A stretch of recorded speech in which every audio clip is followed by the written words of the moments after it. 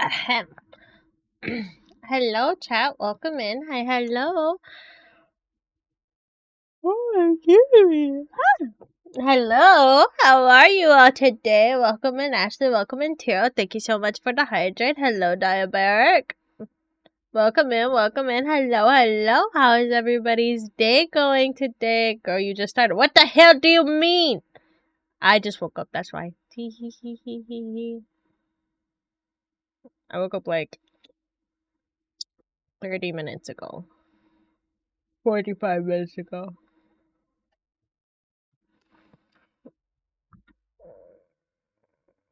I have a horrendous sleep schedule. I woke up at like 2 and I was like, I'm gonna nap for a little more. Hello, Cecil.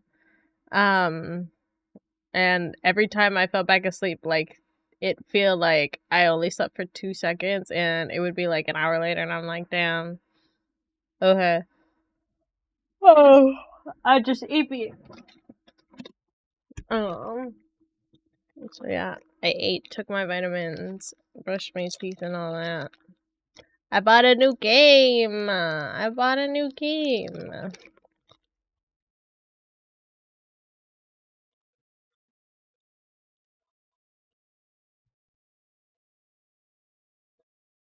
But we're not playing that game on stream today. Oh, uh-huh.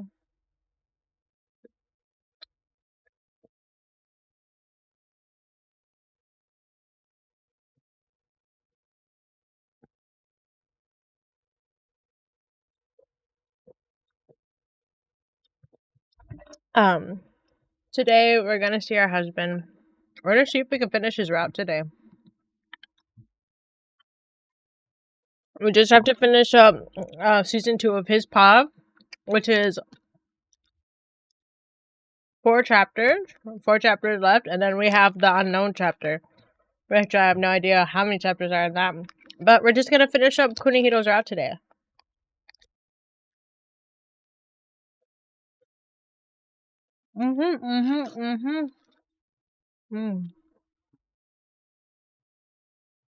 Thank you for the lurk, Tiro.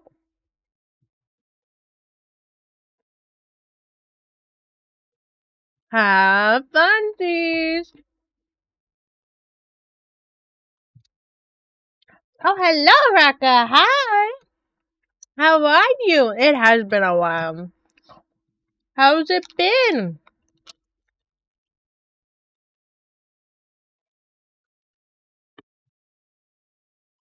There's so much purple happening in the chat.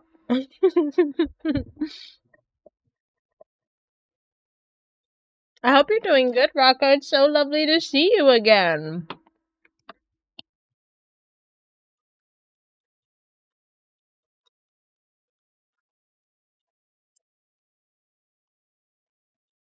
Hmm.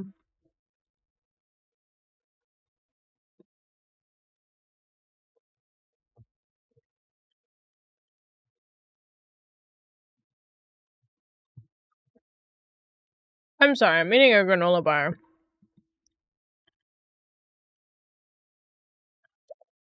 I'm trying to make sure I'm adequately nourished before stream.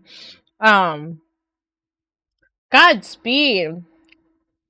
That sounds insane. Yeah, I just because I work retail, so just finished my holiday season. Also, thank you for the hydrate. That was insane. I was busting my ass, but it was alright. It was not too shabby. But Godspeed, Raka. I hope the paycheck was fat. I hope you got paid hella.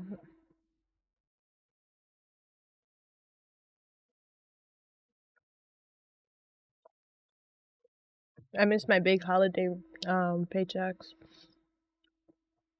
You know, it's post-holiday season in retail, which means no hours exist. Hell yeah, that's good to hear.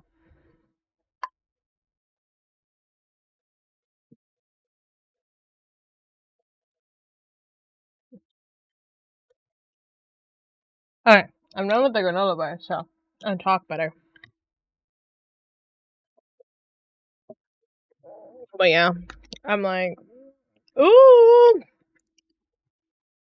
That's good. That's good.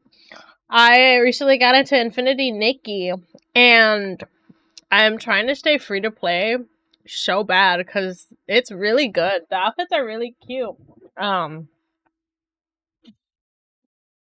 and they're like, I think they're doing the Chinese New Year special because Infinity Nikki is a Chinese made by a Chinese company. So, and the stuff is like really good. You get like for $20, you get 3 times the amount of like gem diamonds.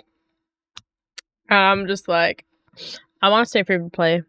I hate gacha games.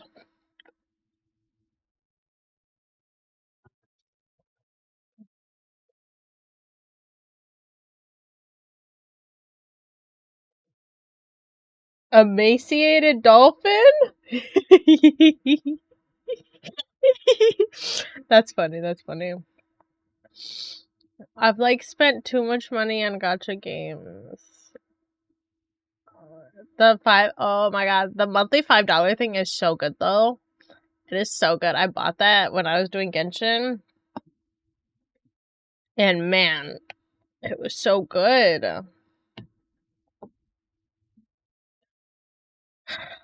I have not touched Genshin, Star Rail, nor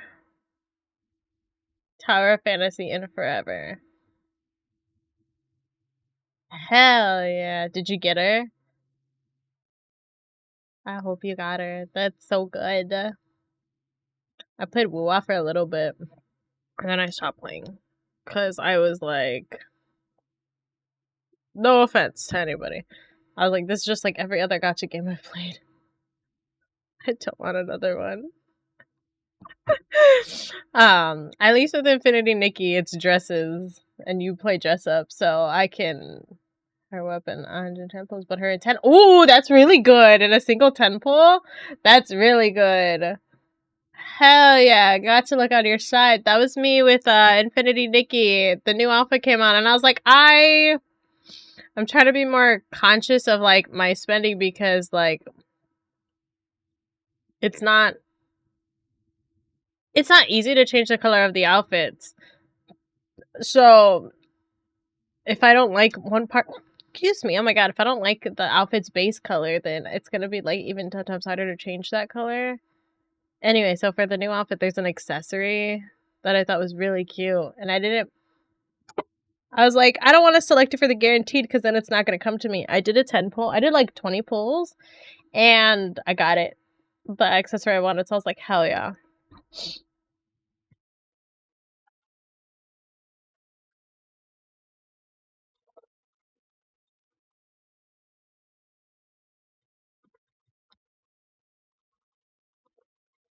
Um,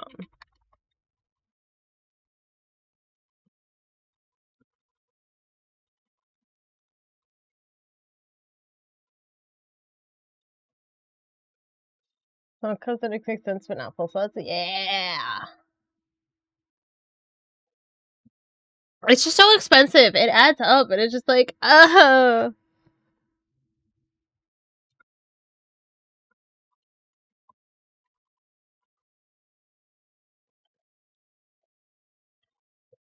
it's so bad. Gacha games are so bad. It is so bad.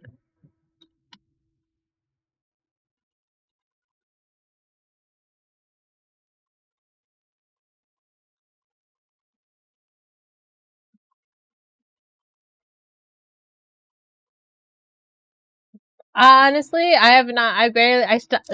I stopped touching Genshin like in between the Sumeru, and in Azuma. I don't touch it anymore. I don't touch Genshin anymore. And I'm just kind of like,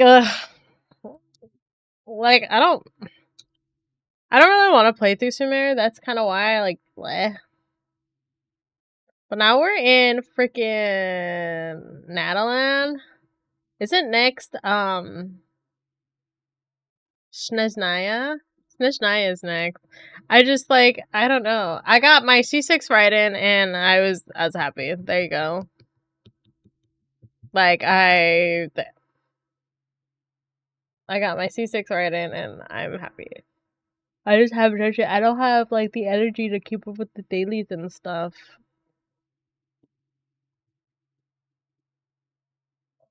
It's hard, man. When my hyperfixation was like gacha games, this shit was like easy. I was on it. Now I'm just kind of like, it's a bother.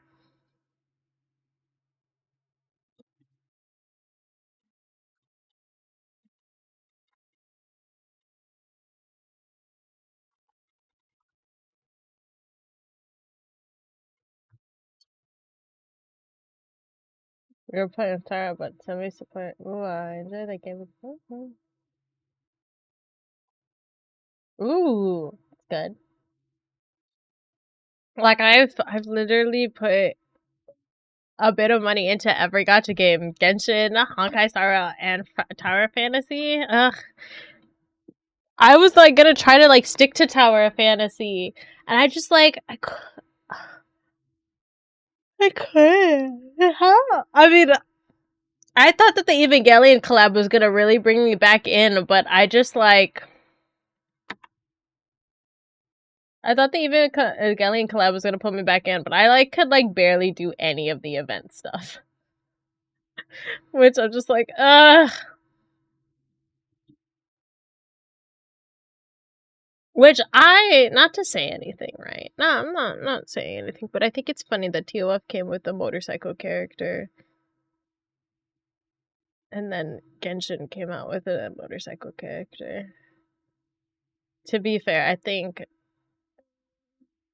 Tower Fantasy did it better.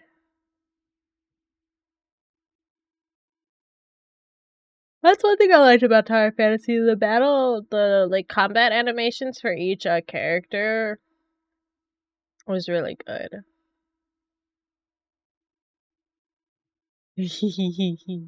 I felt that, Raka. I felt that.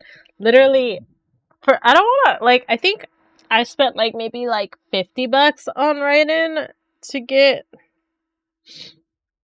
her, but other than that, it was all, like, game stuff and, the 5-month thing. So I feel like at most I spent, like, maybe 200 altogether, 200, 300 altogether on Genshin.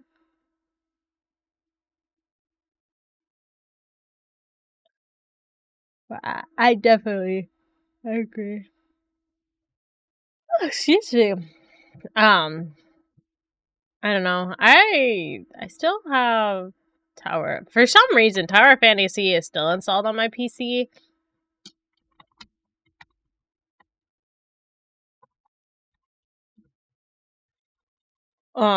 If you don't know, I recently had to reinstall Windows on my PC, so everything got deleted. Everything is gone, but for some reason, uh, so some of the apps that stayed were like Riot Client, Tower of Fantasy. I don't know what else stayed, but I had to like re-download everything, like including Chrome. But for some reason, Riot Client stayed.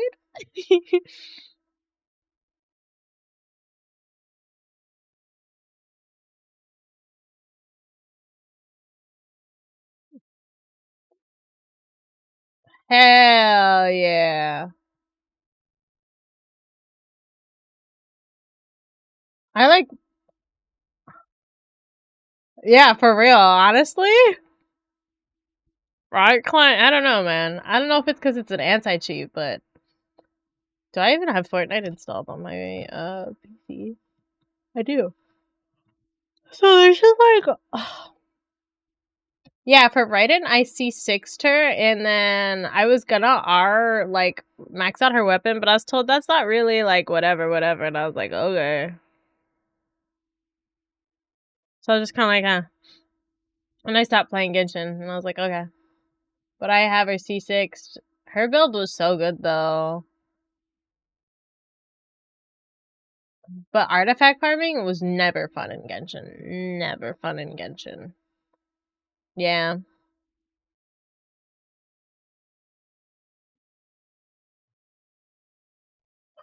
I was always told that the refinement doesn't necessarily do that much for the character. For, like, the cost to benefit ratio.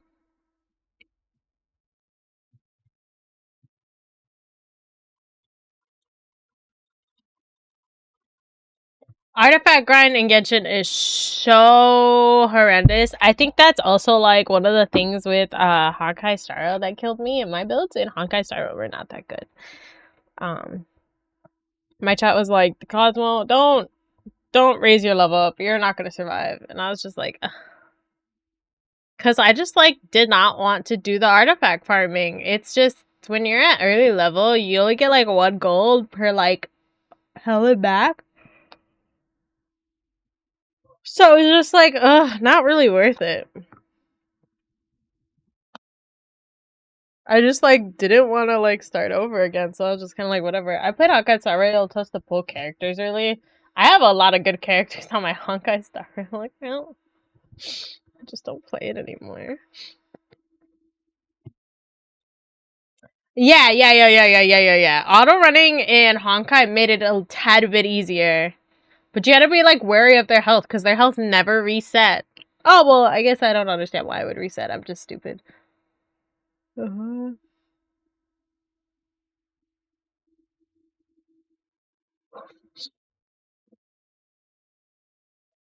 need to my nose.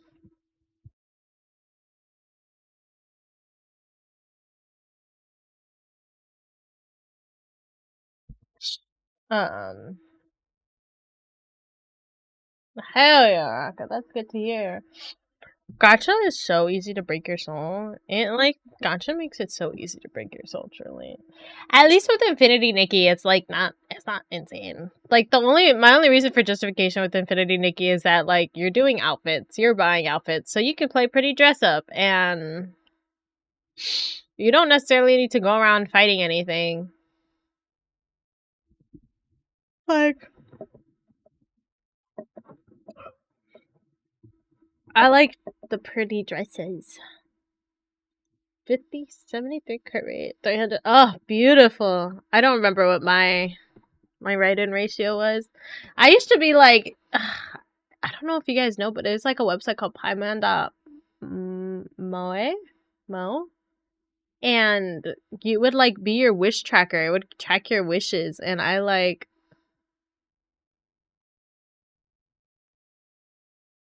I remember my biggest, like my most insane Genshin luck was on the weapon banner. I did a single pull, like in my very very early part of playing Genshin. I did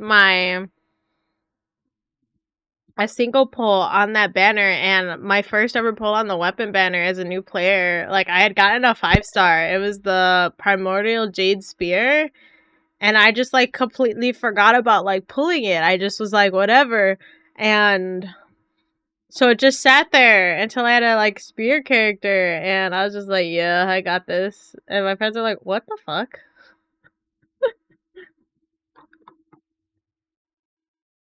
Ooh.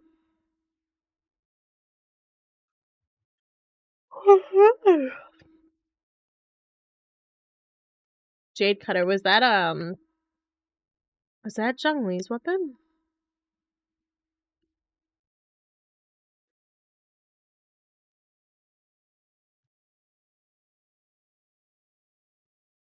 I was a big Guizhong stan. Hello, Abizzle. Welcome in. Hello. How are you?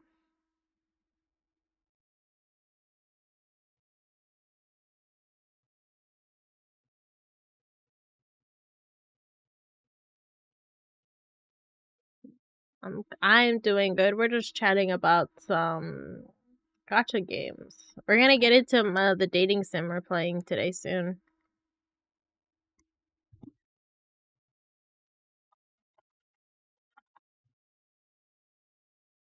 Yeah, enjoy work, Raka. Godspeed. I hope it goes super zoomy fast.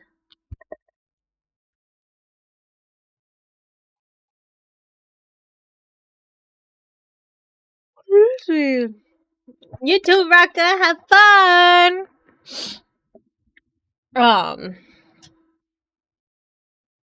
I'm at work myself. Hell yeah, everybody at work. I will be your work entertainment today. You're gonna watch me raise up a pretty man.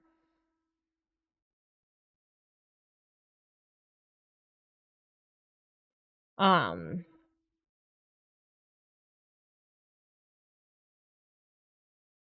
But yeah.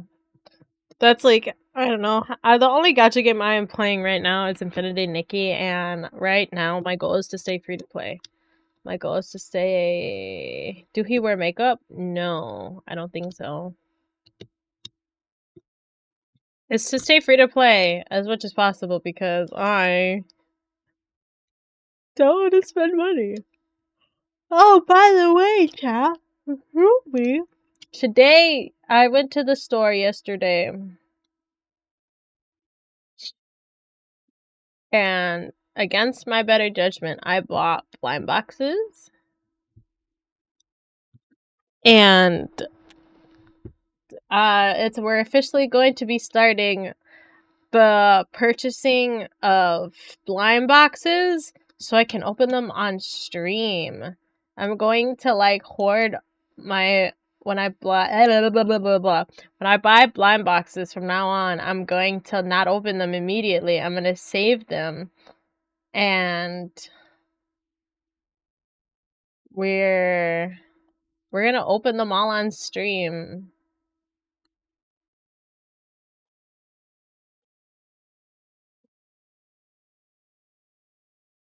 Open them on stream.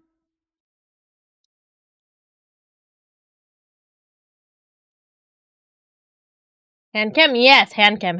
I have a hand cam. I've done like 2 hand cam streams now. First we were doing our sticker book. I think for the blind boxes, I'm gonna do blind boxes, and if I get Pokemon cards, I'm gonna do Pokemon cards. We'll open Pokemon cards on stream. I like collecting pretty Pokemon cards. And sticker book. Sticker. STICKER. Sticker, not a stripper book. What the hell? Enjoy your lurk, Jenny.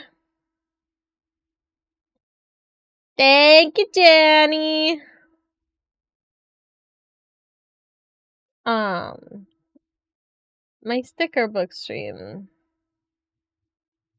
Except now we're gonna open blind boxes and Pokemon cards. Thank you for the stretch and the hydrate, Cecil.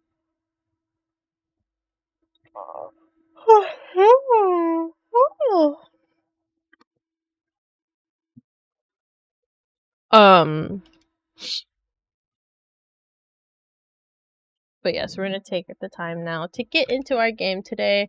We are playing Oops, I Said Yes. We are halfway through season 2 of his POV, and then we have one more chapter. Today's stream is going to be dedicated to finishing up the Kunihiro Kasai route. So hopefully, fingers crossed, we get this done in the rest of the stream today. I need to, which I have, let me check if it's still there. It should be still there.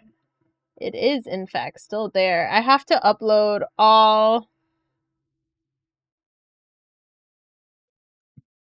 I have to upload all of the... almost all of the Kunihito routes. I might re-film the prologue.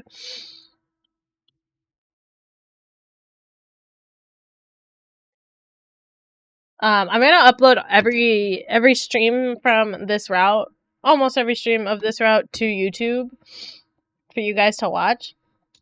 I have like a backlog of YouTube videos that need to go out. They're not really edited or anything, so. But I'm gonna have to edit the last Kunihito stream we did because part of it got muted, and I don't know if it was due to my Twitch, not my OBS settings, but yeah. So we're gonna switch up everything.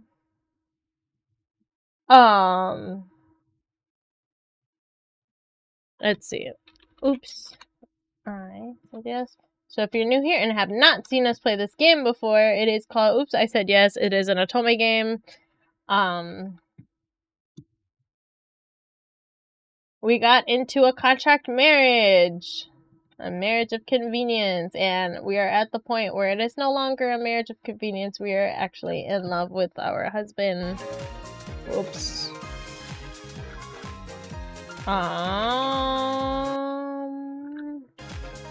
There we go. So as you can see, we are on season 2, his POV, chapter 5, episode 5. We have 4 more chapters left in this this section, and then we have one more chapter left, and then we are done with Kunihiro's route. And I am so excited to be done with Kunihiro's route, but that doesn't mean that we're done with this game, right? It is an Otome game, so there are many other eligible bachelors for us to get in with the same amount of routes and everything. So there can be many more. There can be many more streams of Oops, I Said Yes to come. Doesn't necessarily mean they have to involve Kunihiro or focus on Kunihiro. So, again, if you guys want to see more of this, we might do another playthrough of another guy. But yes, we're going to get into it right now. Reverse harem. Not technically, because in the route, you just focus on the one guy. So, like, well, there's, like, you're right, so we're playing this route. These guys, none of the other guys like you like that. They don't necessarily want you, so I wouldn't consider it on, a harem. It's literally just a dating sim. Godspeed, Cecil, good luck. Hopefully your appointment goes well.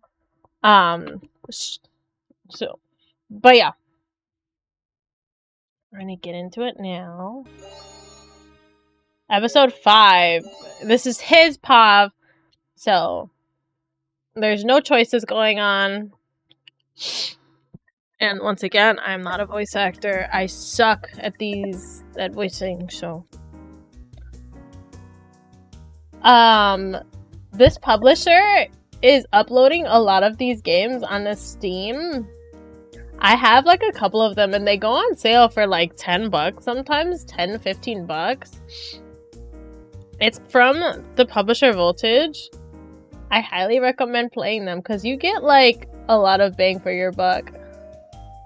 There's one in particular game by this publisher that I'm waiting for them to put on Steam because I spent almost $100 on that game when I was 13 because I was an unhinged child who didn't have supervision.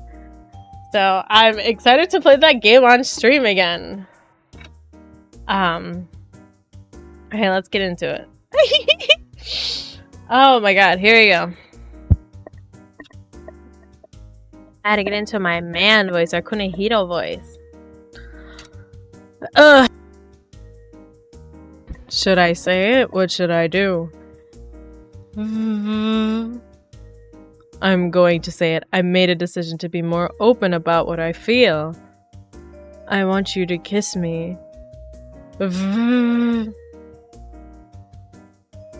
I want you to kiss me.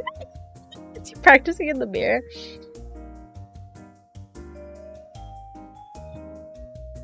I have never solo queued on Rivals. I hate Rivals. I am gold 3. And it's just a pain in the ass. Or am I gold 2? No, I'm gold 2 in Rivals? Either gold 3 or gold 2. I hope that's a phone vibrating. It is, in fact, it's either that or their vacuum. I think it's their vacuum. It's his phone. It's his 100% his phone vibrating. What did you just say? Cosmo is cleaning when I go for it and make a declaration. She turns off the vacuum and the room goes quiet. I'm sorry, what did you just say? I want you to give me a kiss. Like right now? This is just one example, albeit an extreme one of how I've been trying to be more open. And Cosmo has been relying on me more in her own ways too. For instance, I've never made a presentation to a panel of judges before, so I don't really know what I should be doing. An event on which Cosmo worked was nominated for a reward. And,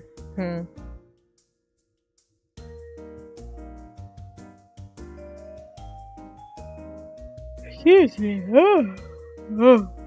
And she's going to be giving the presentation to a panel of judges. I've won the same award before, so I give Cosmo some pointers and she listens intently. That's really useful advice. I'm definitely going to use it. Go for it, and if you find yourself wondering about anything else, feel free to ask me. Don't stress out all by yourself. Just stop what you're doing and ask for help. That's the best shortcut. Okay. I like your enthusiasm. And I like the way our relationship is going too. I don't need to be overly preoccupied with being a good husband.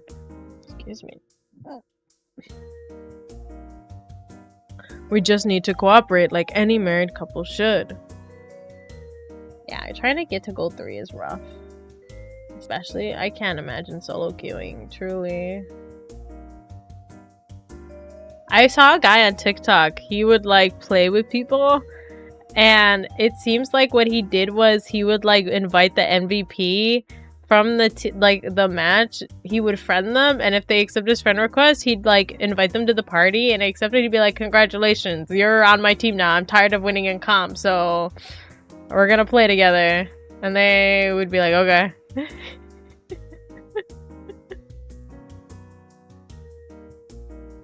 By the way, I actually have a free night tomorrow. No business dinners. I'm going to drop by that good bakery and pick up one of the croissants you like on my way home. That's so sweet! Oh. What?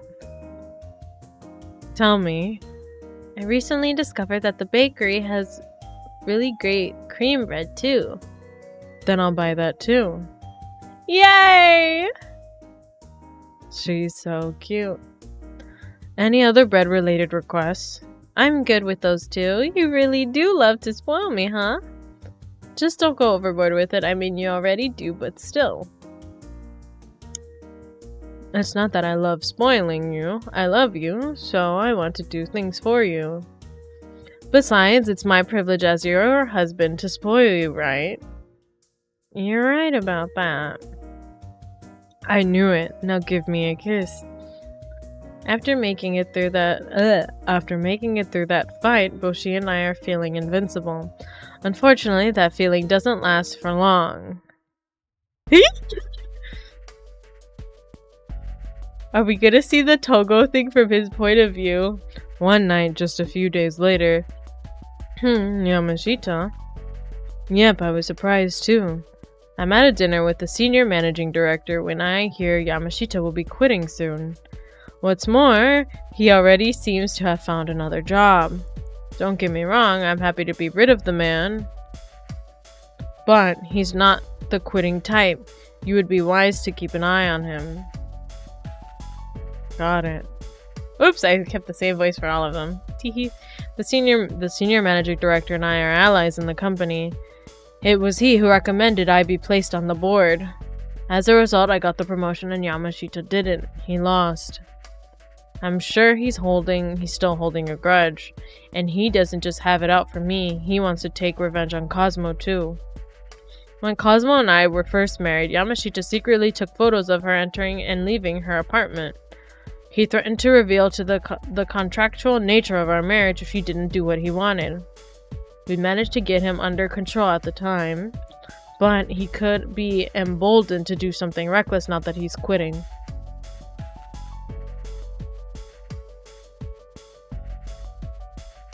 I need to be very careful not to drag Cosmo into any more drama.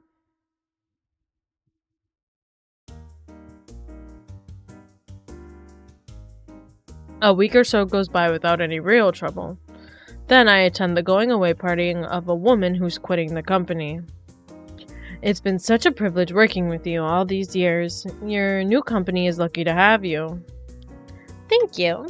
You were always such a good boss to me. Ooh.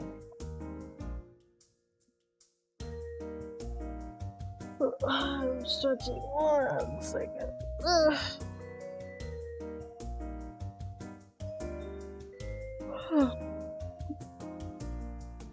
She works in production with Cosmo, but she entered the company not long after I did. So we've worked on the same projects many times over the years.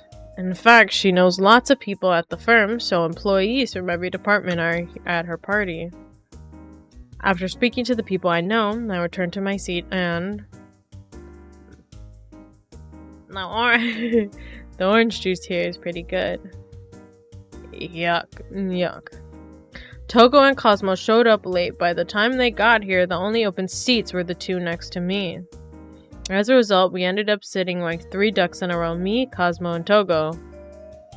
And Cosmo just got up to go and say her hellos. Hurry and come back already.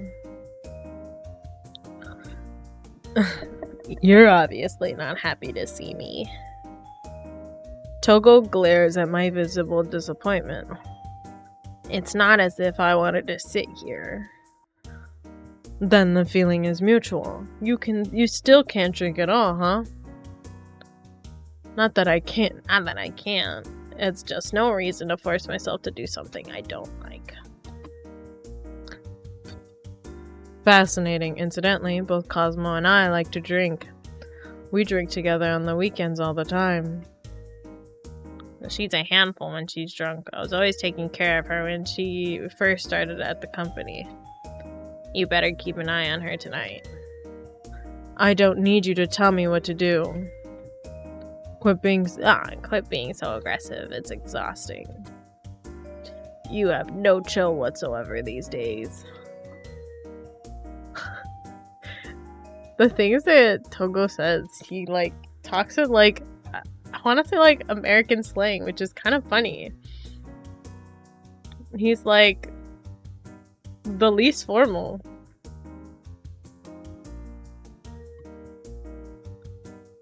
He's probably right. It used to be all but impossible to get under my skin, and I wasn't just like that with Togo. I didn't want to show any weakness to anyone. It was like I was constantly clad in thick armor. But Cosmo accepts me even when I'm uncool. That's why I feel safe enough to take off my armor. People have been telling me my expressions are softer now that I'm married. They're half right and half wrong. It's not marriage that softened me, it's Cosmo. I know I've changed. But I like the person I am with her. Cosmo has terrible taste in men. Bro, mind your business. I'm going to explode.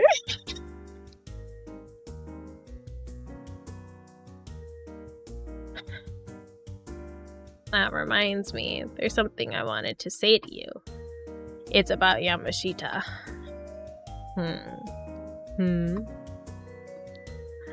Togo, do you have time to say hello to some people from the operations department? Sure, I'll head over now.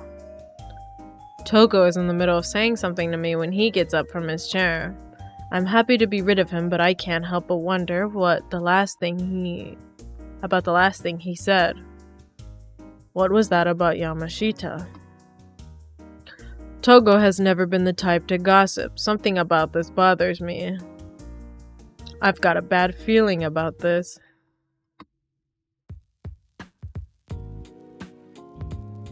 My bad feeling turns out to be, unfortunately, present? I don't know that word. Well, if it isn't the two of you. This is the worst. The party comes to a close and Cosmo and I get ready to leave. However, we run into Yamashita in the hallway of the restaurant. What a coincidence. This restaurant is near our office, so people who work at our firm tend to come here often. Yamashita must have been sitting at another table drinking with a friend of his. Oh my god. What terrible timing. Everyone else is already outside. We only run into Yamashita because we were lagging behind. Yamashita immediately gives Cosmo a judgy look. You must have had a lot to drink, Cosmo. Your face is beet red. There's something a little trashy about a newly married woman so willing to get knocked down drunk in public.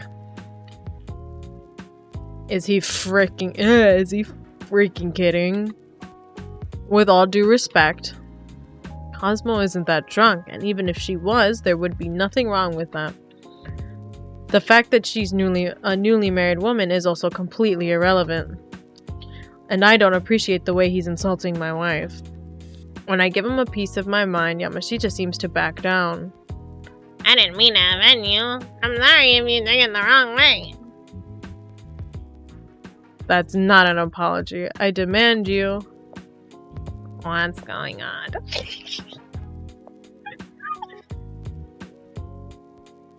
Seeming to have overheard the disturbance, Togo walks back into the restaurant to intervene. For a second, I wonder if this was a setup. Togo is like me. He would do anything to get what he wants. What if he's working with Yamashita in order to bring me down? But you're both bothering the other customers. If you're going to talk, do it outside. It's not that big of a deal. I don't have time for this anyway.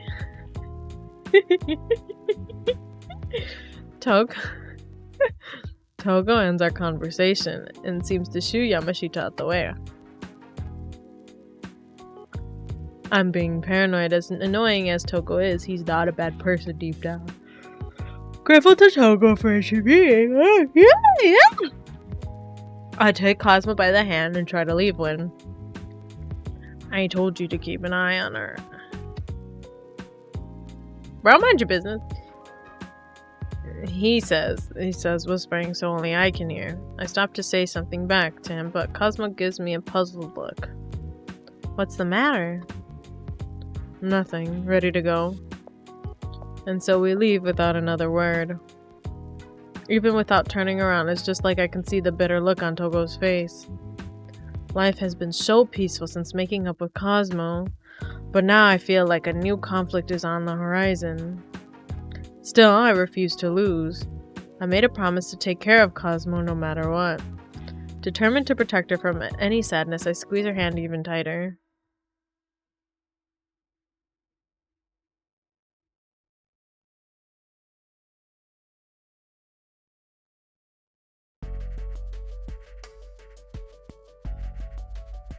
To put it simply, the construction company we were planning on contracting was stolen by Yamashita. Oh, whoops. I think that was me talking. What? I sigh at my computer screen the second I see that email from Koronosuke. Oh, we're good. We're good.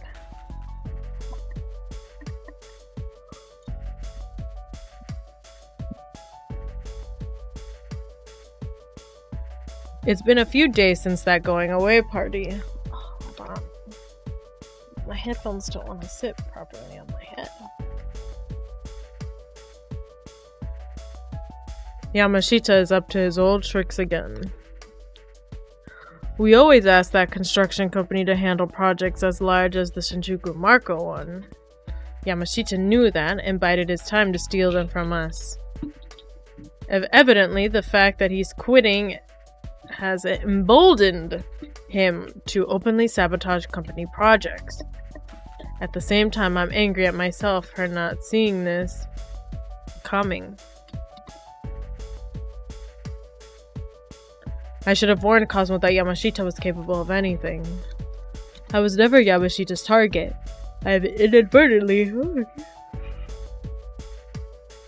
Oh my god, why can't I stop?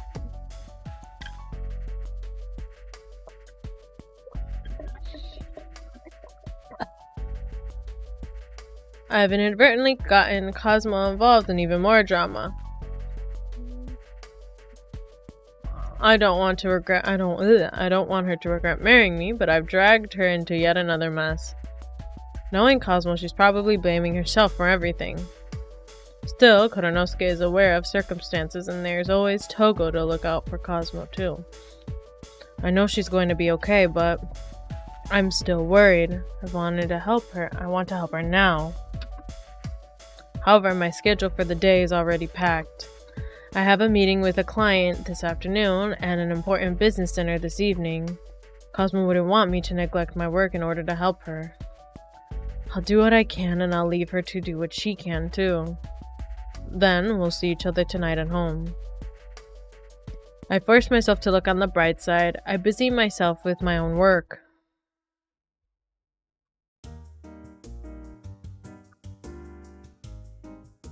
Thank you for taking the time to meet with us today. We just can't wait to see what your firm has planned for the station building. No, thank you. We're honored. After dinner, I walk out of the restaurant. Parting ways with the client, I check my phone and discover a text from Cosmo. Excuse me. I'm putting in some overtime tonight. I'll be back late. Well, I expected that. She's probably got her hands full trying to find another construction company and negotiate with Yamashita's team. I glance up at the sky and discover it's covered with clouds. The weather forecast didn't say anything about rain, and I don't have an umbrella. Maybe I'll buy one at the convenience store. I wonder if Cosmo has an umbrella. She texted me about 30 minutes ago. So, there's a good chance she's still at the office. I'm only a couple minutes away from the office on foot. Maybe I'll go pick her up. And if she happens to have already gone home, that's fine too. I think to text her and make sure, but I decided it would be better not to bother her. Instead, I decide to head back to the office without letting her know. Jenny, are you here? Jenny, it's the scene. Jenny, it's the scene. We're at the scene.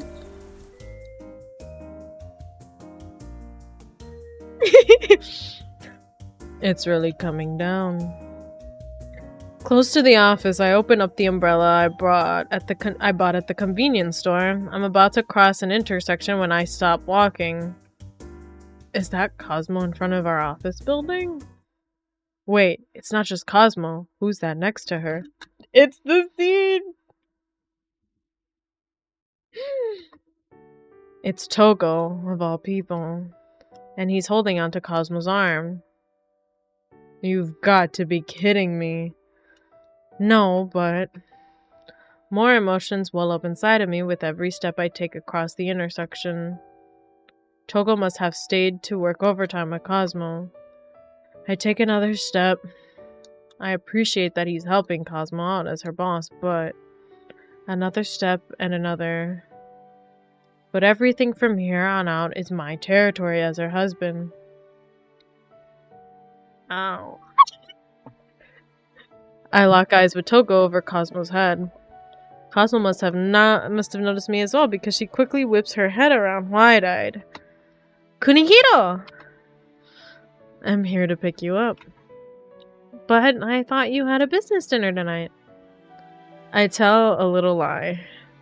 I was walking by the office to catch a cab, and I noticed the lights were still on in the production department. Cosmo has good instincts. She can probably tell I'm lying. So, I'll be taking my wife back now. Good night, Togo. Good night, Togo. Work is over. This is our time to be together as a couple. I hold the umbrella over Cosmo's head and prepare to leave. Then I hear a voice behind me. Don't you ever regret marrying him? I can hear you. Although I know he's speaking to Cosmo, I take the opportunity to shut him down. I'd appreciate if you stopped with the rude questions. Then do better. You gotta put the fact that he runs off without opening his umbrella. Is he that concerned for Cosmo? That obviously wasn't professional advice. I'd like to say more, but Yamashita is trying to hurt me. Togo is also getting drawn into my drama, so I have no choice but to swallow my pride. Let's go, Cosmo. Okay. I walk with Cosmo, but the regret is eating me alive on the inside. I swore up and down that I would protect her, but I failed as her husband. They don't add the fact that Togo, so when in the regular route for this scene, Togo, like, it says that Togo runs off without opening his umbrella, and I think it's so funny. Because why did they make him do that? He loses aura points for that. Like, just to put it simply, it just sounds stupid. Because why did he run off? They're like, he ran off without opening his umbrella. And it's just like, bro? Once we get home, even after eating dinner and getting out of the bath, Cosmo remains depressed. I feel so bad for her. I want to do something to cheer her up. Herbal tea? Ah, no. I dropped by a tea shop yesterday and learned just how dramatically wrong my tea brewing was. It was obviously bitter and gross, but Cosmo drank it without a single complaint. The only liquid I can brew properly is... Would you like some coffee, Cosmo? I could make it decaf since we'll be going to bed soon, or I could always make some cocoa. Cosmo silently shakes her head. Even when I sit down next to her on the sofa and hold her hand, she never stops hanging her head low and staring at the floor. I cup Cosmo's face in my hands and gaze right into her eyes. No matter how your work goes in the future, or what challenges you face, I will always love you. There's nothing you can do to stop being Cosmo Kitty. And I fell in love with you for your uniqueness. Uniqueness? I think back on something I once said to Cosmo. Cosmo's like a diamond to me. I fell in love with the unique individual who is Cosmo Kitty. Bosses, subordinates, companies, rivals. None of that really matters. I love Cosmo for the person she is. No matter what happens, I'll always be on your team. My own words resonate with me. No matter what happens in the future, nothing will ever shake my belief that Cosmo and I belong together. I feel the same way about you. You do? Yes. I wonder if she really understands how I feel. Cosmo's eyes have been dark all evening, but now I see a light shining in their depths. I don't want to let you struggle on your own. After all, I promised to be your accomplice. Cosmo. That's right, no one understands our bond but us. No petty office drama can shake us, and neither can Yamashita's cowardly acts. Do you feel like you're going to be able to face the day tomorrow? Yes.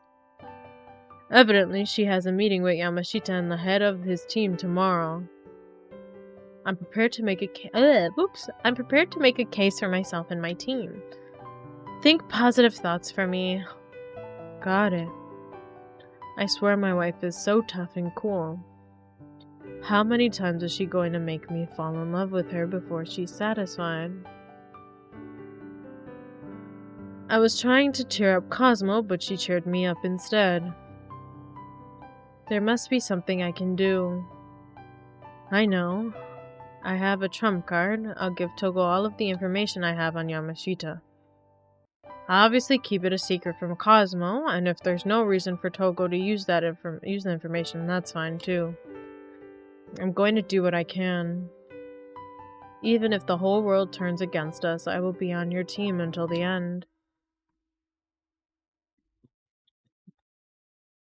Chapter 7. Chapter 7. 2 more chapters left.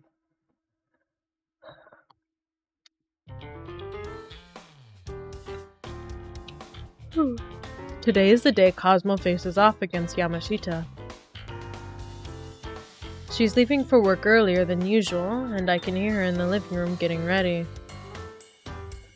I want to do whatever I can to help her, but she doesn't want me to intervene directly. As her husband, what can I do to support my wife from behind the scenes? Ironing. Cosmo once ironed a handkerchief for me when I was headed to an important board meeting. I tucked that handkerchief into my jacket pocket, and it was like I had Cosmo there with me. Now it's my turn to give her a handkerchief as a good luck charm. I secretly ironed the handkerchief when Cosmo isn't looking. It's basically my first time ironing anything, so I do an internet search beforehand. Fill the iron with water and apply steam when it's warm. Okay. Keeping my eyes on the phone, I follow the directions on my screen. This is surprisingly easy. Then I come across a sentence I don't quite understand. Look at the grain of the fabric and place it vertically. Wait, what's vertical? Oh, handkerchief is square. Confused, I'm searching for another explanation when I sniff the air. What's that smell? Oh my god, did he burn it? Oh! I had the iron sitting on the handkerchief all this time. I rushed to take it off, only to discover a clear burn mark. That's what I get.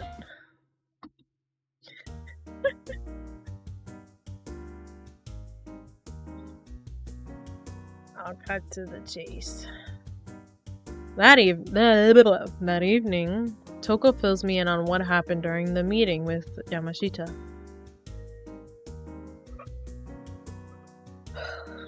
Our negotiations with Yamashita's team were a success. The larger construction company has agreed to take on our project.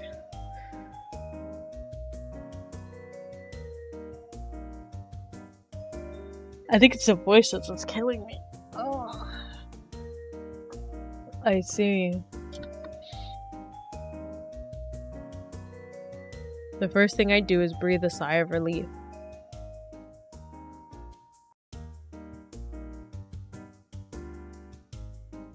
And I didn't have to use any of the information you gave me. Whoops, wrong.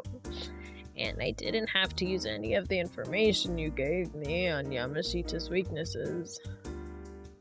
You mean the stuff about how he was going to take an internal info? How he... You mean...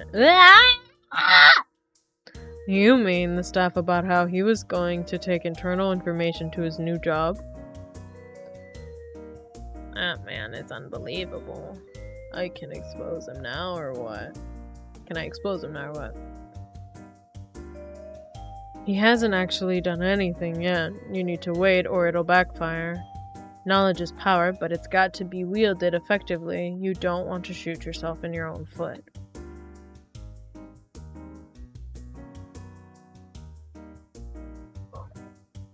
I guess that's why you use that intel like a trump card this time around. Still, I never imagined I'd ever hear you say, "Take care of my wife." I bet you didn't. We've never been friends. The old me never would have been able to get over his old pride to ask for help. But my pride doesn't matter. Not as long as I can keep Cosmo safe. So, we have officially contracted the construction companies for both the Shinjuku Marco and library projects. We're going to have to proceed quickly for making up for scheduling delays. That's good. You're really awfully laid back about all this.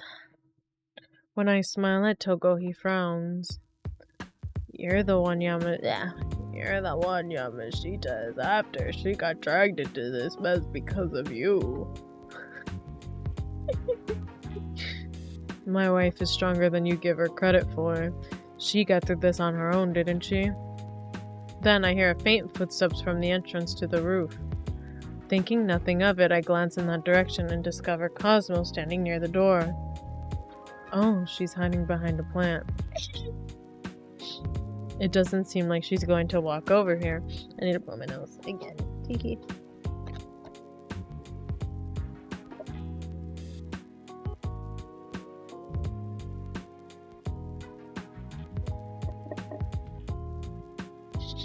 What's more, Togo doesn't notice Cosmo is there. So I decide to continue the conversation for the time being. I appreciate you fighting alongside my wife. But I'm never going to let you have Cosmo. At this point, I honestly don't know what Togo thinks of Cosmo, but sometimes it seems like he cares for her as more than just a subordinate. Is that because he feels close to her after training her when she was a rookie? Or are there other emotions involved? People call Togo a demon, but he's actually very good at looking out for people who work under him. He's especially attentive to people like Cosmo. Subordinates with guts who don't hesitate to argue with him when necessary. Does that mean he really does just see her as a talented subordinate? Well, if there's a hint of anything else, I'd better nip it in the bud while I have a chance. Once Togo has gone, I call out to Cosmo, who's still hiding in the shadow of a tree. You can come out now. She mustn't have thought I noticed her. Cosmo bashfully emerges from the shadows. Sheepishly smiling, she thanks me for my help with Yamashita. Thank you. I couldn't have done it without you. Why is she saying such sweet things? Your success was the fruit of your own efforts.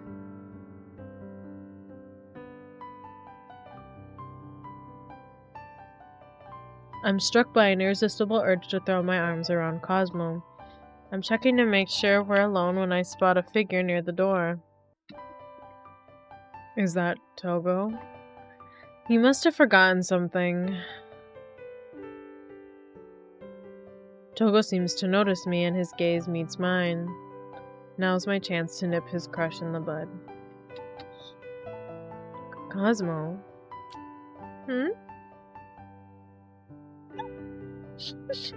Purposely showing off, I pull Cosmo close and steal a kiss. I must have succeeded in upsetting Togo because he leans against the door with a metallic clang. What's the matter? That noise just now. There's no one here. That's right. That's right. No one can come between us. True to his nickname, the demon gives me a bone-chilling glare before leaving the roof again. I wonder if that was enough to teach him a lesson. Cosmo tries to look over her shoulder, but I quickly stop her with a kiss. Don't look at anyone but me. I won't let your eye wander. Taking advantage of the fact that we're alone, I savor the sweet taste of her lips. Now, although Cosmo seems caught off guard at first, it's not long before she gives herself over to the moment as well, surrendering to the intoxicating beauty of our celebratory kiss.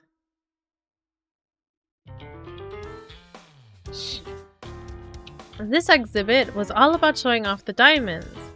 We wanted to use not only artificial lighting, but also sunlight to maximize the impact of their sparkle. She's killing it. I can feel my palms sweating as I watch Cosmo up on that stage. Today is the day of the award ceremony.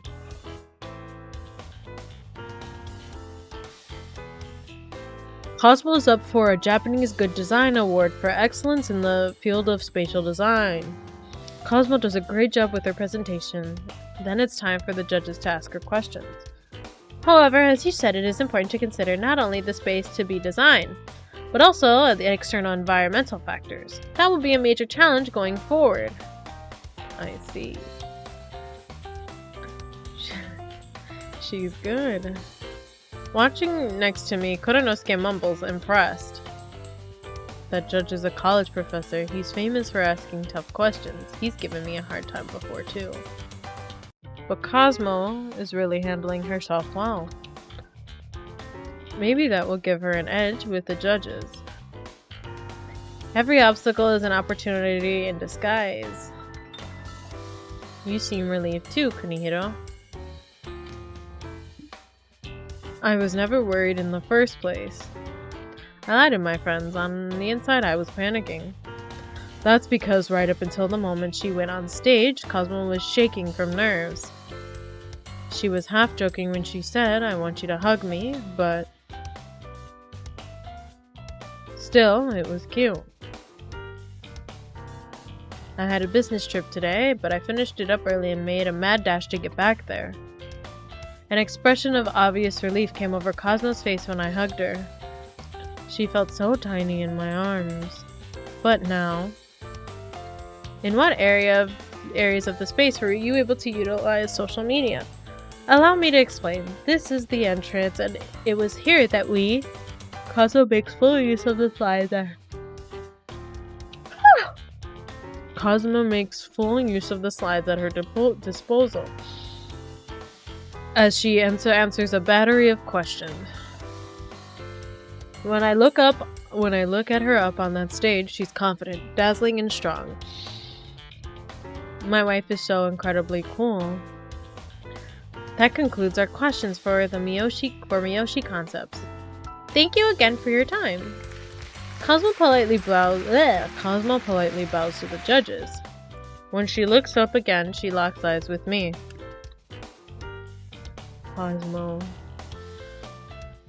Cosmo turns in my direction and flashes me a smile.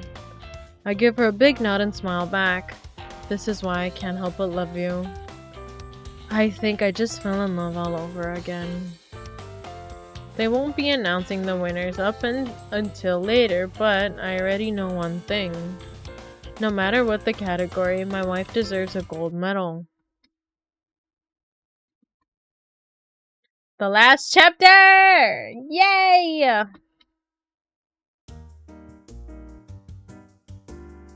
Cosmo's probably busy talking to some industry bigwigs right about now. I'm standing in the back courtyard of the hotel, holding a bouquet of roses and thinking of Cosmo. The award ceremony is over. Cosmo was awarded the bronze medal. It's a big deal to win a prize like that the first time you're ever nominated. And her acceptance speech was amazing too. She made a bold declaration. I'm currently working on a project that I hope will win next year's gold medal. Excuse me. Of course, we don't do the work we do just to win awards. It's for the clients and for the customers too. Still, without ambition, we stagnate. Awards are a great way to stay motivated. The post-awards reception should be wrapped up by now. I sent Cosmo a text. Meet me in the garden behind the venue. Then, a few minutes later, Cosmo comes running over to me. Kunihiro! Hey. Congratulations on your award. Thank you. When I hand her a bouquet, Cosmo's eyes fill with tears and she flashes me a smile. She's so beautiful. The rose is pale in comparison to her. You really gave it your all today. I congratulate Cosmo on her award and say the things I've been waiting to tell her all day. I couldn't be more proud of you as your boss and as your husband. Hearing you say that makes it all feel worthwhile. I mean every word. I respect you from the bottom of my heart. You overcame adversity and you did it in the coolest way. It made me fall in love with you all over again. Our relationship began as a purely transactional, loveless agreement. We did everything in the opposite order, so I feel like I haven't had a chance to tell her how I feel. That's why I wanted to declare my love for her all over again. I was obsessed with the idea of being a good husband, but that preoccupation has faded now, and I have Cosmo to thank. That's because I know Cosmo will always accept me and love me, both on my good days and my bad days. It doesn't make Cosmo happy when I constantly prioritize her at my own expense. My relationship with Cosmo has taught me that it's important to love myself too. I can do this now, I can tell her. When I gaze into Cosmo's clear eyes, I see my reflection in their depths. Then I make a declaration to her and to myself. I know being with me will bring you no small amount of difficulties, but I want you to fight by my side. I'll never let you regret marrying me. Kunihiro. Hugging the bouquet tight, Cosmo mulls over my words. Whoopsie. Hold on, I have to adjust the thing. That'll be cool. Hugging the bouquet tight, Cosmo mulls over my words. We're going to celebrate tonight, just the two of us. I've actually made a reservation at a hotel for Cosmo, then praying she likes what I have planned. I wrap my arms around Cosmo, embracing her and the bouquet of flowers in her arms. Oops, roses in her arms. Believe me. Cheers. Cheers? The cool champagne is exactly what my hot body was craving. Cosmo's cheeks are flushed red the second she brings her glass to her lips. That, coupled with her wet, fresh out of the bath hair, is undeniably sexy. This is really good. Have as much as you like. But I feel like I'll get drunk in no time. That could be a problem. Intentionally frowning, I pour her a little more champagne. I was looking forward to a wonderful night with you. Me too, but... Cosmo has been fidgeting since we walked into this room. Are you nervous? I mean, yes. She says it's because she's never been to a hotel like this with me before. Then, cheeks still red, she goes on to admit this is her first time experiencing this level of luxury. I can't help it. Unlike you, I'm not used to this kind of stuff. You mean staying in a suite at a hotel? Yes. What's more, she seems to believe I'm used to this sort of environment because you've been with so many women, Kunihiro. Is that what Cosmo thinks of me? I mean, I can't say that's unwarranted. Although I hate to have made her sad over such a thing, I welcome her adorable jealousy. Plus, more than anything else, I love that it's Cosmo saying these things to me. It gives me literal chills of happiness that you would get jealous like that, but I've never gotten a hotel suite for a woman before. I hadn't been planning on revealing that particular detail. I wanted to live up to Cosmo's image of me. I wanted to play the part of the guy who is sophisticated, sexy, and mature.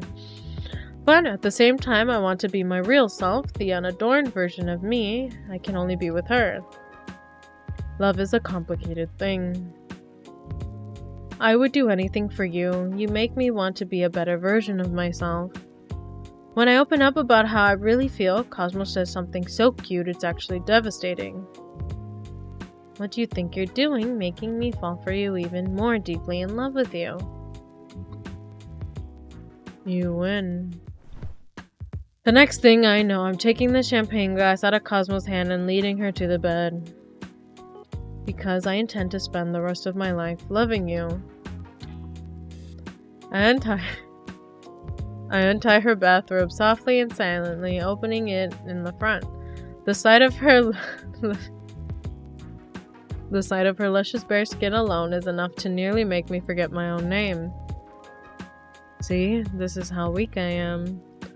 When I'm with you, I can't even pretend to hold it together. They're kissing. Unable to resist her for another second, I lean in for a kiss, and Cosmo... what is this word? Acquiesces? Happily. Thrilled, I glide my tongue against hers and Cosmo kisses me back. Then, as our kisses intensify... How about this?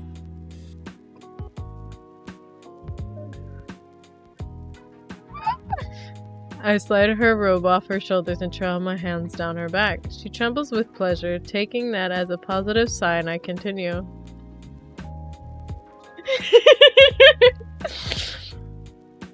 How about this?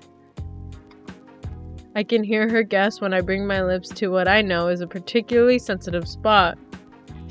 I want to give her more. I want to give her ecstasy. And so I continue melting her with my kisses. Cosmo makes occasional eye contact with me, and the wistful look in her eye pushes me to intensify my caresses. We can't go on like this. I'm already burning for her. I'm not going to be able to control myself. I want to give her more. May I? I remove my own bathrobe and toss it aside. Then I pressed my body to hers again, savoring the pleasant sensation of her naked skin against mine. Never felt like this before. It's like I'm melting into you, like we're becoming one. Cosmo exhales and I realize even her breath is erotic to me. With my fingers on her body, I can feel her throbbing.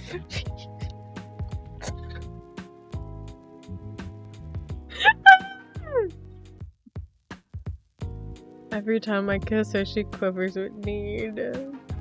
This is more intense than the regular pop.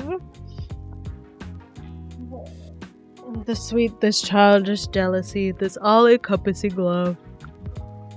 All of it is for you and only you. I want you. Cosmo cries out even louder. I know she's reaching her limit. Oh my god! They like barely did anything in the regular point of view. Oh my god. My love transforms into raw need and I share it with Cosmo. We let go, allowing ourselves to be engulfed in the flames of passion hot enough to burn us both. Thank you. After that peaceful day's return. Are you joking? Because this isn't funny. Shinjuku and Ikebukuro are completely different. Think about it. The concepts would obviously be different, but I want to preserve the spirit and DNA of Marco. It's got to be eye-catching to even have spirit. People will be turned off if the branding is done carelessly. Not that peaceful, though. The other people in the room watch with bated breath as Toga and I go at it yet again. It's like a Renaissance painting, a battle between an angel and a devil.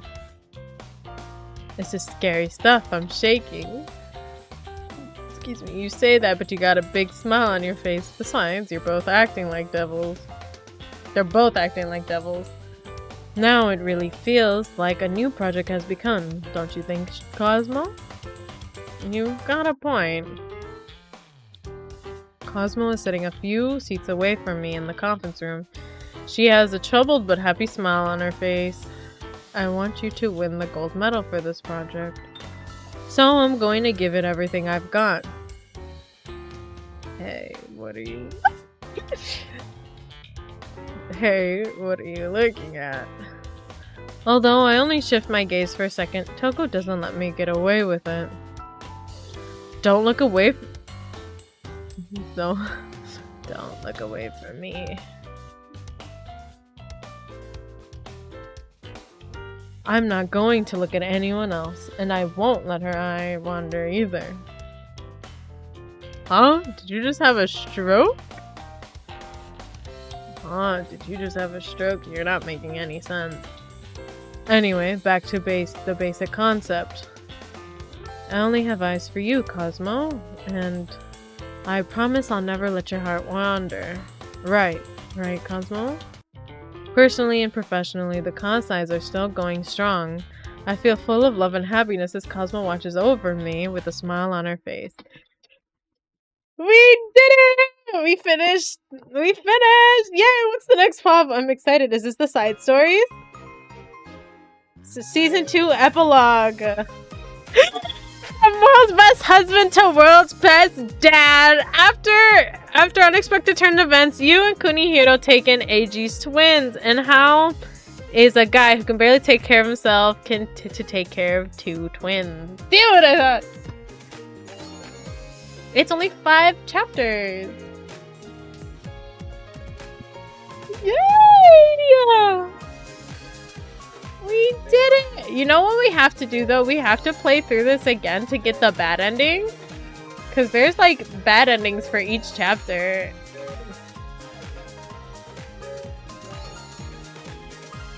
Minus like for the main stories. There's bad endings for the main stories. And we still have to get those bad endings. Ooh! Let's get into it! I'm so excited! Dang. From world's best husband to world's best dad. AG's twins. Does AG have kids? I don't know. Okay, here we go. I think they're... Okay, here we go. Let's go. Here we go. Story 1. Yay! I'm back. Oh my god, Togo's still here. I should have gone, I'm back! I can see that. Stop yelling. One day at the office, Togo waves me over the second I return from an out-of-office client meeting. You look like you have good news. Tell me what happened. Here's the report. I got the client's approval for our Emerging Science Exhibition event proposal. The Emerging Science Exhibition is a museum event I'm going to be in charge of. The event is all about playing with and learning about AI robots and about other futuristic technology. The idea is to design an event that children and adults alike will enjoy. I also got a new offer. They want us to renovate the facility as well. Hell yeah. Way to go. But that doesn't mean you can neglect the Marco project. Damn, we're still in the Marco project? Of course not. I mean, as Asakusa Marco isn't up next. I headed up to the renovations for Shinjuku and Ikebukuro Marco locations. And they saw a significant increase in sales afterwards. Plans are now underway to gradually renovate the other stores as well.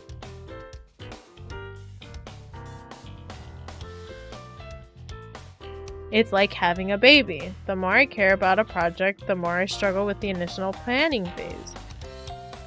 Still, the more effort I put into my babies, the more accomplished I feel when the project is a success. This is why I love my job. My days are extremely busy, but undeniably fulfilling.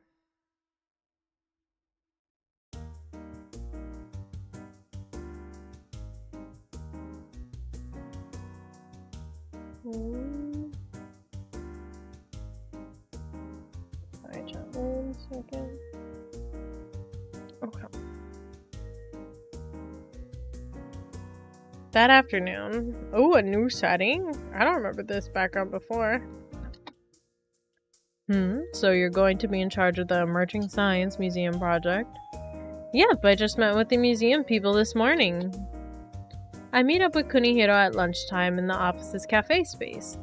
Noticing the excitement on my face, he asked, did something good happen? It's going to be challenging to design for such a wide variety of ages, but I think it's going to be fun too. It's definitely going to be rewarding. I felt the same way about that aquarium project. It's nice to impress adults, but there's nothing like seeing a child's eyes light up. I know exactly what you mean. It makes all of your hard work feel worthwhile. By the way, Kunihiro clears his throat. What's going on with that? What's going on with that guy? Who's that guy? Togo. I don't like saying his name. Kunihiro says, scratching up his face like he hates Togo from the bottom of his heart.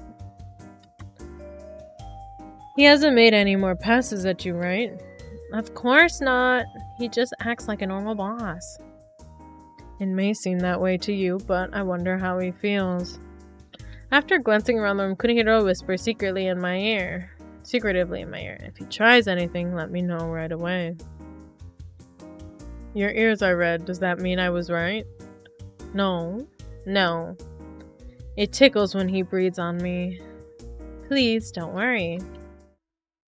I do worry if anything happened to you.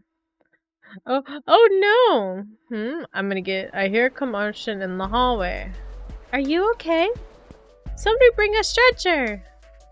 It sounds like something happened. Kunihiro's expression turns serious and he switches into boss mode. I'm going to go and have a look. Thank you for the stretch of the hydrate, Cecil. No, another. Thank you.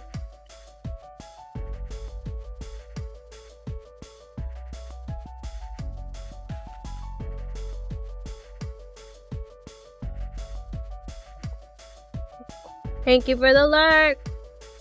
Have fun. I'll come too. And so we rush off down the hallway. Ugh. Eiji.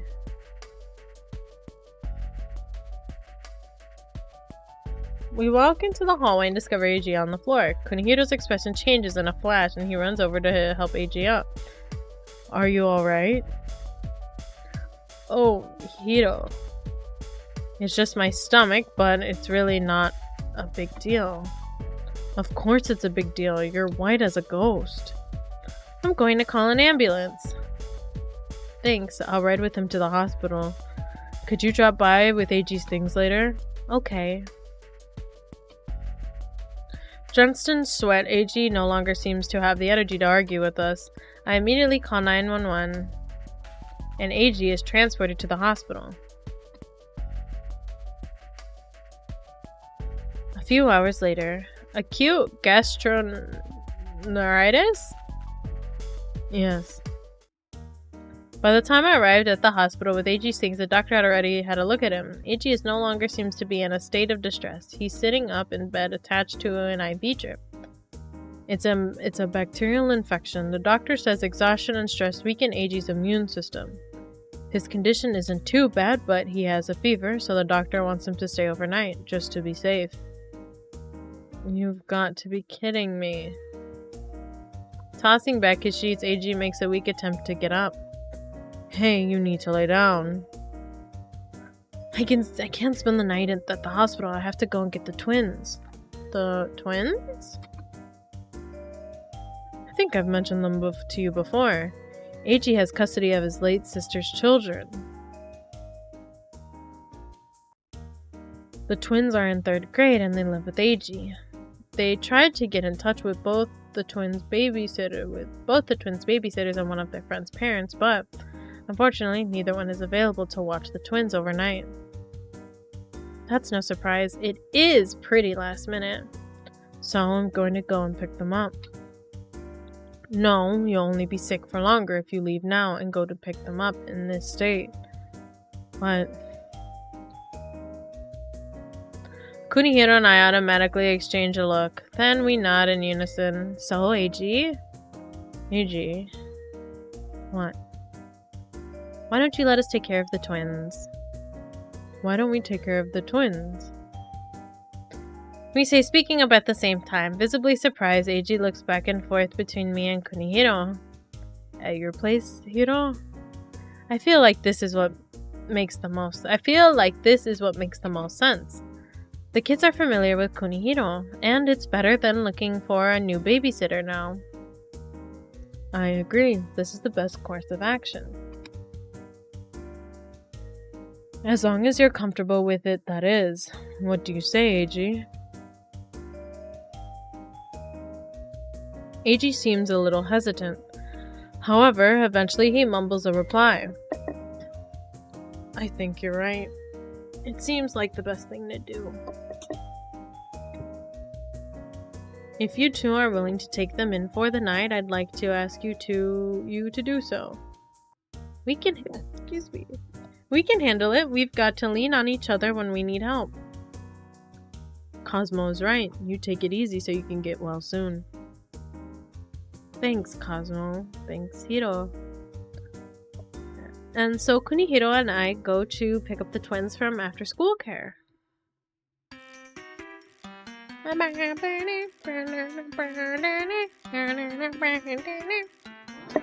There's still time before we need to pick up the kids, so we drop by the toy section of a department store.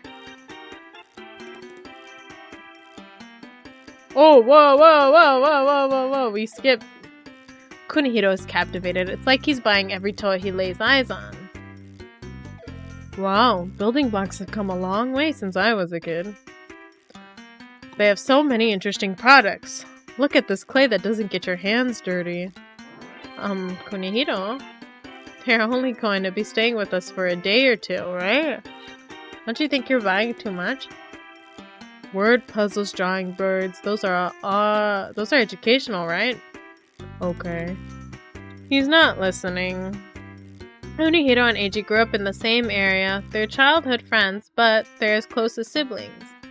Given their relationship, it makes sense that Kunihiro cares about Eiji's niece and nephew.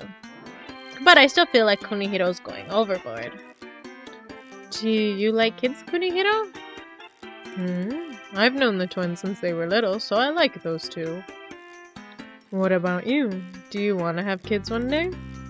Well, I don't mind kids, but I wouldn't say I absolutely have to have children, but if that were to happen for me, I think it could be fun. I see. I reply casually. It's only after I finish talking that I realize the real weight of what we discussed. Did we just have a very important conversation like it was nothing? Deciding whether or not to have children can be very important in a marriage. It's the sort of thing most people discuss before getting married. But we sort of fell into this marriage, so it never even occurred to me to discuss children. I try to picture it. Kids with Kunihiro. What would we do on the weekends?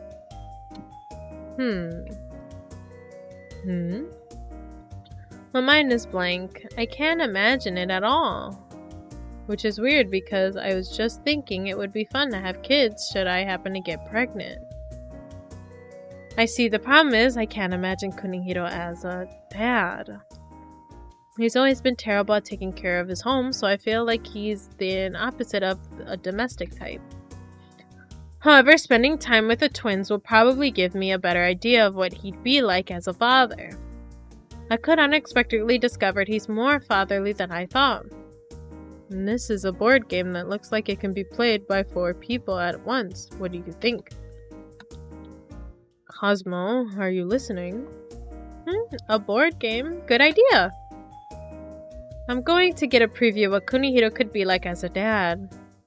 I'm obviously still worried about Eiji's health, but I'm sort of excited to see how this 2-day, 1-night pseudo-parenting adventure goes.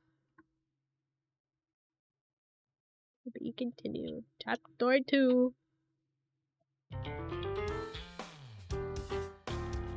I go with Kunihiro to pick up the kids from their after-school care program. Evidently, the staff let them know about the situation with Eiji, and they're worried about their uncle. Is Eiji okay? Can we go and see him? They'll be picking you up tomorrow. Don't worry, they're only keeping him overnight as a precaution. Come spend the night at our place, okay? Although the twins are hesitant at first, they are familiar with Kunihiro, so they're comfortable with the idea of staying with us. We drop by Eiji's place first. Then, after gathering the things the kids will need for a sleepover, we return to our place.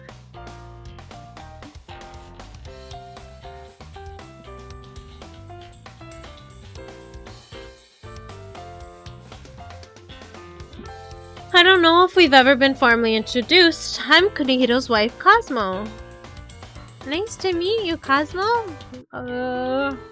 Nice to meet you, Cosmo. My name is Yui. I'm Aoi. Nice to meet you.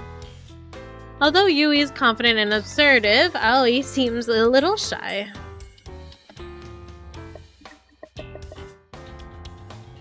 Still, I'm relieved to see they're pretty comfortable around me and they definitely love being around Kunihiro. We were surprised when Eiji told us Kuni got married.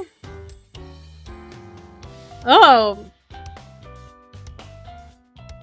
Yui's the girl and Aoi's the boy. I thought it was flipped. Yeah. I've been hoping to meet you ever since. I'm glad you seem like a nice lady. Oh, thanks. How did you and Kuni get together? What did he say when he proposed? You never change, huh, Yui?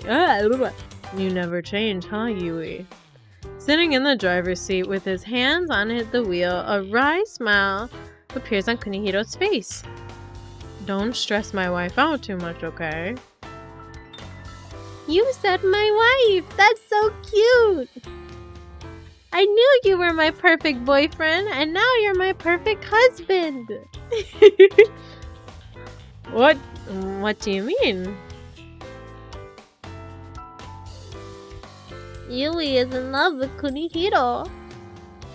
I'm not in love with him. I just admire him. I'm not trying to step on his wife's toes. Besides, Aoi, you said yourself you want to be just like Kunihiro when you grow up. I mean, I guess so. Don't take them too seriously. Although Kunihiro seems embarrassed, one thing is certain, the twins adore him. Kids are so mature nowadays. I'm never around children, so I didn't realize.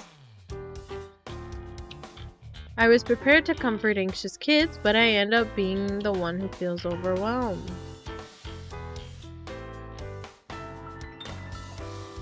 After getting home, I'll make dinner. Do you think you could play with the kids in the meantime? Leave it to me. Brimming with confidence, Kunihiro reveals the selection of toys he just purchased.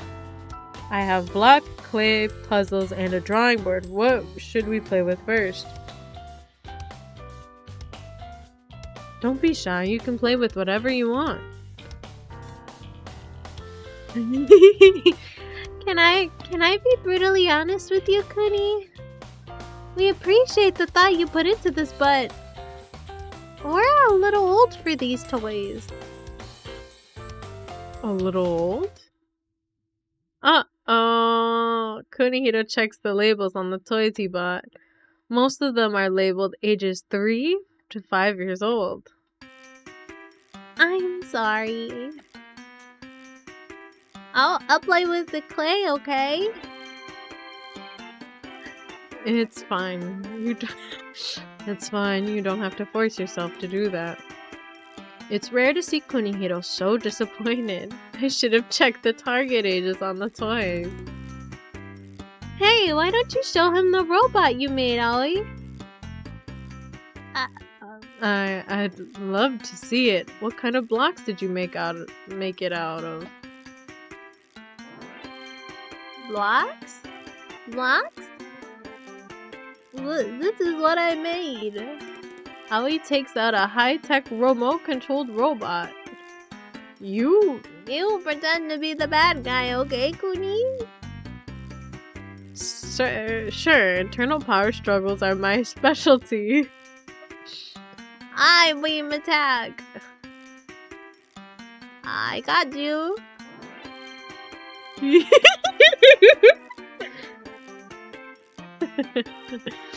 You got me. He's speaking in total monotone. Although the twins are familiar with Kunihiro, this seems to be the first time they've ever played make-believe together. They seem to be realizing for the first time that he's not an ideal playmate. I thought I'd be fine as long as Kunihiro was here, but now I'm starting to get worried.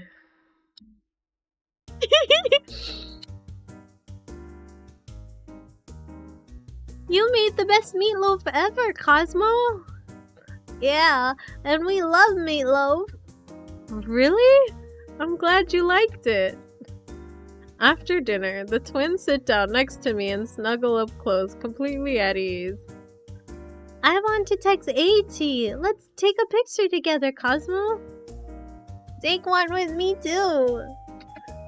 Okay, and then we'll do homework, alright?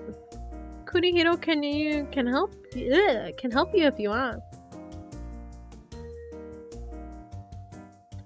I finished my homework at after school care. It was too easy. We can do middle school math. I guess I'll draw a bath. Aww. Kunihiro seems to have lost all confidence when it comes to dealing with the twins. He heads to the bathroom like he doesn't know what else to do. He reminds me of a dad who feels out of place in his own home. But it'll be fine. We'll take turns in the bath once the tub is ready. Everyone feels more relaxed after a nice warm bath. However...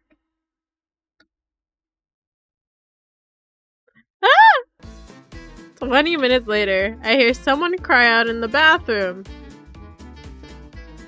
That sounded like... that sounded like Kuni. Something... Something must have happened. Let's check on him, Cosmo. Okay. Gripped with dread, I dash into the bathroom. Oh my god. I'm so sorry. I'm so sorry. Kunihiro is slumped over in despair in front of the empty bathtub. I forgot to put the plug in the drain. The drain didn't.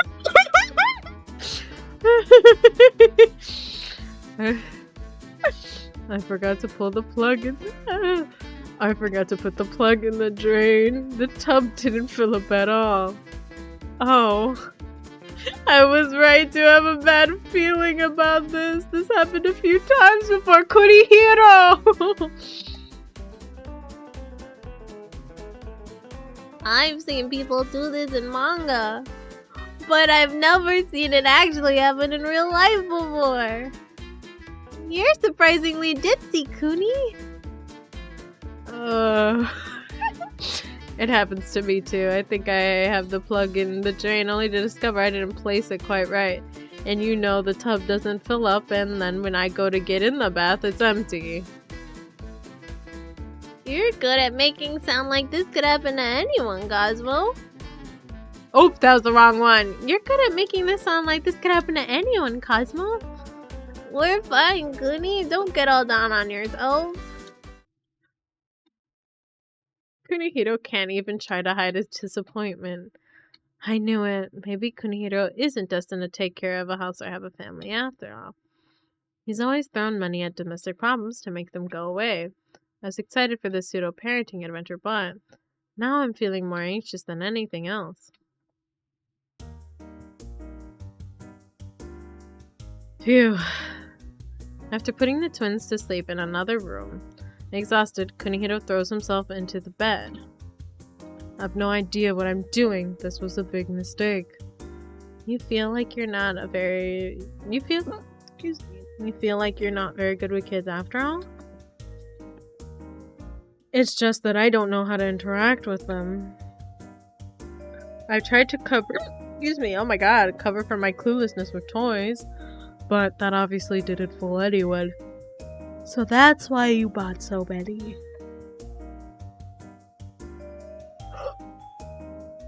I thought he was buying toys because he was excited to play with the kids.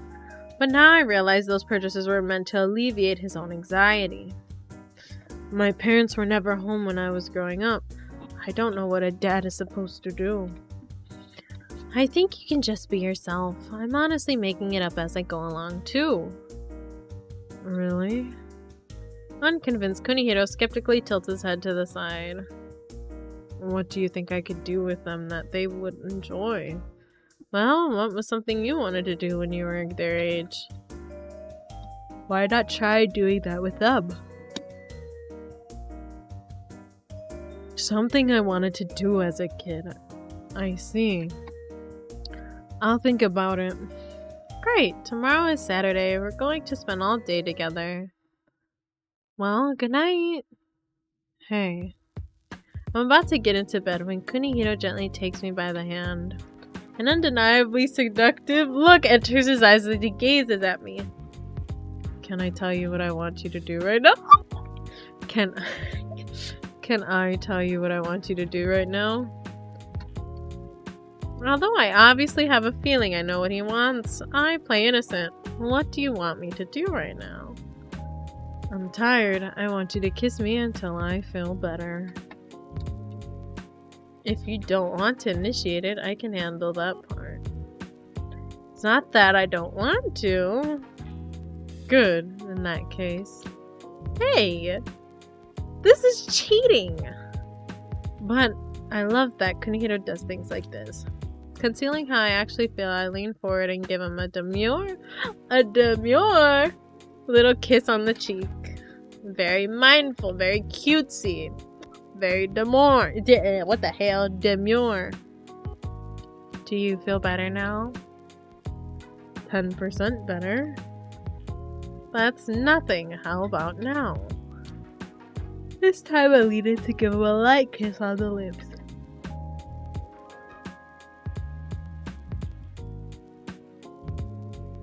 Another 15%.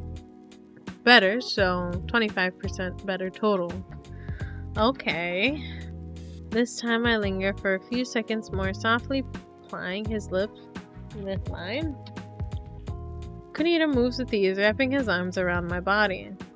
Although we'd been joking around just a few moments ago, the mood quickly shifts to something more sensual. 45%. Okay then. 60%. We continue kissing each other, exhaling quietly so as not to be heard by the kids in the guest room.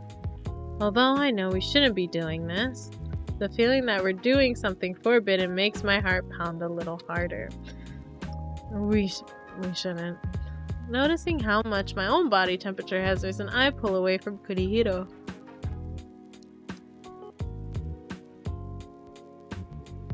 If we kiss any longer, I won't be able to stop. We should call it quits now. Can you? Yes, we'll do this. He says, squeezing his eyes shut. Life with kids has these limitations. You have to be patient. You're right, let's stop. Good night.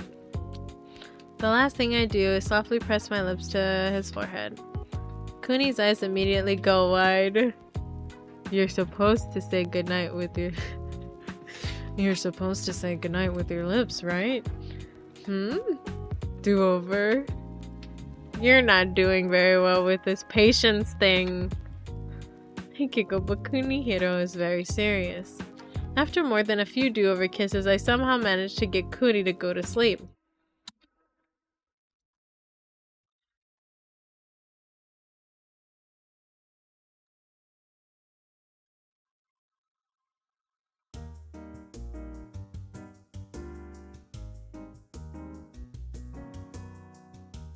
What's this, Kazuo? The next day, Aoi's eyes sparkle when he sees the stack of work documents on the table. Emerging Science Exhibition? That's for work. I'm in charge of an upcoming event at a science museum. You two should come check it out when it's finished. Definitely. Aoi is obsessed with science. Oh, Aoi is obsessed with science and stuff. I see. I wish we could go to the exhibit today, but maybe we could check out something similar instead. I take my phone and do an internet search for Space Museum. There's a Robots in Space event going on right now. Want to go check it out? Yes! Me too! Let's all go together! Morning, everybody. You're up early.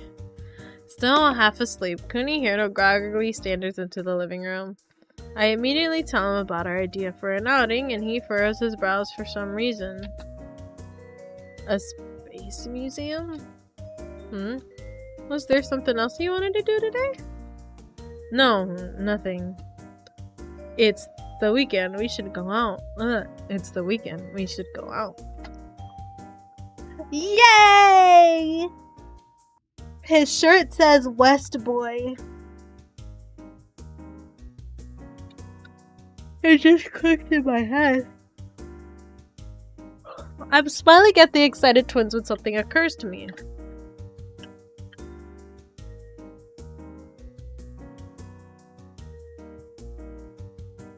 Kunihiro's expression seemed to darken for a second. Or was I just imagining things?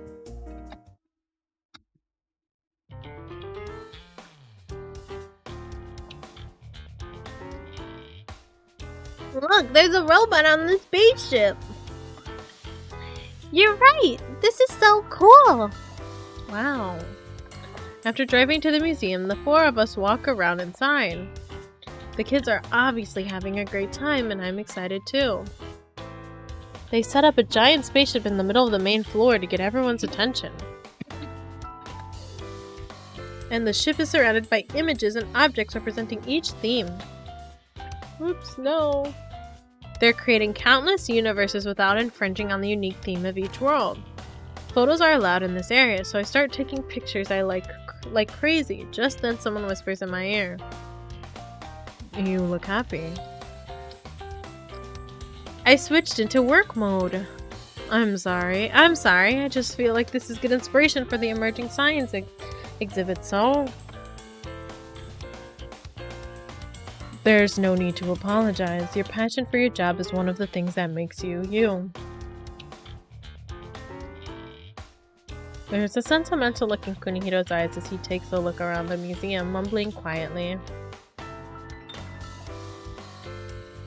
This building was useful too. Kunihiro? Cool, there's an astronaut experience corner over there. I want to ride on a spaceship. Me too, let's go have a look. Intrigued, Kunihiro follows the twins' lead. His intentions appears to be genuine. He doesn't seem to be putting on a front at all. I knew it. I was wrong when I thought he seemed upset earlier. And more importantly, the kids are having fun. Glad we brought them here. Is this a brand new scene? It is like perfectly clear, damn. It's like they added a new asset for this. I'm so used to the scenes in this game being like slightly pixelated due to the fact that this was a mobile game. After walking for a while, we decided to take a break. I get in line at a concession stand to buy some drinks and snacks. Saturn ice cream, Milky Way juice. This menu is full of fun stuff. What would you two like? I want the Milky Way juice. What about you, Aoi? I want the Milky Way juice too. Move it. Thud. Ah! An elementary school-age boy comes running by and roughly pushes Aoi out of the way. When the other boy bumps into him, the juice he was holding spills onto the floor. Oh, man. That's what you get! Apologize for bumping into him! No way! Pay me back for my juice! You were the one who was running! Calm down, you two. Hey, what are you doing? The boy's mother abruptly appears on the scene and gives us a dirty look. What did you do to my son? We didn't do anything. We were just waiting in line. He came running up and bumped into us. No, he hit me with his body. I didn't do that. This is going nowhere. Let's just settle this. I don't mind. Kunihiro stands up to defend the twins. However, it was your child who bumped into Aoi. He should apologize to our child. That older boy was the one running, right? We should probably go get someone who works here. Ugh. The looks that people around us are giving her seem to make the woman realize it was her mistake. The woman takes her son's hand and they quickly leave the area. What kind of grown-up won't even apologize? A lot of them. Kunihiro, you just said our child. It just slipped out. It's breeding season. Whoa, who said that? Although Kunihiro seems embarrassed, he turns to Aoi and kindly says, "Did you get wet?" No, I'm fine. Thank you, Kuni. Aoi whispers, both happy and embarrassed, as he gives Kunihiro's hand a squeeze. Kunihiro momentarily seems embarrassed as well, but then he smiles at Aoi and squeezes his hand back.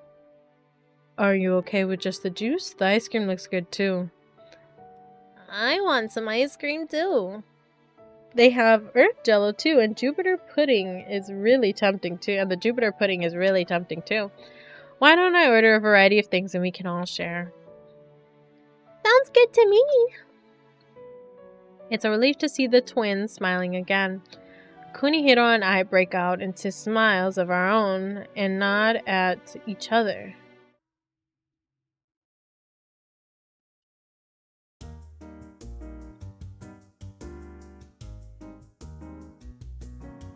What's inside of a black hole, Goonie? Well, after a short break, we return to walking around the museum. Aoi holds Kunihiro's hand, pelting him with one question after another. Kunihiro takes the time to thoughtfully answer each query.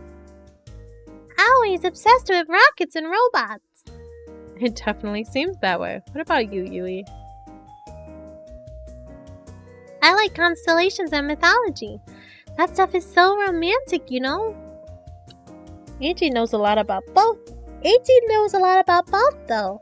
No matter what questions Aoi and I ask him, he can always answer them. After walking a little farther, we come across an exhibit that allows you to view space in real time.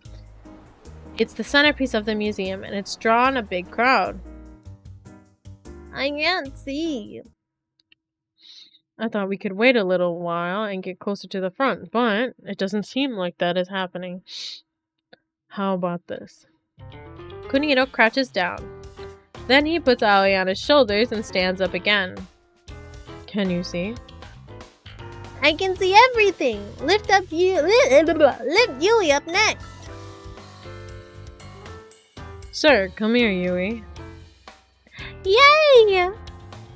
Careful not to bother the people around us, Kunihiro lifts the twins up onto his shoulders. Other visitors at the museum comment enviously. What a great dad. I know, right? You guys seem like such a cute family. Thank you. I replied, trying not to be misleading. Still, I appreciate the compliments. Kunihiro is acting completely different than he did yesterday. He really seems like a kind, reliable father.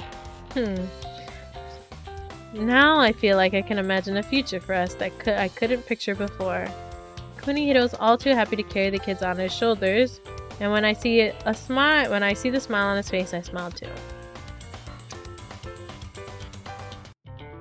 On the car ride home, maybe it's just the time of day, but the roads are packed. This traffic is terrible. Are the kids okay? They are fast asleep, even though they were just jumping out of their seats a few minutes ago. Giggling, I glance over my shoulder at the back seat of the car. They must be tired from playing all day, because the twins are leaning against each other, sleeping peacefully. Yui and Aoi seem so happy today. That's good. Are you worried they wouldn't have a good time? Not exactly. Gazing at the unmoving line of cars in front of us, Kunihiro makes a hesitant confession. To tell you the truth, that museum was designed by my father. Now that you mention it, I saw his name when I looked it up before as a reference. Kunihiro's father is a respected architect. His work is varied and he's well known not only in Japan but internationally as well. Then this wasn't your first time visiting that museum. No, it wasn't. My mother and I were invited to the opening ceremony when I was in elementary school. It was a rare family outing for the three of us. I was incredibly excited. But my father only really talked to his business associates that day. My mother was on the lookout, worried one of my father's mistresses might show up. I ended up just sitting around and waiting to go home. It's a bit of a sad memory for me. I see. That explains the conflicted look that flashed on his face when I suggested we go to the Space Museum. Breaks my heart to imagine little Kunihiro sitting all alone for hours. So, when we first went to the museum, I didn't know what I could do for the twins. But then I remembered what you told me, to try and do something I wanted to do as a child. I remembered what I wanted my parents to do that day, and did it with the kids. I think you were amazing today. Really? Yes, you were an awesome dad. If that's true, then Leaning against the wheel, Kunihiro turns his eyes to me. Yay, it's the scene. It's the little scene. He is so cute. Oh my god. Yeah.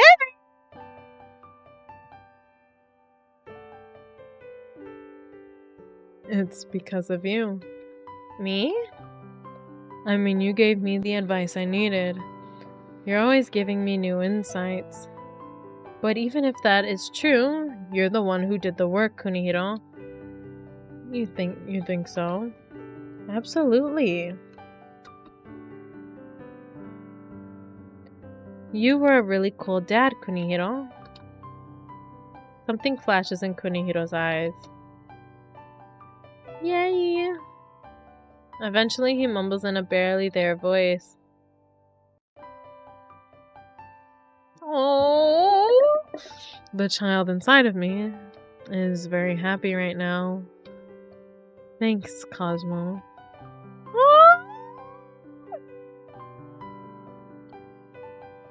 Kunihiro. Something about this moment is making me emotional. I can't take my eyes off of Kunihiro. The light is still red and it doesn't seem like the cars in front of us are going to start moving anytime soon. Kunihiro's gaze meets mine as our faces draw slowly closer together.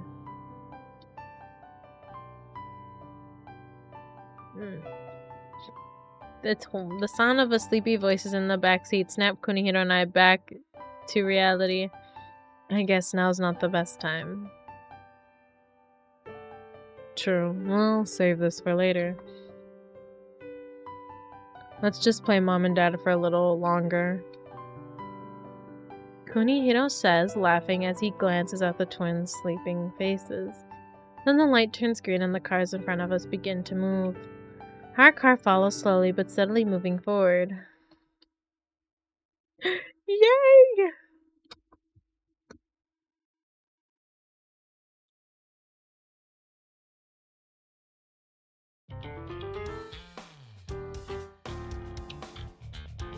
Once we get home, why don't we do hand-rolled sushi party for dinner?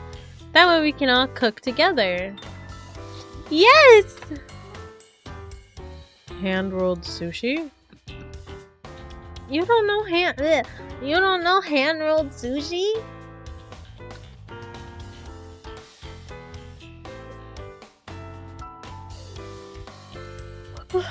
I can teach you. You put the rice on some nori and then fill it.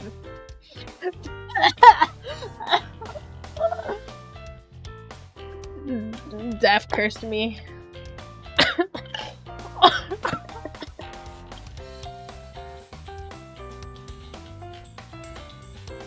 I'm winning. And then you fill it with whatever you like. Oh, I'm winning. I'm almost done. I'm almost done with this route. We're on the second to last chapter.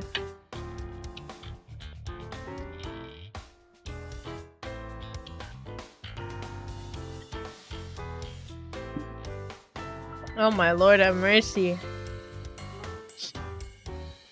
Evidently, it's Kunihiro's first time making his own sushi hand rolls. He listens to Yui's instructions and imitates what she's doing. Well, time to taste this thing. Oops, the rice is falling out. That's because you didn't roll it tightly enough. Do you want me to make it for you? Thank you for the posture check, stretch and hydrate, Mr. Gill. Water. I drink water. I drink my water. Thank you.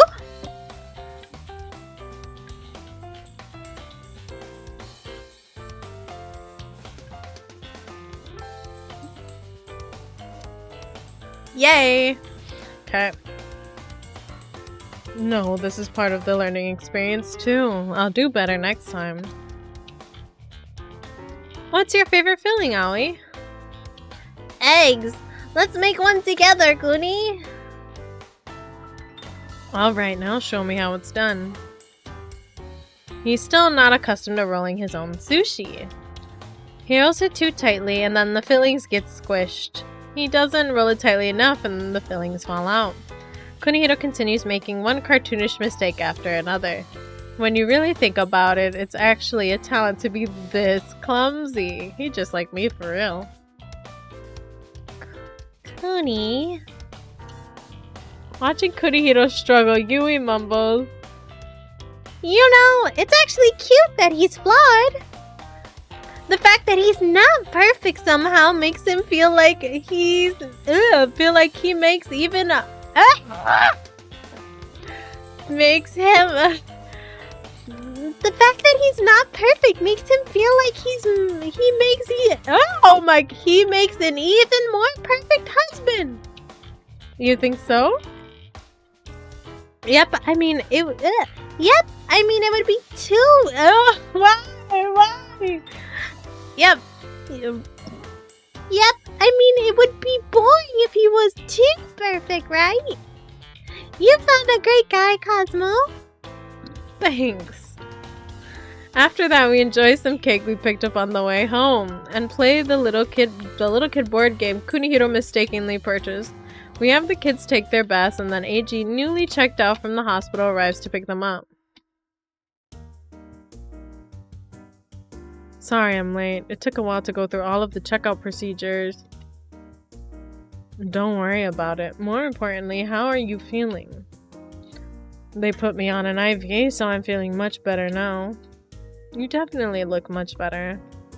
Thanks, Yui, Aoi. Tell them thank you. The twins glance up for a second and give us a forlorn look. Kunihiro and I immediately crouch down and get on the kids' eye level. Come visit us again anytime. I'll work on my sushi hand rolling skills in the meantime. Thanks. I'll bring a new robot. Can AG stay over too next time? Of course. I'll buy some toys for AG next time. I'll buy some toys for AG next time too. What do you mean? What do you mean?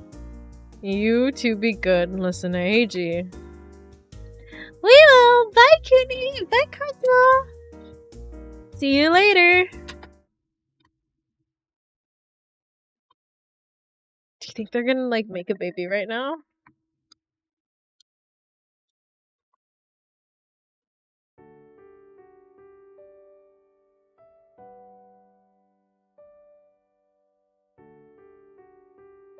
When we walk back into the living room, it seems empty. I sit down on the sofa just like I always do, but the room feels incredibly quiet. Has the house always been this big? It hasn't gotten any bigger since the day before yesterday. Those little kids really take up a lot of space. Do you miss them a little? Yes, do you? Yes, I miss them a little too. I really miss them. But living with kids was really fun. Before, I couldn't even begin to imagine what you'd be like with children, but after the last 2 days, I can picture it. I feel like you'd be a good dad. Really? Yes, I mean it. I obviously understand it's very difficult to have and raise a baby. Definitely, it's totally different from babysitting for a couple of days. But if you couldn't imagine me as a dad, I think that's because I didn't think I wanted kids. Kunihiro stares at the pile of toys in the corner of the room. This started as a fake marriage, and I was so focused on being a good husband. At the same time, I always thought I wanted to be a good father, but I didn't have the confidence to think I could really do it. I consciously told myself I shouldn't have kids. I didn't think I was qualified. Qualified? Listen. He presses his index finger to my lips, asking me not to say anything. But seeing you with the twins, it just naturally came to me that it would be nice to have kids with you. And that maybe I could be a father too. Of course you can. Without thinking, I reach out and grab both of Kunihiro's hands. I'm already happy being married to you, but we could experience other sorts of happiness together too. When it comes to happiness, I think it's good to be greedy. Let's do it. Thanks.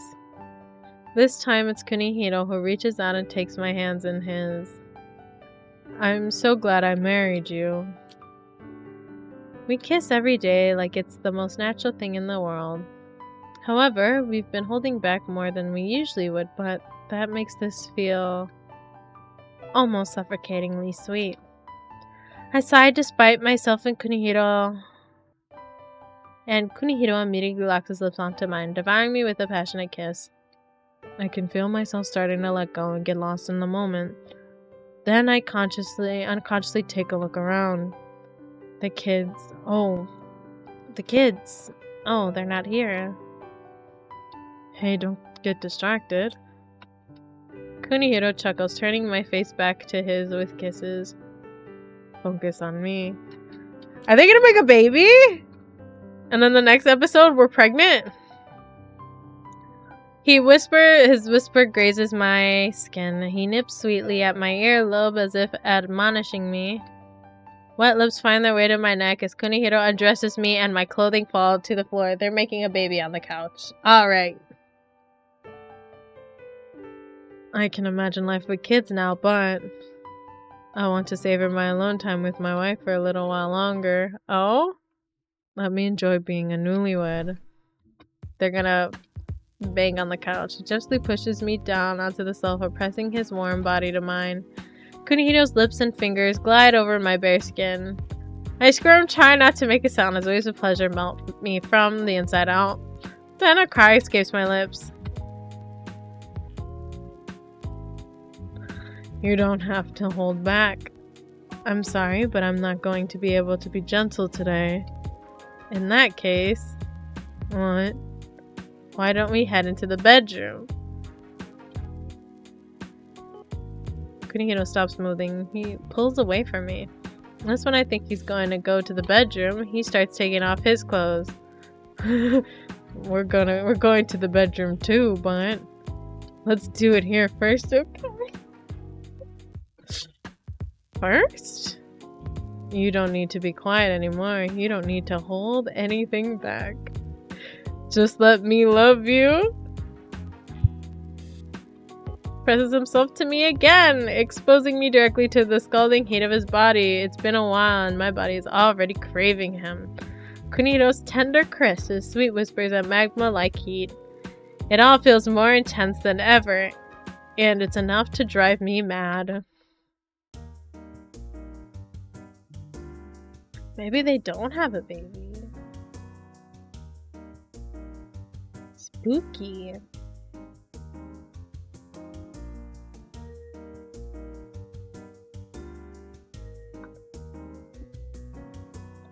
Thanks so much for the other day. The next Monday, Kunihiro and I are having lunch on the roof when Eiji walks over to express his appreciation again. I'm so sorry to have inconvenienced you two. It was honestly no trouble at all. How have you been feeling? Much better. The kids really appreciate what you did too. Eiji holds out a small paper bag. They insisted on doing something to thank you, so they baked cookies. Enjoy. The twins baked these? That's so sweet. We're happy to babysit anytime. Just say the word. So you're a babysitter now, Kunihiro.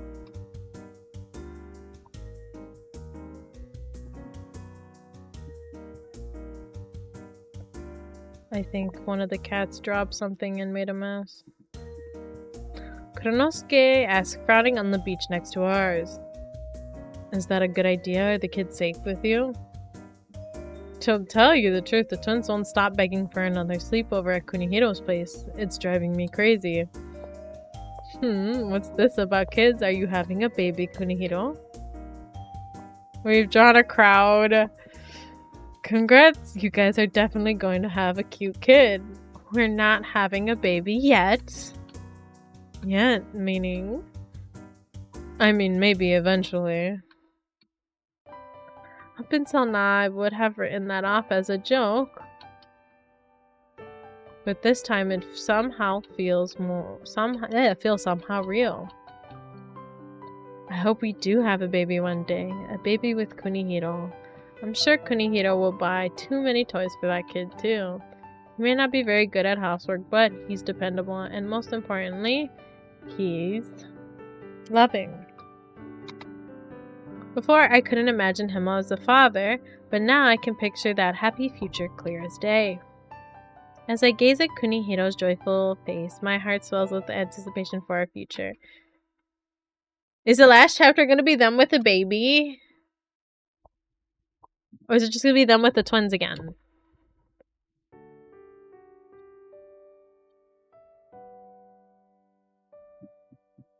This sand-based clay is very popular. It doesn't get your hands dirty at all. These world puzzles and drawing boards are also educational. Is this Kunihiro's paw? I'm standing in a toy store racking my brain. It's not that I can't decide which toys to buy. I'm going to be taking care of Eiji's twin, niece, and nephew. Oh, okay. Never mind. And I'm trying to figure out how to act around them. Eiji's like a little brother to me. His niece and nephew are good kids. I love them. But I've only interacted with them in short bursts before. This is going to be completely different. I want to be responsible and take good care of them, but I don't know what that really means. I've decided we would need toys no matter what, so I came to the toy department. In the process of purchasing every toy that catches my eye, when Cosmo speaks up as if surprised. Do you like kids, Kunihiro?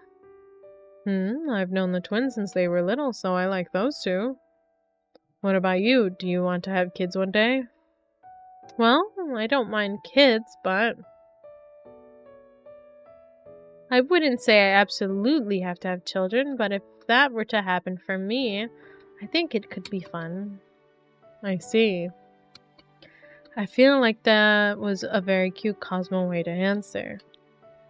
In fact, I wouldn't have known what to do if she declared, I definitely want kids. To be perfectly honest, I'm not exactly chomping at the bit to have children. It's not that I don't want them, but I can't imagine having kids. That doubtlessly has a lot to do with the way I grew up. Still, Cosmo and I are married, and we're going to have to discuss this eventually. Regardless, I need to make sure we get through the next 2 days with the twins. Then again, I know Yui and Aoi, so I should be fine. However, babysitting turns out to be more challenging than I ever imagined. For instance, We appreciate the thought you put into this, but we're a little old for these toys. A little old? I didn't know toys were labeled with a target ages. I-beam attack. I got you. You got me. I try to play with the kids, but it doesn't go very well. I forgot to put the plug in the drain. The tub didn't fill up at all. Oh.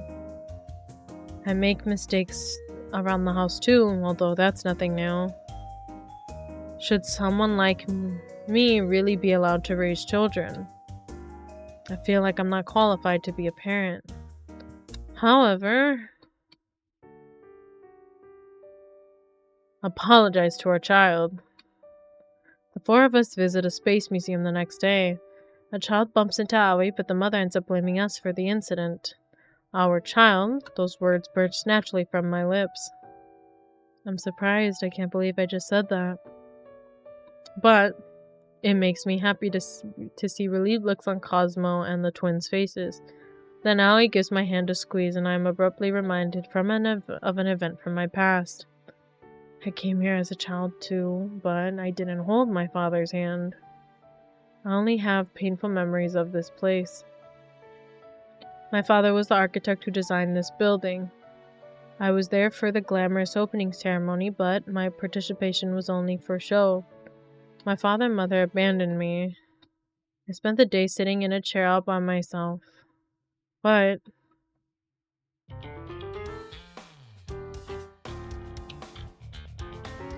What's inside of a black hole, Kuni? Well, I do my best to answer all of his questions. Can you see now? Yep, I can see everything. The kids take turn riding on my shoulders. I try to take Cosmo's advice and do things for the kids that I wish my parents had done for me, and the twins' smiles get brighter and brighter. I didn't need to buy them all those toys or try to pretend to be anything I'm not. Although, all I needed to do was be myself with them and try. And it was Cosmo who made me realize that. I silently thank her as I watch her genuinely enjoy her time with the kid twins. A warm, loving family. I feel like with you, I might be able to build one of those. I hope we can have a child of our own one day. That night. Here you go, Kunihiro. Hot cocoa. I'll just put it here. Thanks. After dinner, we take turns taking baths, and the twins make cocoa. Where's Cosmo? Still in the bath. Make Cosmo some cocoa when she gets out. Okay. I'll be real with you. Sitting down next to me, Yui begins to speak in a solemn tone. When I heard you gotten married, it made me a little sad. But I'm glad you married Cosmo. Why? Oh, hello, kids. The AGs, they're not ours. They're not ours. They're AGs. They're AG's niece and nephew. We're babysitting. We're babysitting. Jenny, we're at the last chapter of this route. Where have you been? I was gonna die real quick. You missed another spicy scene. Well, we're getting another one, but you missed a spicy scene, Jenny. I'm streaming. You're still streaming? Damn.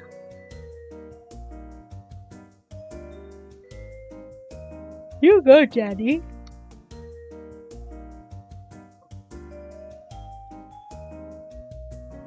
I thought you had ended by the time you like... It's fine, it's fine, it's fine. You go, buddy, you go, buddy. I believe in you.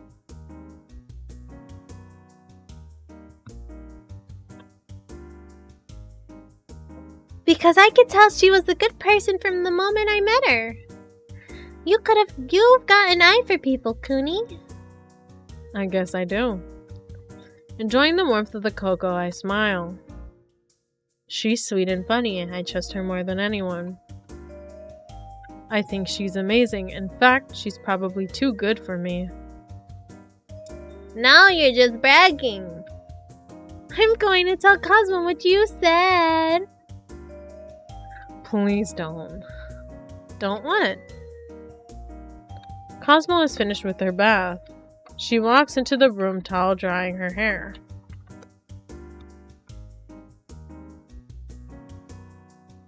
You guys said it like you were having fun. What were you talking about?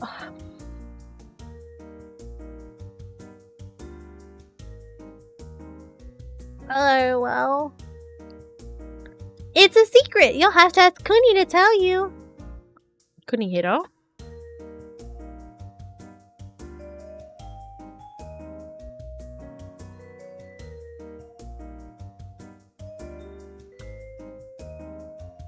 It's a secret.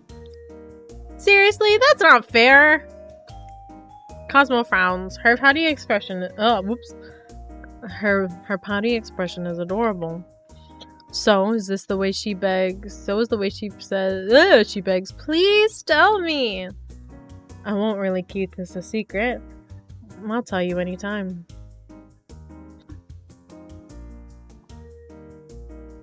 You're sweet and funny, and I trust you more than anyone. I think you're amazing. In fact, you're probably too good for me. And I'm glad I met you. I'm glad I married you.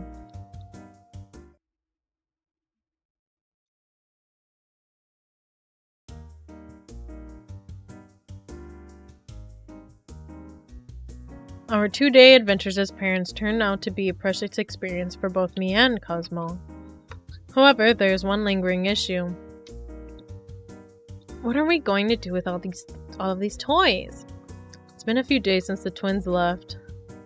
Cosmo looks at the pile of toys I bought from the department store and sighs.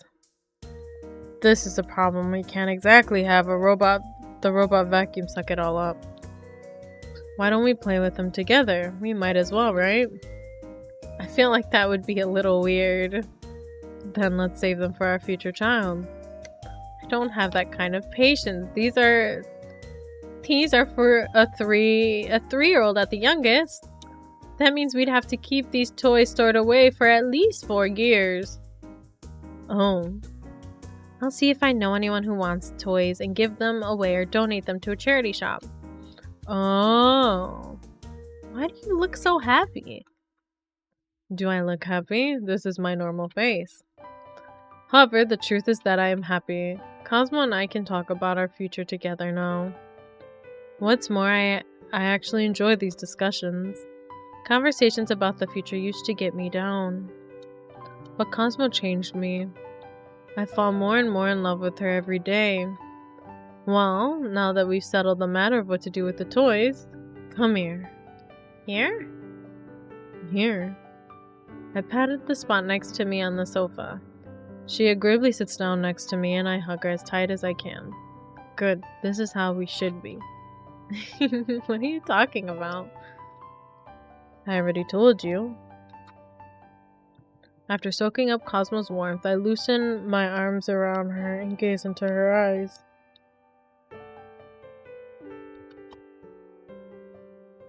We're still newlyweds. And I'm determined to enjoy every sickeningly sweet second of it. Sickeningly sweet. I feel like she's going to make fun of me, so I steal a kiss, silencing her. It's still early, so I keep my kisses light and playful. However, I can't seem to stop. Kunihiro? Hey, no talking. Do you want me to kiss you harder? Well, I'm captivated by the passion in her gaze. Do you feel like the romance will die when we're not newlyweds anymore? Huh? Of course not. I stroke Cosmo's cheek. Then I push her hair out of her face and tuck it behind her ear. I'm going to need more than just a few playful kisses. No matter how many years pass, whether we have kids or not, I will always love you, and I will always show it. Fully relaxed in my arms, Cosmo leans against my chest. Our pseudo-parenting experience taught me that I don't mind life with kids. Now I feel a desire to have a child of my own.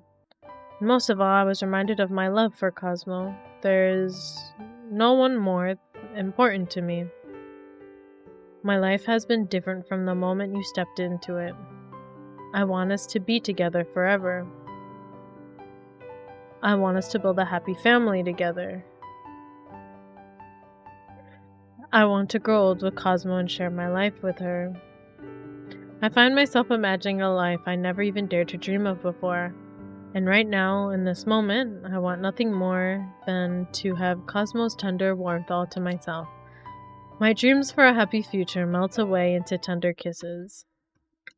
We did it! We did it! We beat Kunihiro's round! We did it! We finished Kunihiro's round! Yeah!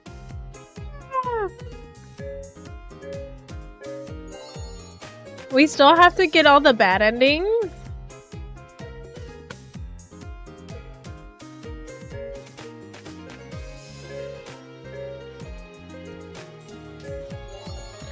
We still have to get all. We have to get 4 of the bad endings.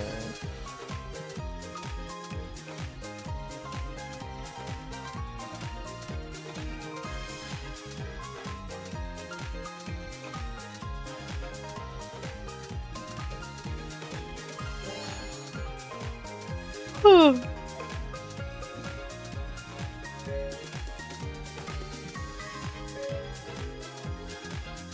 So you have to do it like 4 times?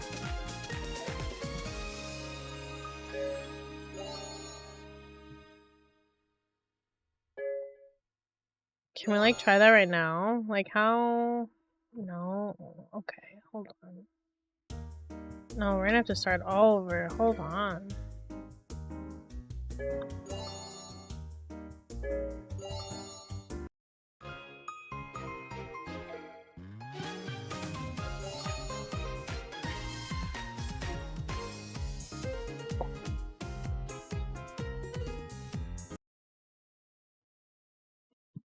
I guess what I can do is I can speed through it. We've played all this before. I'm gonna just speed through it to get the bad endings.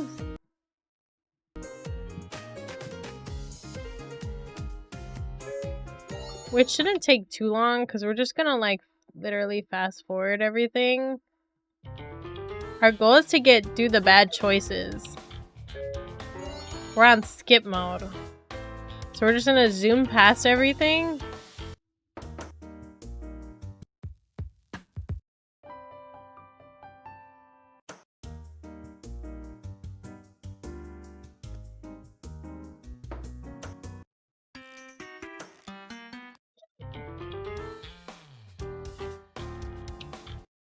When do I get a choice? Damn, hold on.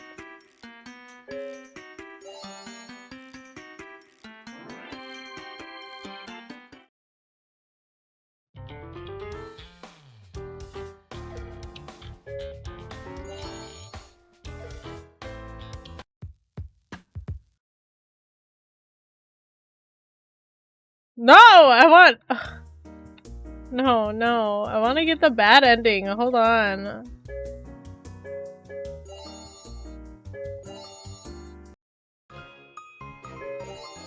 We're gonna have to like play through it until we can like... Because we want to get the bad ending, so I have to like skip through it. So what we're gonna do is we're gonna try getting all the bad endings.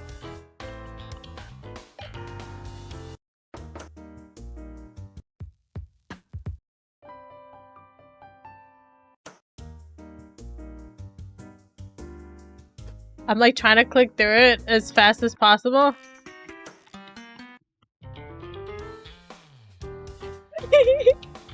Because we've played all this by now. We're not gonna like play the...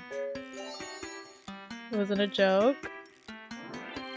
It wasn't, so aren't you getting divorced or are you not getting divorced? Are you following this, AG? I stopped listening at some point. Marriage is no joke, neither is our work. We take these things seriously. And Cosmo here wants a shot to carry on with her job without bringing her personal affairs into it. That's what you meant, isn't it? Yes. That was a reasonable save. Okay. We're gonna like, we have to choose all the bad choices. Yeah! Okay.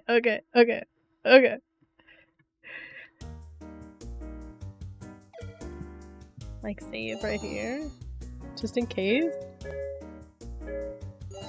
I'm gonna make bad choices.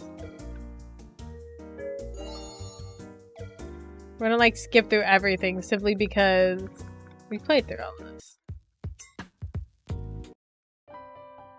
There'd be nothing new that we'd be getting.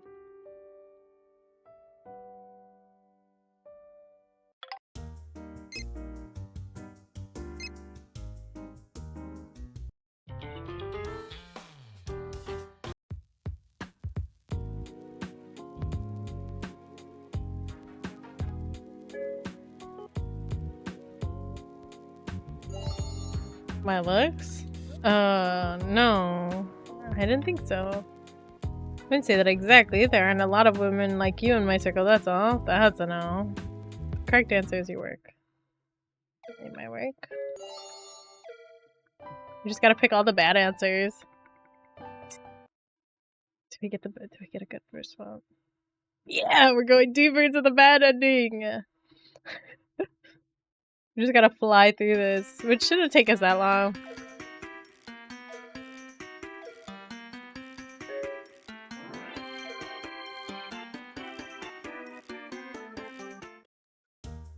Oh, did I not click skip? What the hell? I didn't.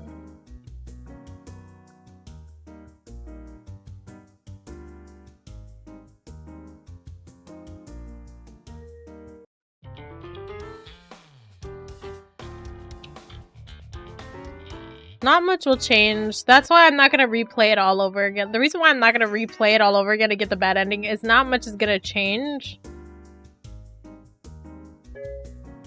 Future board member? I'll call you future board member.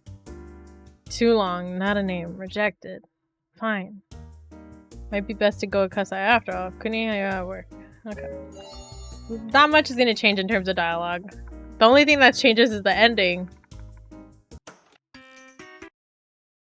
Do we go deeper into it? Oh no, we went up. That's not bad. That's not bad. That's not bad. It's fine. As long as we stay in the blue, we're good.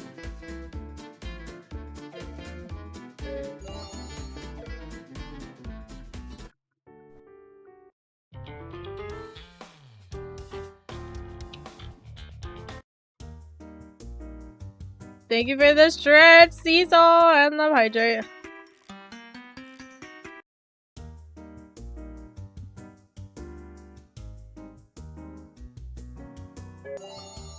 Jealous? Just kidding. Nope, sorry, that was a stupid joke. It's fine. What I'm trying to say is, if you want to see someone, you can. Just be careful no one finds out. Okay. Ah, we accidentally clicked that one. Let's see if it does anything. If it doesn't... Okay, it dropped us even... Yeah, we're good, we're good. We're speeding through. We just want the bad ending. Not much changes.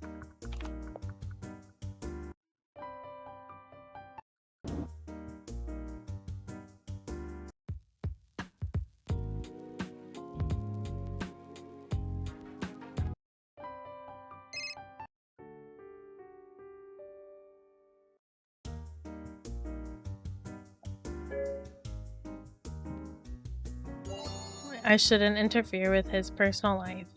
He's one of the top executives at the farm. Maybe he's going into work in the afternoon. I sighed. It's not best to do anything. I'm about to walk away anyway. Then the door opens from the inside. Aww. Oh my god, it's a scene. Hell yeah. Look at the dreamy man.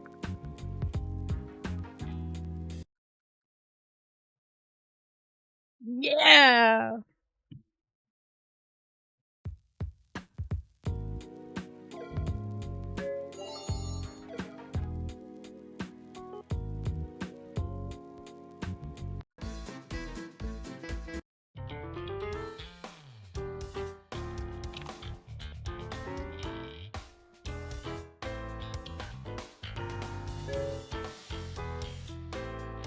Remember to myself like somebody else. It's like he's somebody else. What was that? Let's all try to stick to the subject at hand. We have to keep our personal and professional lives separate. Yes, you keep them way too separate if you ask me. I'm dying to call them out. Keeping it to myself is harder than it's been.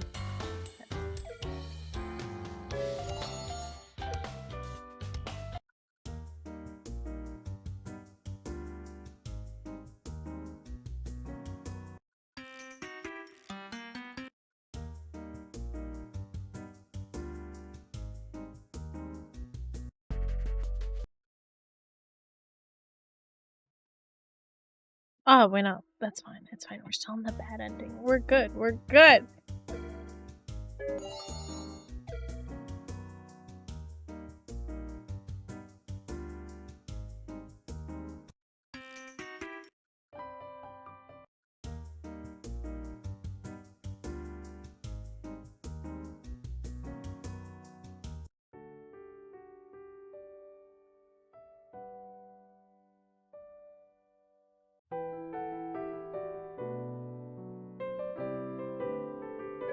Back down. I think I'm done. You don't have any more questions? I do. I'm not sure how personal I should be getting. You're a good-natured person. That's why it's easy to take advantage of you. I have nothing to say to that. Put it this way, we have experience as children has huge... experience as children has a huge impact on the rest of our lives. And one's model of marriage is provided by our parents. Okay, it sounds like his parents didn't have a happy marriage. Okay.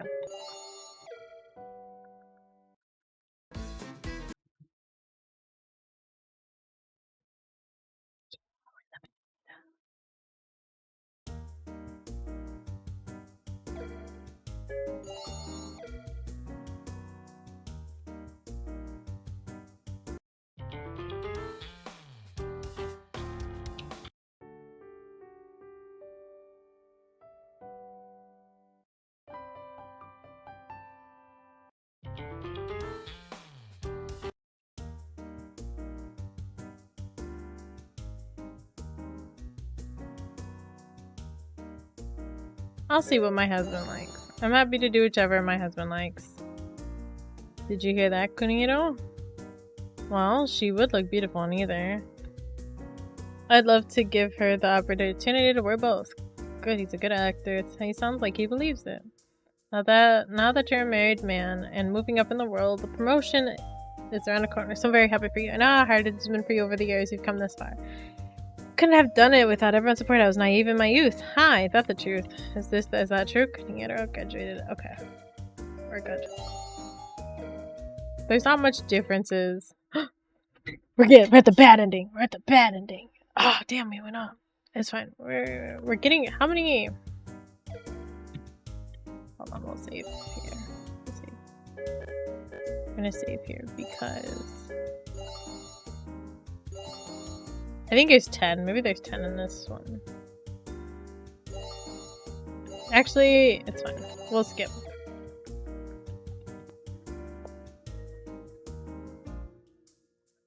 Woo!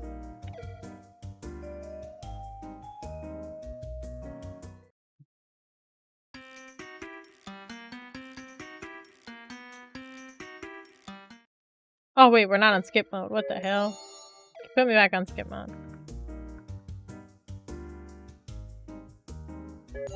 Oh, scroll when I say stop. The restaurant on the screen is where you order from. A surprise. Wait, no, that's not the one I wanted. I think that's what we did last time. Stop! Pancakes, not for dinner. I'm in the mood for unagi. That's what I'll do. Yeesh, you're wasting my time, boy. I'll order for you too. Oh, thank you. He really is a mystery. Oh, I think we picked a good option then. Because it didn't have a good effect.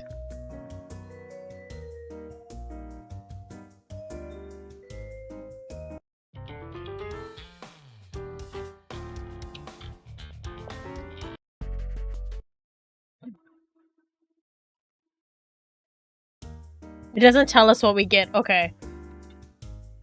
Oh, hey, welcome back, Cosmo. Yeah, thanks. I sit limply in my chair the second I get back at my desk. Kunihiro's harsh words have stayed with me. What he said was exactly right. How could I think that taking over Kororosuke meant that I didn't have to step up? I'd be blaming my shortcomings, our job. It's to me to respond like it's okay to place that suspicious. This is part of the story.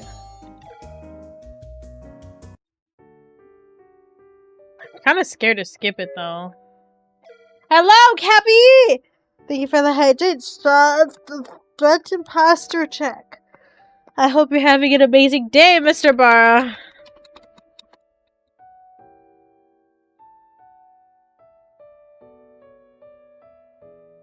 I'm scared.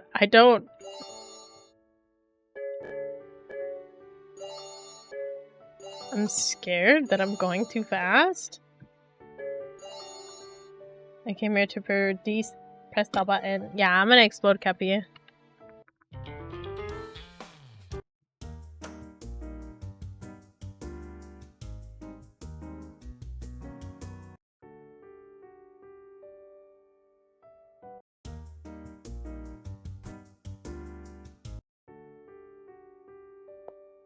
Woo! Maybe I didn't hear first, so maybe dreamed it. Curious eye. Open my eyes. Try to open my eyes, but my eyelids are hooting a bit too hard. Her voice above me. Who is it? You're crying. Something pressed against my cheek, a hand. So warm, so good. You work so hard. Okay, we're good. I am taking care of myself. We're trying to... Ah! We're at the bad ending. We're at the bad ending. We're at the bad ending. Okay, here we go. It should be different. Because we didn't do good. What's going on? Oh my god, we're at something different, I think.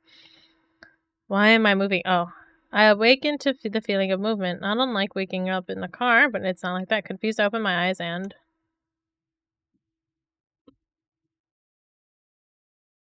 Kunihiro's face moved very close to mine and my breath catches in my throat. Not only that, but he's on top of me, in bed, pinning me. What the fuck? What the fuck? Infinitely ending is the... Oh, no, we're doing something else. We're doing something else. We're at the bad ending!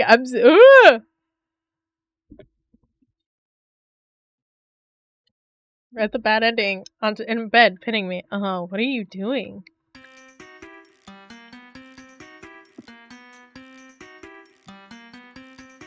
What am I doing? What are you doing? Wait, huh? Oh! I look where he's looking and realize that I'm holding his jacket with a death grip. You wouldn't let go of me no matter what I did. Oh my gosh, I am so sorry. I quickly let go and a relieved Kunihiro stands up. I'll get you a glass of water. No, that's alright. I sit up, my mind is racing, trying to put together how I got here. I remember I was going to spend the night in the lounge. Fell asleep on the couch and then I felt someone's hand on my hair and worked so hard. At the time I wasn't sure if it was real or a dream, but now I have no doubt. That was Kunihiro's voice. I'm scared. I have no idea if this is the ending or not. I don't want to waste my time on an ending I got already. Hold on. Oh, it's the Wonton ending! It says part 1 Wonton ending! Yeah! We got the bad ending! Okay, we're good. We're good. Here you go. So that was Kunihiro's voice. Does this mean he carried me to the car and took me home? I didn't tell him that I was coming home or that I was staying at the office. He probably deduced that I was at the office when he saw the timestamp of my update I sent over Ryan. He searched the office, found me in the lounge, and drove me home. Wonton ending is the bad ending? Yeah.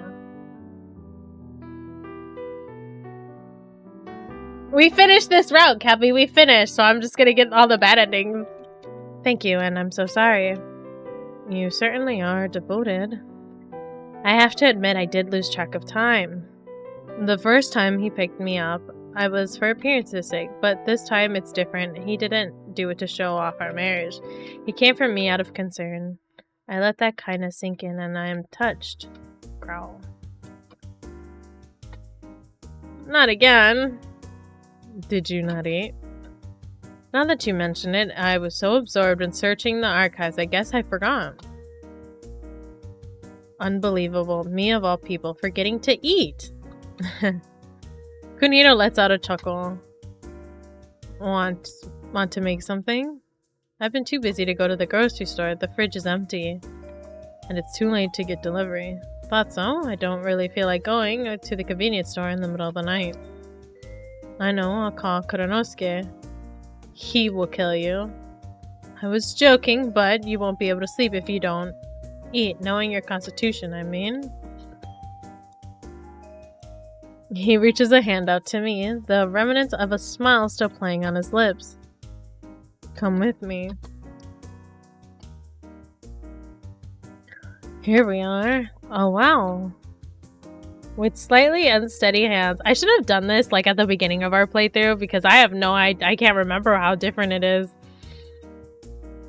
Kunihiro brings me a tray, and on his classy, serious table there are now 2 bowls of piping hot instant noodles. My specialty. Of course, eating at this hour is practically an act of self-destruction, but tonight's a special case. You are full of surprises. I didn't know you ate this stuff. I ate it all the time at the beginning of my career. Kuranosuke would yell at me for it. It's the only food I've successfully made for myself. I suppose it is technically food. You don't need to point out to me how pathetic this is. I know. Let's eat before they get cold. Alright. I rub my palms together. I'm about to take a bite when... Huh. I feel something warm pressed against my cheek and give a start. It's his hand. My hair had fallen in my face and he tucks it behind my ear. It looked like you were going to dip your hair in the ramen. Thank you. The warmth of his fingers was exactly like what I felt earlier in the lounge. I struggled to maintain a poker face so he doesn't see how flustered I am. How can a human hands be so tender? How does he do that? It's not something that he ever revealed to me before. Now he surprised me with the discovery. I think I might have a hair tie somewhere. Oh, I have some. You're used to doing that, huh? How do you mean? Pushing it back, tucking it behind an ear, you know? Well, no, you're the first woman I've eaten ramen with. Really? This doesn't seem like a bad ending, but also compared to what we had. You didn't think I ate instant noodles, did you? That's true. I think I would have been more surprised before we were married. And now? Well, now I've seen the real you. You know what? I'm not gonna eat it with anyone else but you. Kunihiro eats his noodles with relish, and then he adds, I meant to say. Hello, Ray. How are you? I downloaded the documents you sent with the update. It's really good. You already read it? Yep, I did. The builder and the client will be happy. Thank you. You have no idea how relieved I am to hear you say that. I mean, the client would have been satisfied with Kuranosuke's original plan, too. What did you say? Look, there's no perfect, correct answer when it comes to this stuff.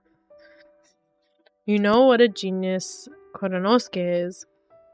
Of course I do. I think he's one of the best in the country.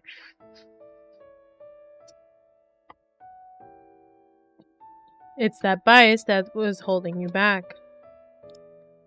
I know you were replacing him. You shut your eyes to the idea that you might be able to do something even better. It might seem fun now, but long term you'll regret it one day. If those regrets pile up, it'll destroy your potential and your talent. You really look after your junior employees. I'm the same way, so I recognize it. But you overcame this yourself. You searched within for what you're capable of, and you created something. You're gutsier than I knew. Uh-oh. I feel a tickle in my nose. If I don't fight it, I'm going to cry. I bite my lip. Kunihiro whispers to me, sounding impressed. That's a funny face you're making. So, who get in the rose Cosmo? No, it's just this one. We finished the route. We finished his route, so we're going back for the bad endings. I'm literally just speeding through everything because it would take me hours to replay the whole game just to get the bad ending. That's a funny face you're making. There are nicer ways to say that. You could say my face has character. Technically, there's no bad ending if I remember correctly. It's just like a lesser ending. Cause I think it's like you get the really good ending, the best ending, and then the okay ending. I meant it as a compliment. Is your way really nicer? How's calling my face funny a compliment?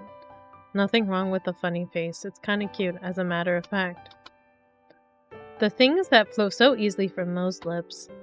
I don't know how he does it. Were instant noodles always this good? I'd forgotten. They taste extra good to me, too. I must have gotten the water temperature and the timing of taking the lid off just right. I think I might get really into cooking. I'm not going to dignify that with a response. I'm laughing as I slurp the still too hot soup. I don't know if it's just because he complimented my work or I'm just relieved to be home, but I feel a warmth all through my body in the depths of my heart. Damn. Longest day ever. But you made it. After my bath, Kunihiro and I find ourselves in front of the bedroom doors at the same time.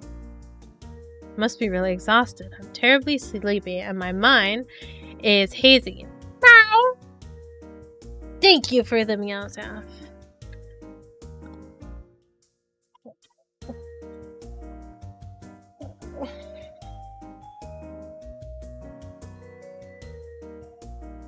Thanks for everything today. All I did was make instant noodles. Eating hot food has made me sleepy. Well, I didn't mean to detain you, but I'm going to hit the hay. Wait, Cosmo? Yeah? Instead of going into my room, I casually turn. Good night.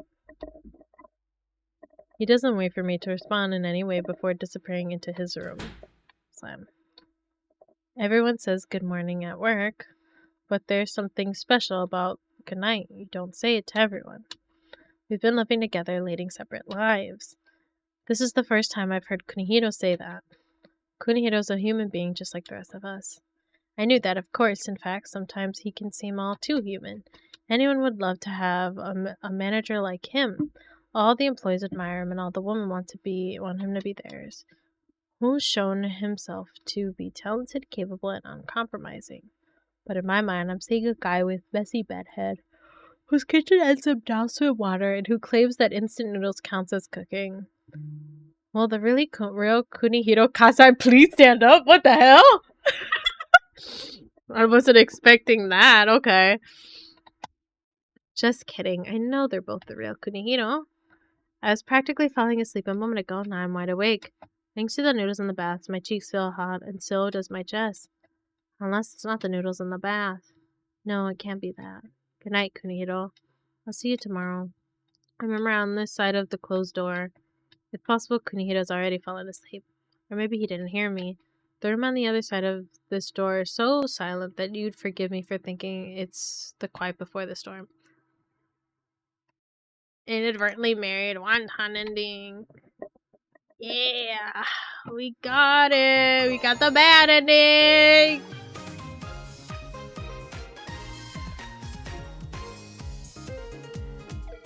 Now we gotta do it again.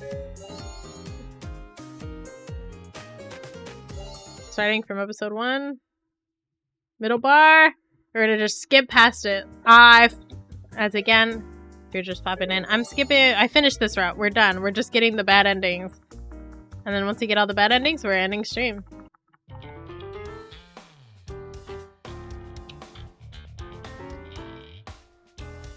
Tie each other down. We got the bad ending, says Cosmo. Listen, we're going for the completionist route, Mr. Bara. To tie each other down, in a sense, no? You want to tie me up? What the fuck? You know what I said. I'm not a fan of being tied down, but I could stand to be tied up. Oh, he a freak. So sorry. Can't seem to follow a word you're saying. Bro's a freak.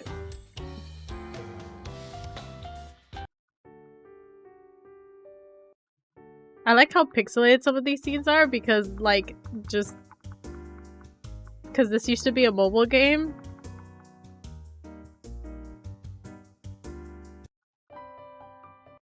Close your eyes, Cappy. Did we get... No, it stayed the same, really?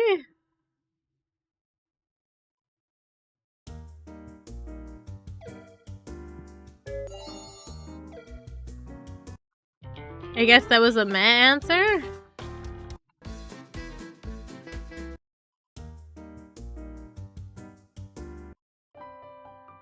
I'm like mass double cooking.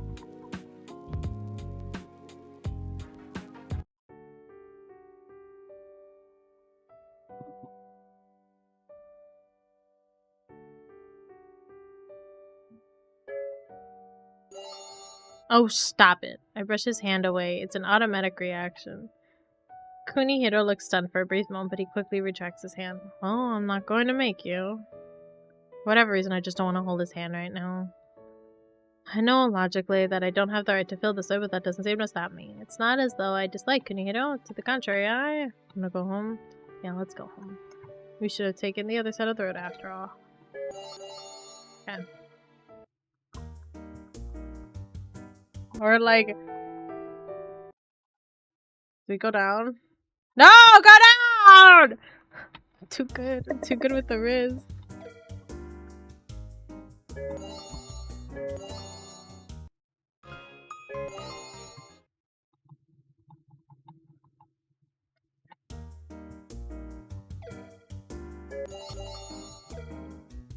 I think we didn't react the first time. I'm like spam clicking. This...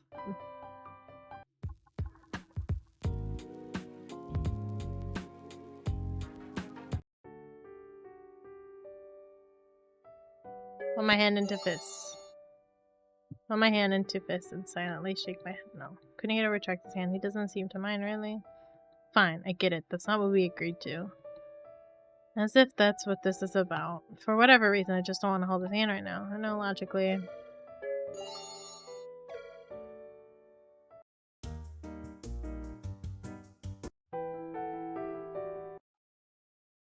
Did it go down? Why is it staying in the middle? What the fuck? Why is it staying in the middle? I don't... What? Okay, if it doesn't go down in this next one, I'll be like so concerned.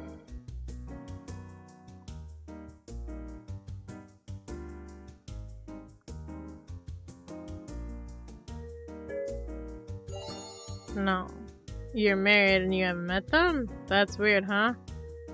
Not so weird. Seems... It's incredibly strange that I haven't met my husband's parents. He just... Here doesn't...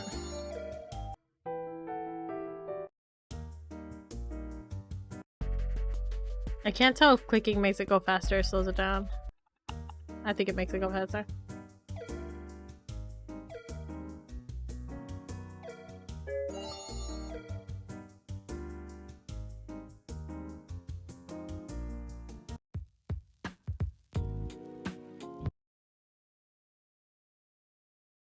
No, go down! Go down. I'm too good, I guess. Go down. It won't go down.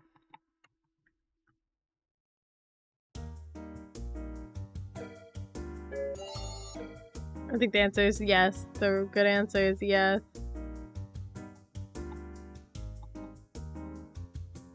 Yes.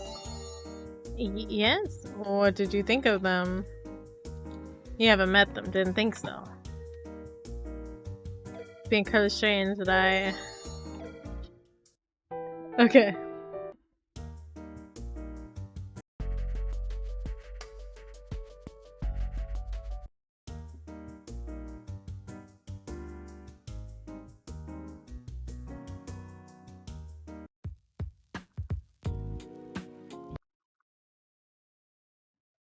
Okay, yay, it went down, finally? It go down. It needs to go down, Kepi. It's about to go dance. We're just zooming.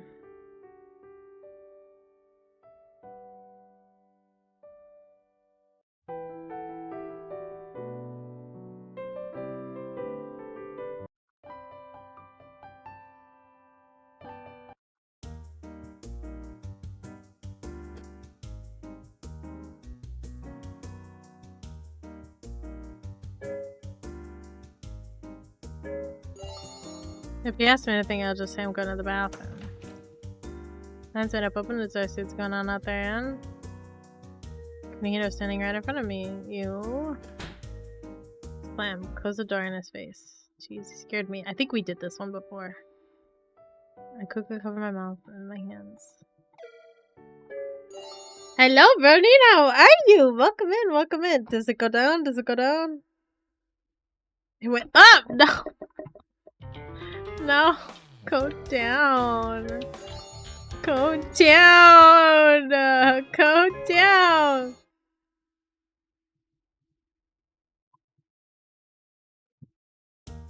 We're trying to get the bad ending. That's what this is. We're literally just trying to get the bad ending, so we want to choose the bad stuff.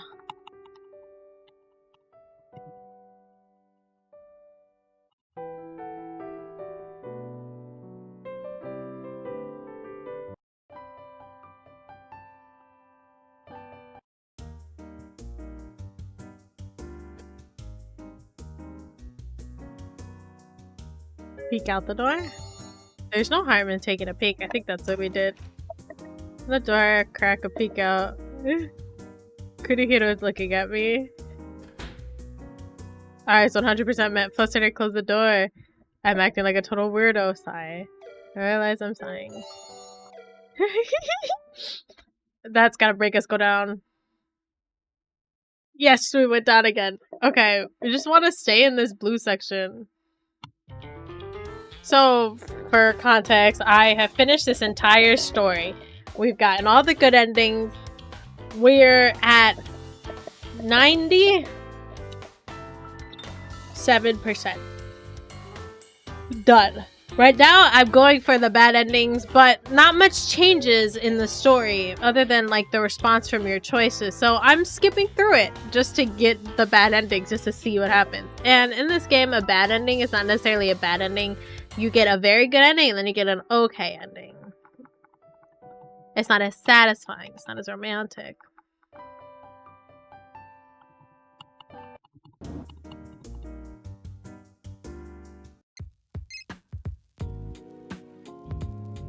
Want me to get that for you? Should I get that for you? Or would you? Did I actually answer it? I'm kidding, obviously. I'm not. Too much. That's all Kunihiro says before pulling over. His thumb roughly taps his phone screen. Yeah, it's me with that.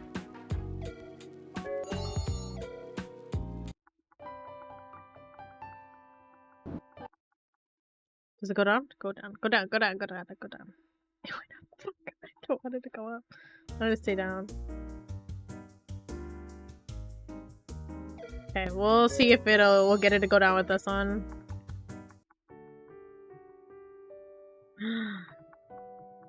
Bad ending, no marriage, no kiss. Okay ending, no marriage, but kiss. Good ending, marriage, no kiss. Awesome ending, marriage, kiss. Super mega awesome ending, marriage, kiss, and a dad joke. You're so funny. Please forget about last night. Do you think that you could forget about last night? It takes courage to say this, but Kunihiro's expression has changed. What happened last night? He's already forgotten. The feelings were one-sided at all. Never mind, enjoy your shower. Okay, if you say so. Go out of the room. I think I picked that one last time. Cappy, can you tell me what the dad joke is? Go down, go down, go down, go down. It went up. Fuck, we gotta go back. We gotta go back. We gotta go back. I want it to be blue! Oh!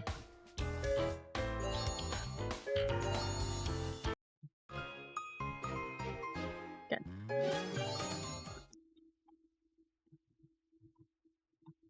It's about to go down. Swing your body round and round. In the night it's going down.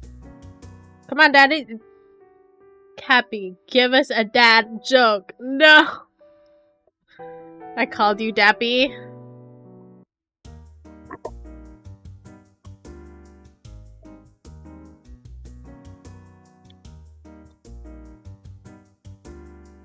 Enjoy your shower. Enjoy your shower.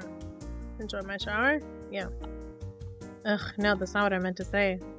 I know that Kunihiro's knows that, but he won't say as much. Sorry, I shouldn't have stopped you just to say that. No, that's alright. Kunihiro walks out of the room. Dappy. Mr. Dappy Barrow. Dappy Barrow, that's Cappy. Go down, go down, go down. Why did it stay in the middle? Oh my god. Whatever. We just need to make sure it stays blue. Why are you blue? A horse walked into the bar and the people in the bar went, what the hell is the horse doing here?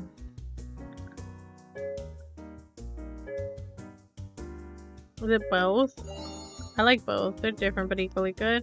Alright, of course, you're a food fan. That was such a basic question and you didn't know the answer. And all the time we've been living together, neither of us have really gotten to know each other's tastes. And Kunihiro probably has zero interest in getting to know me. I should probably tell the client how you like it in that case. Why don't I bake us some bread and we can eat it together? You ain't laughed, but you smiled. I could sense it. Nuh-uh, nuh-uh.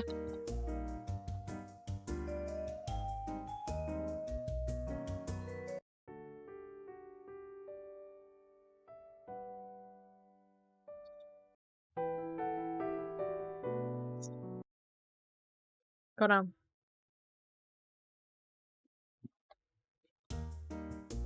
I'm fucking gonna scream.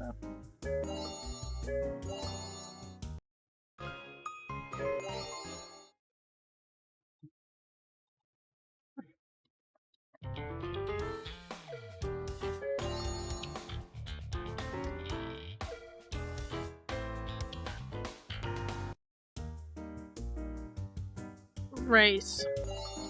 I like bread, but I'm more a massive rice fan, and I have rice at breakfast and dinner. And at dinner. Oh yeah, I didn't notice. It's such a basic question, you don't know the answer.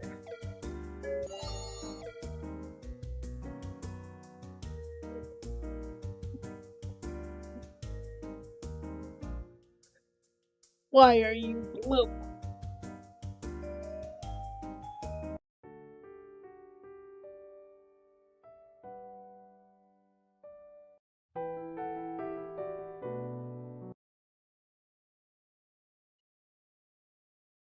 Yes, rice was the bad answer.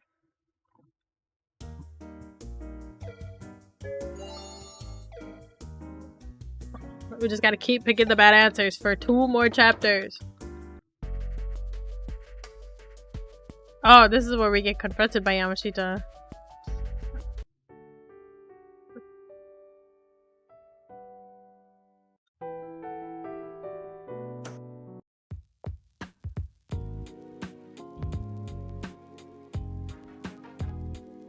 I shake my head. I silently shake my head. He nods, like he understands. It's not your fault. In my heart, I say, whatever anyone says, I'm your wife. The warmth I feel in my hand isn't a lie. He holds my hand more firmly, which makes me believe he feels it too. Hand in hand. Did I pick a bad choice? It stayed about the same? I'll take it, question mark.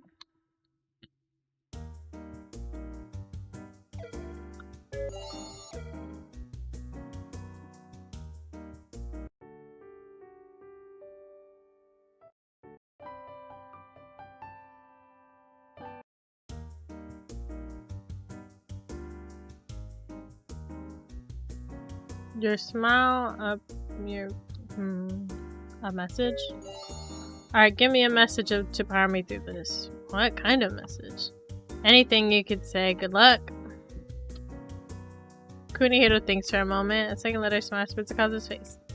I know you, and you'll knock this event out the park. And I'm right because no one knows you like I do. That was perfect. I think I chose the wrong one. No, it's the pen. The pen is the right option. The pen is the right option. Pen is such a weird thing.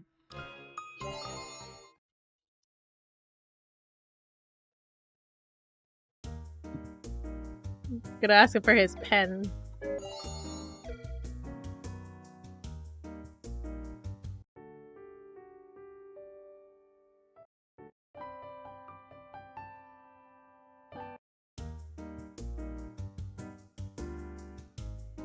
Your pen. Your pen or something. You sure that's what you want? Kunihiro takes a pen from the bag. He always uses and hands it to me. This is the first time I've ever done something like this. It's very high school with me. I'm sorry I'm not more sophisticated for you. Didn't mean like that. It's a new idea for me. You're interesting. Can I take it as a compliment? It's questionable, but honest. The words make you happy regardless. Anyway, as far as good luck charms, I have this. Show my left hand where my ring is. Bad answers.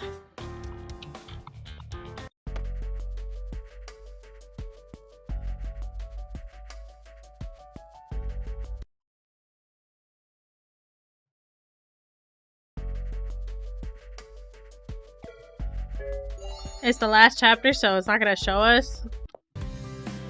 Oh my god, Kunihiro appeared!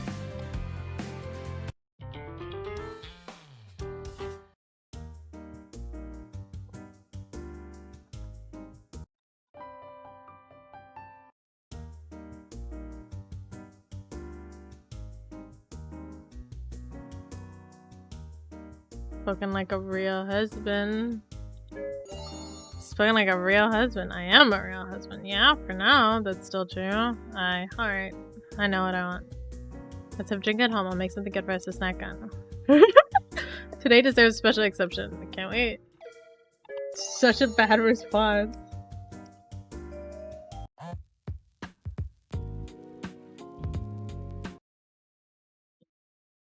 Did we get it? Did we get it? Did we get the ending? I need to know if I need to go back.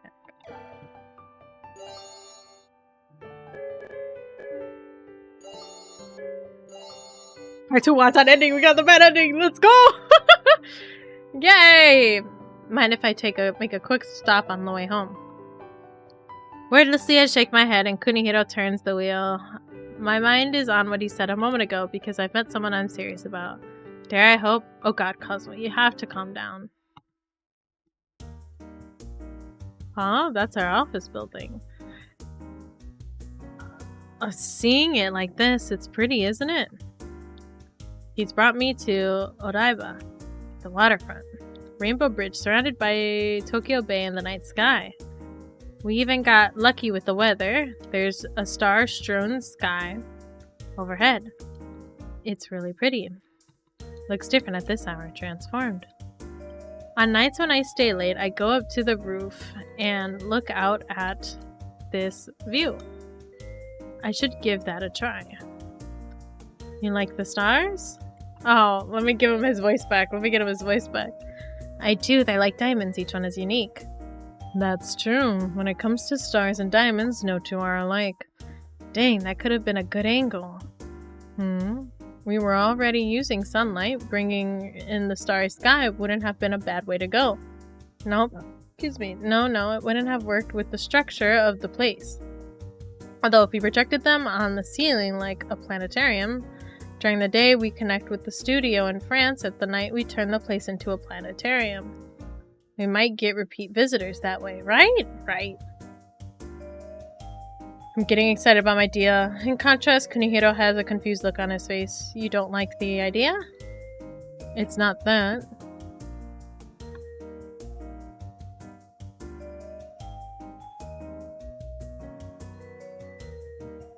I thought you were doing it on purpose. Doing what? Are you dumping me right now? I don't know what you're talking about. Isn't there something you're trying to say? I have a feeling I know where this is going, and my heart starts to pound. Kunihiro slowly reaches into his pocket. I saw this, you know? Right, that. It's the divorce papers I signed. But Kunihiro hasn't signed them. I thought if I don't reciprocate your feelings, I should free you from this arrangement as soon as possible. It was always the plan to release each other from the start, right? I tried to sign it any number of times. Kunihiro raises his left hand. This ring has taken control of me, and I'd see the look on your face when you're angry, and when you're crying, and most of all when you're smiling. So, what I'm trying to say is, I like being with you. I want to be with you tomorrow morning and the day after that, and the next day... Kunihiro... I know that it's selfish of me. Wait, but... What? Those photos Yamashita had. Kunihiro gets a faraway look in his eye, like he's revealing what happened. That...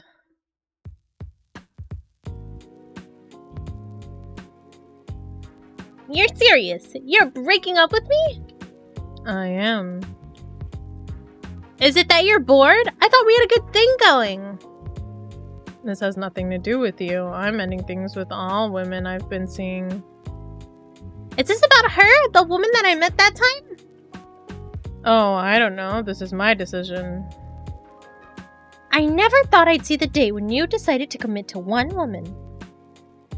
I mean, she and I aren't together. Sorry, what? I still have to tell her how I feel. Wow, this is serious. Okay, I get it. I ended things with the woman I've been seeing. I didn't deserve to tell you how I felt about you while I was seeing them. But my picture was taken when I was entering and leaving the hotels to split up with them. The photographs are genuine, but nothing was going on in them. Why didn't you tell me this sooner? I tried to, but I didn't want to distract you when you had other things to worry about. Your event was approaching. It would have been wrong to take your attention away from that. Now that he mentions it, I think back to after Yamashita pushed those photos in front of me.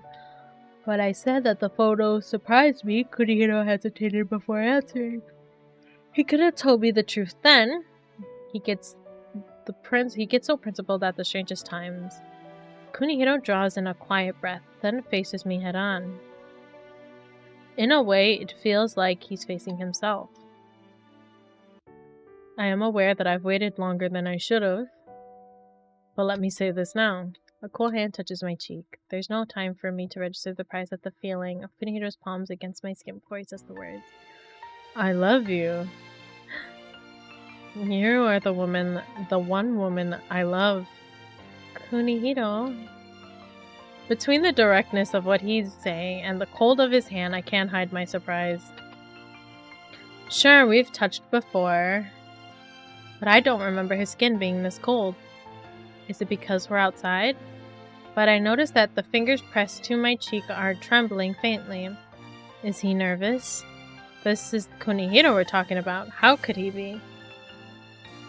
More than the marriage certificate of our rings. Or our wedding rings. It's Kunihiro's cold hand that shows me that what's in his heart. This is the guy everyone wants, a man who reaches the top and has become a board member. He's nervous and clumsy. He's so nervous and clumsy that his hand is freezing. What? Oh man. I laugh till tears come to my eyes. I look up and am brought back to reality. He's still staring at me. My instinct is to look down, but before I can, I feel his warm lips. They're pressed to not my cheek, but my lips. Kunihiro's lips are soft, and in a flash, the world melts away. My mind goes blank. I hardly even register the kiss until I am already passionately kissing him back. A moan escapes my lips. I kiss him like I've been ready for this. Our kisses are so sweet, so perfect, it's hard to believe that we're kissing each other for the first time. My body relaxes. My breathing becomes heavy. I can't stop wanting more. Slowly we release one another, but the passion we feel still burns bright. His hands, which were cold a moment ago, have warmed up. They feel nice. Can I get an answer? You know the answer. I do, but I want to hear you say it. From those sweet lips of yours. He gives my mouth a poke. When he pleads with me like this, I can hardly say no. Besides that, I suddenly remember that I haven't actually said the words properly, and I want to. I love you too, Kunihiro. Not the executive, or even my husband, but you, the man. I take it that means I can toss this. Kunihiro rips up the divorce papers. I want to marry you again. We're already married.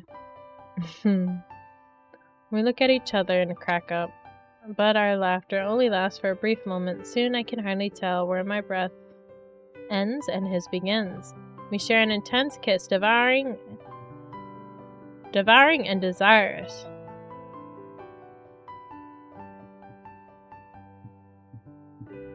Every time our lips come together again after briefly parting, it feels electric. The layers of separation that kept us near yet far begin to fall away. This is ridiculous. Am I crushing hard over my first kiss with my husband? We are all about contradictions. Laughing again. Our laugh slips out, surprising us both. Kunihiro releases my lips and looks a little petulant. But he, too, holds my cheeks in his hands and breaks into a smile.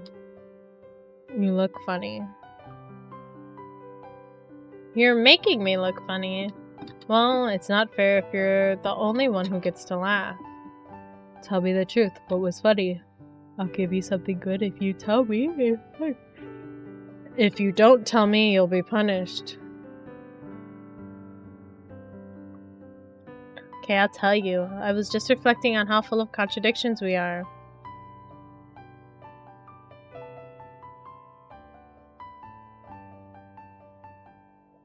That was true from the beginning, though. Hell yeah, he's gonna give you apple juice. Tell the truth, tell the truth. We're getting apple juice. I think I'm about to get my reward. He gently brings my face close. I married you, and then I fell in love with you. We have the rings and the marriage certificate, but I don't have what's important. And what's that? It's what I want the most. Will you give me your heart? Oh, Kunihiro! We spontaneously kiss, and I grow warm in no time. A kiss that grows deeper by the second. But it's as if it's a little fragmented sign we've accidentally revealed to no end. Are finally being pulled together into a whole. What's between us isn't about formalities or certificates. I have complete trust in the warmth I feel right now. Our mouths part for the briefest of moments. Kunihiro's eyes as he looks into mine are incredibly tender. Tears I can no longer hold back spill down from my cheeks. We kiss. It's a kiss that inspires happy tears. It melts my heart in that taste of honey. The one and only. Yay! See, we didn't get the kiss. Yeah. You get the scene from the infatuated ending. Does she want to eat his eyes? What the hell? Yeah, she wants to eat his eyes, Cappy.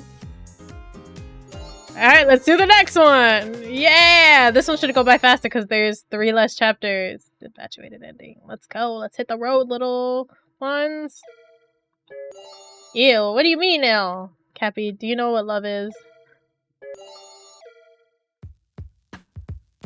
Why isn't it letting me select the... There it is. What the fuck? Why can't I push skip? Look. Every time I do skip mode, it's not letting me. Hold on.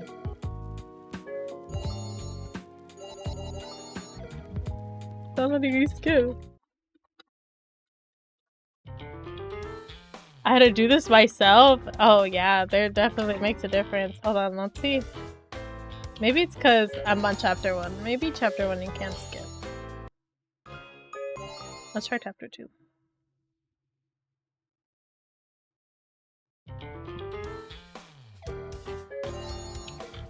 I can't skip through this? Are you fucking for real? I can't skip through this. Oh my god, we have to do this. We have to do this ourselves. Okay. Yeah, and it's definitely not about eating eyes. Okay, we're just gonna have to skip this manually. This chapter's about to go 10 times slower. Okay, no, now we're able to skip. Okay, it was just a bug. What the flip? What the fuck? No! The bug! No, please let me skip! Stop, please! It was an accident. Mm-hmm. What? Oh, I mean, it was a credit to Kunihito's strength of character. You scared me. I thought you said it was an accident. No one could accidentally become husband and wife. Marriage is just too important. Thought that Kunihito is really gulping down his tea right now. You speak as if I'm too good for Cosmo, but... Please? No!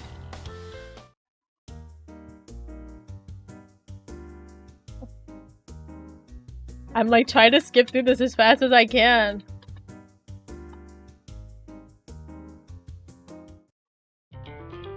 Oh my god, please.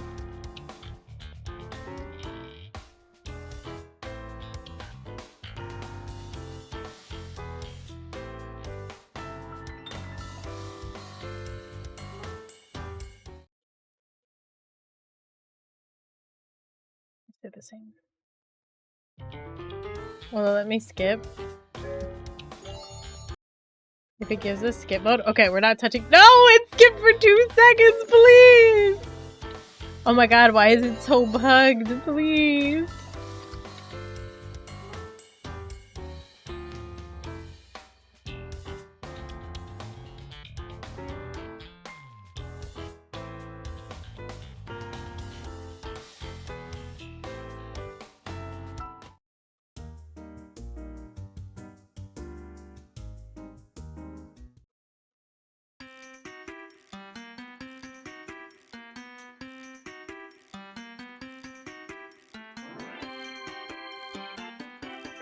Kid dirty, like, damn it, okay, why did you have to say that? Hmm?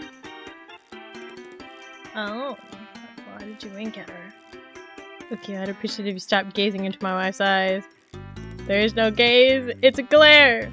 Have Kunihito drops selected and leaves the restaurant with the 2 other men. Phew, it looks like he didn't hear us at all. Please! Fuck. The autoplay? Hold. Oh, okay, I can kind of like replicate it.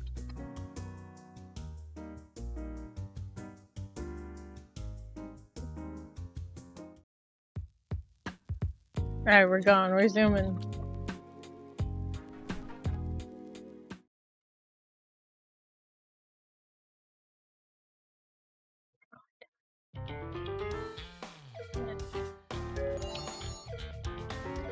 What if being in love is about eating eyes, Cappy? Be honest.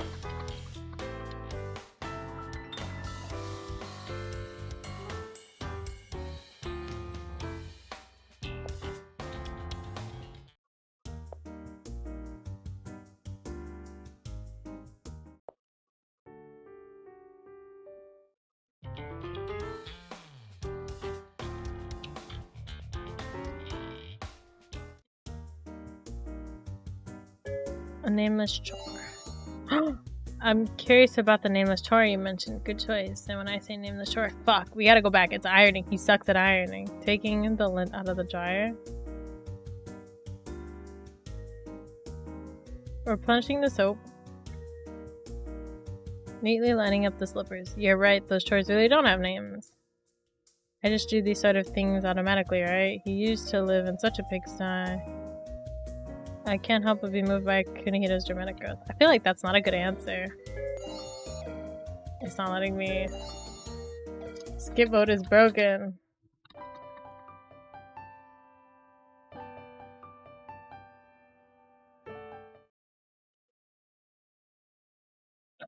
Down, yes. Can I like skip? Skip's broken. Okay.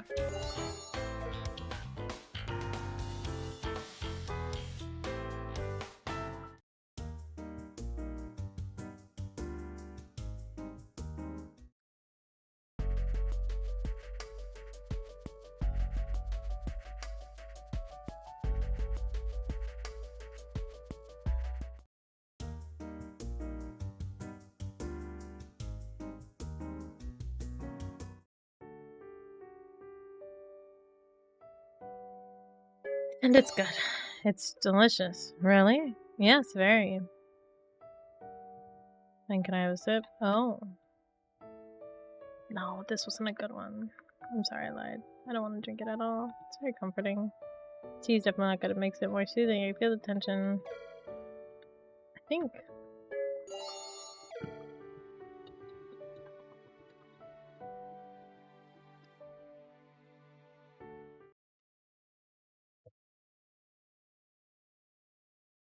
It brought us even more down. Hell yeah, champ.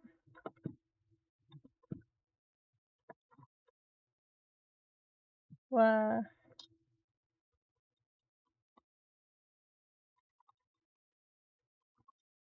Why isn't it not popping up? There it is. Good morning.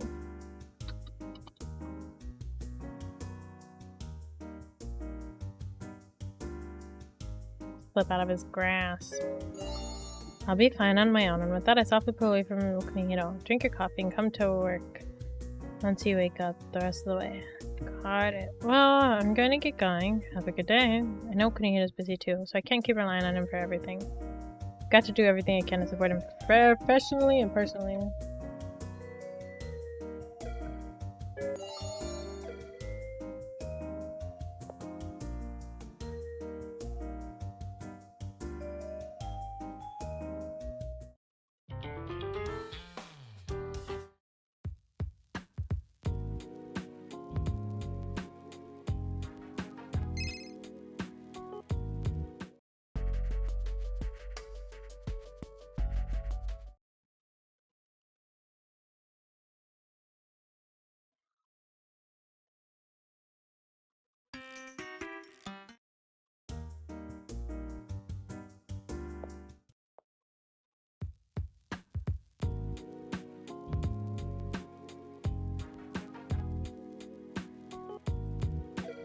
Whoops. I'm locked in trying to skip through this. We want to get our bad ending.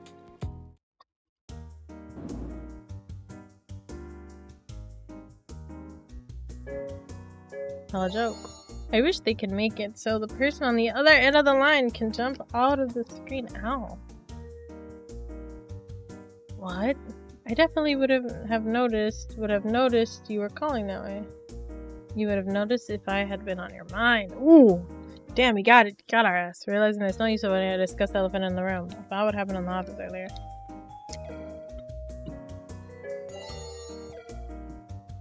Hey, give me the bad ending. Or the lesser ending. I have to stop calling it the bad ending, because it's technically not the bad ending. It's just the less sweet ending.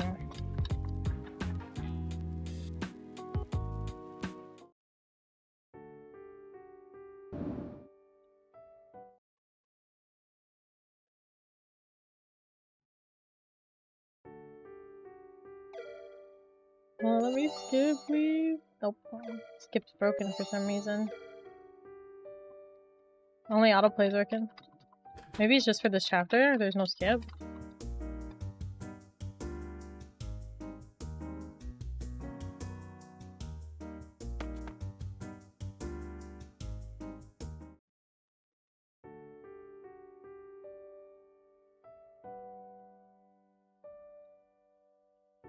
Holy shit. I feel like this is 10 times better than the autoplay. Than the skip.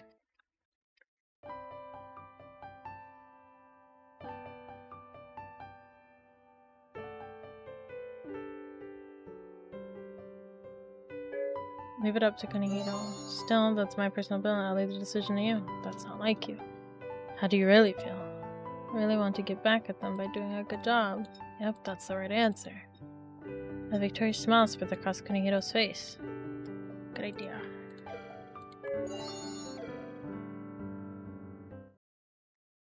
We got the bad ending. The lesser ending. The lesser ending. Lesser ending. I just stop calling it the bad ending. Everyone wants an ending. After getting home. Ugh.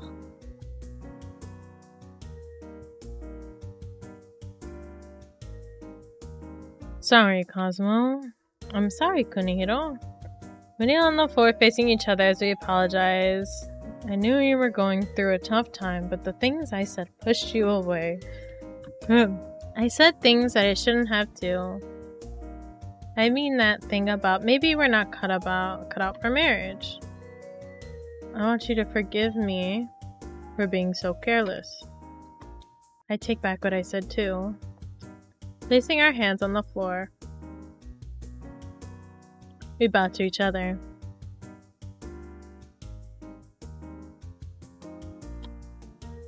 However, we start giggling just a second later.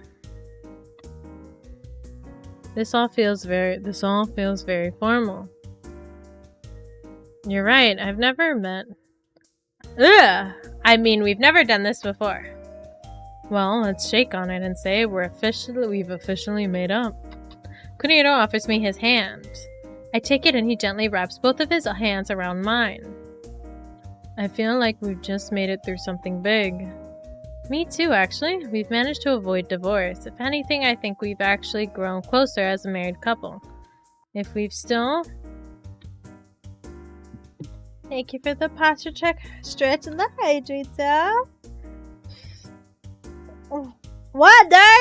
I think water.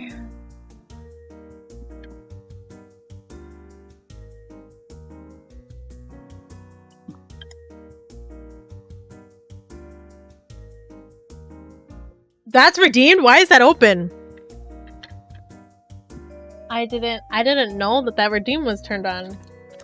I'm going to eat a Twizzler.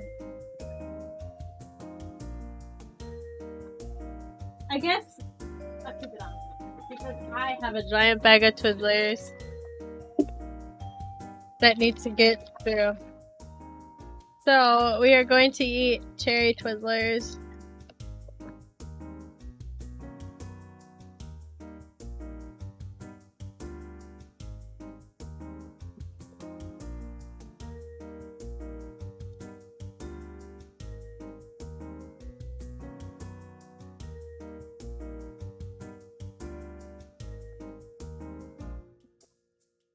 I have a party-sized bag of Twizzlers. It was gifted to me, and I need to like clean it out.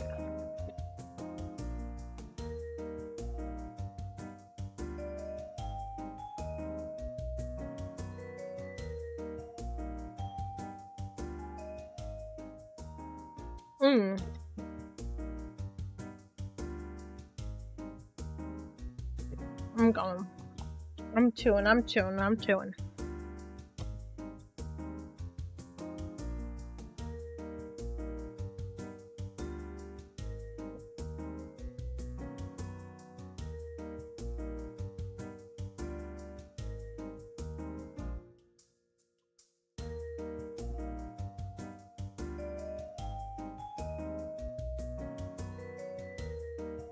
This is very nummy. Okay.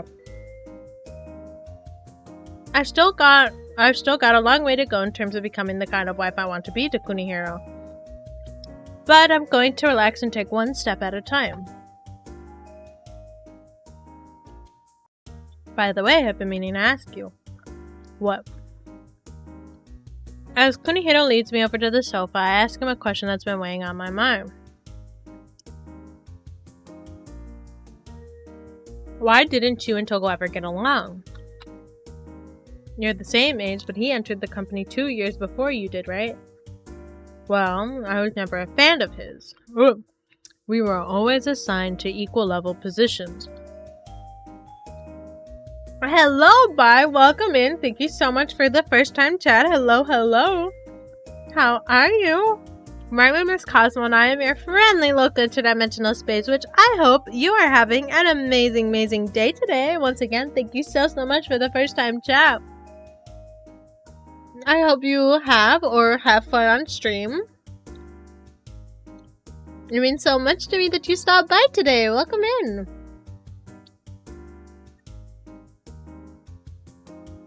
Right now I'm playing Oops, I Said Yes, but we finished the route, so now I'm going back in and getting the lesser ending, so I am very much skipping through everything. I will eventually post this to my YouTube channel, but there are plenty of other routes in this game that I will eventually tackle. I want to say we have to decide who to do next, but we know who we're doing next. So, but yes, we are almost done. He was constantly telling me to relax and be more casual. I see. We're the same age and we're both ambitious, so we've always been competitive. We mercilessly... Oh.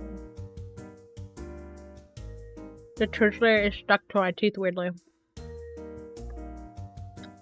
We mercilessly attacked each other at every opportunity, and our relationship gradually worsened as a result. Then it was more than just a rivalry. To call it a rivalry makes it sound more cute than it really was. I was desperate. Kunihiro's talented. He is one of the best architects in the industry. He's been focusing more on training subordinates lately, but he's still incredibly in demand. Still, it must have taken a lot of effort and hardship for Kunihiro to work his way up to his current position. I was made the department head around the same time as him. I thought I was finally going to get to compete with him head to head, but then he was... But then he was transferred overseas. I still remember it well. Everyone cried at his goodbye party. Even you? I mean, he was a senior colleague who always looked out for me. So he was the boss you admired and your first love. No, he wasn't my first love. Ugh, I don't want to listen to this. I can't hear it. Kunihiro's usually so soft-spoken and accepting. It's pretty funny to see how grumpy he gets when Togo is mentioned. They fight like cats and dogs, but it's not like they seriously hate each other. Their fights are more friendly than that. What are you laughing at? Nothing. Feel free to join in and insult Togo with me. No way, you don't honestly dislike him, do you? Of course I do. I saw red when I walked in and he was carrying you. It was only because of the sprain. I know, but that's still how I felt in the moment. And then when we oh my god, and then when we were giving each other the silent treatment, Mamoru made those divorce jokes in the lounge. I tried to chase after you, but Togo beat me to it. If I could have shot lasers out of my eyes at him, I would've. You're like a different person when it comes to Togo. You're half right and half wrong about that. Why? I'm only like that with Togo because of you. Just seeing you two talk to each other makes me feel a little queasy. he says, placing a hand over his heart as if in pain. Jealousy is a terrible thing. That's not true. Cover his hand with mine and squeeze it gently. You don't have to worry. You're the only one for me, Kunihiro. I have lots of bosses, but you're my only husband. Cosmo. Kunihiro takes his other hand and places it in front of mine on his chest. Don't look at anyone else the way you look at me, okay? He was so confident when he told me, I'll make sure your heart never wanders. But now he's singing a very different tune. What are you laughing at? Although I hadn't meant to laugh, my lips must have curled into a smile on their own. Kunihiro leans closer to me. I scoot away without thinking and find myself backed against the sofa's armrest. What the hell? This is a different picture that we didn't get! We didn't get this picture before! Oh. We got a special picture! Oh my god! Well, aren't you going to say, okay? Taking my chin in his finger, he whispers and I feel his breath on my... Oh, and I feel his breath caress my cheek. I thought I read that sentence wrong. Oh, they're married. Cappy, that's the whole point of this game! What do you mean? Cappy, what do you mean, Cappy? Cappy, what do you mean?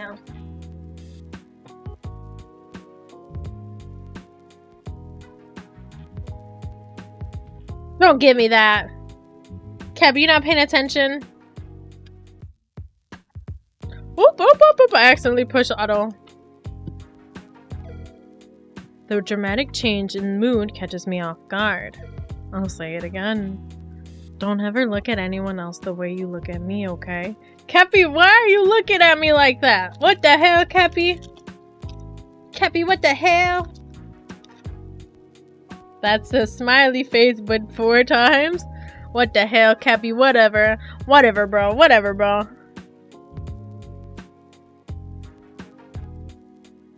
Okay. Well done. Now for your reward. The fingers caressing my jawline slowly draw my face closer to his. I find myself mesmerized by the piercing, bewitching look in his eyes. The next thing I know is his lips are quietly covering mine. Don't copy my copying. Whatever, bro. Whatever, bro. This is my sad face? Whatever, bro.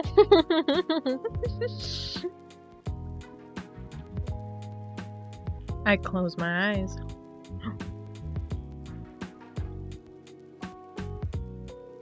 I'm going to have to... What? I'm going to have to mark you. To make sure you remember you're mine. Unbuttoning my shirt, Kunihiro brings his face to my neck. His lips are gentle as they leisurely glide over my sand. Faint ripples of pleasure drive a sweet moan from my throat, but... I feel an unexpected little twinge of pain near my collarbone. Then there's another, and then another. Kunihiro's hands grip my shoulders, squeezing me tighter. If you keep that up... Is this already too much for you? He whispers, pulling his lips away from my neck. The tips of Kunihiro's fingers tease the new red mark he made. He gave us a hickey? Oh, that's crazy. Want to mark me too? What? I don't mind if you do it where other people can see. The guys at work would tease you mercilessly if they saw that. And that sort of thing is nothing compared to the pain of having you stolen away.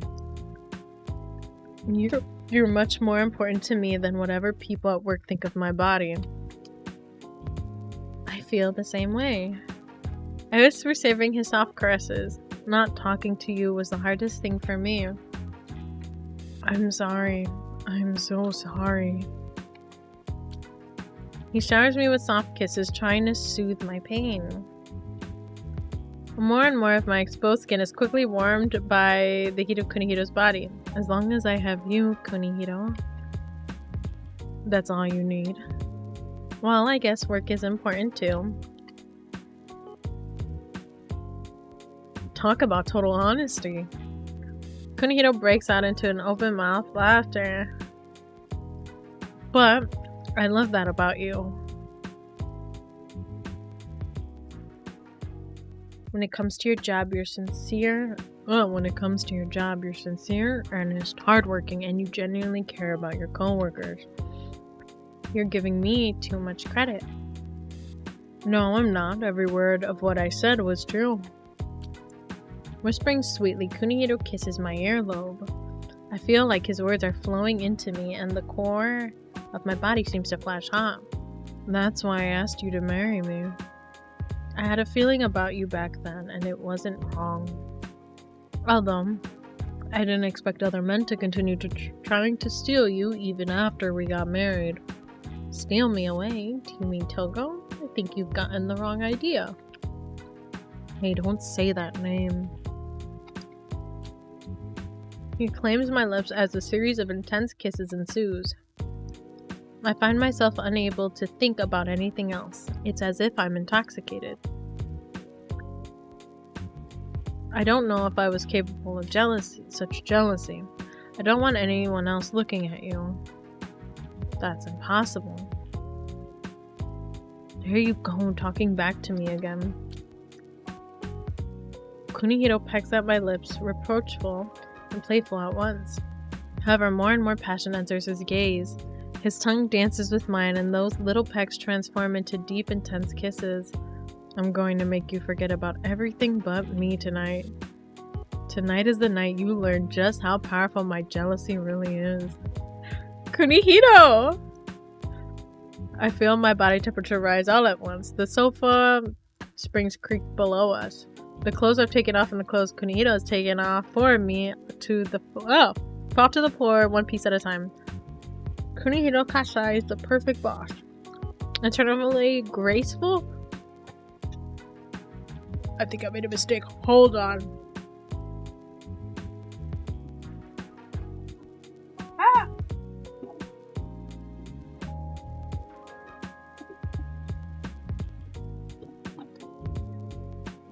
No, we're good.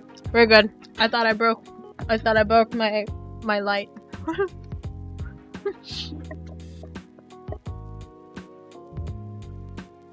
But his possessive side is enough to set me aflame, body and soul. Yeah!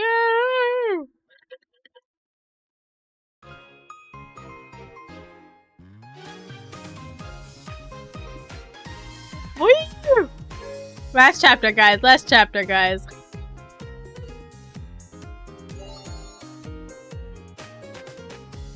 Last chapter, guys. Hopefully I can skip through this one.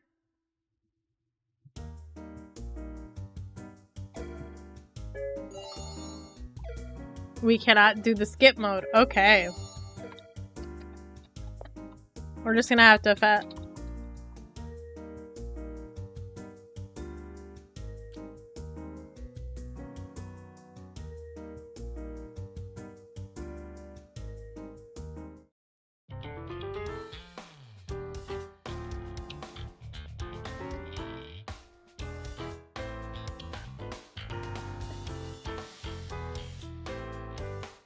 We did a hug and a treat last chapter.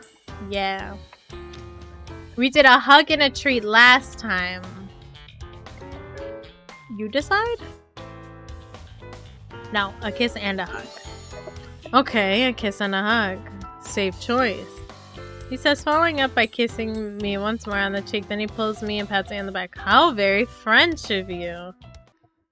Nah, nothing wrong with a little continental charm every once in a while. By the way, I heard something interesting today. I don't think that was a good choice, but we'll see.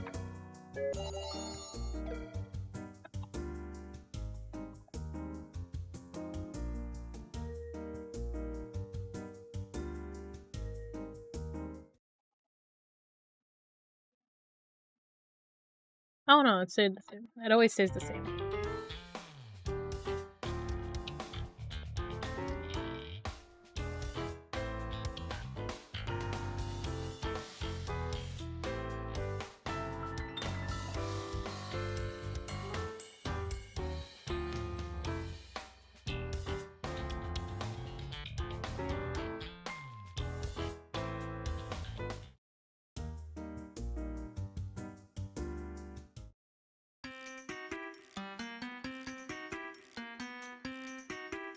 pinched Kunihiro.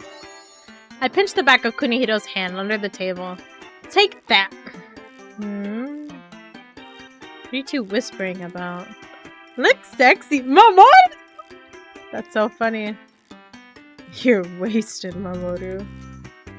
Were you looking for the menu? It's right here. Thank you. Kunihiro, you understood what that pinch meant, right? It's just my personal opinion, but as her husband, I find Cosmo at home to be... I can't... incredibly charming. What kind of beauty pageant answer is that?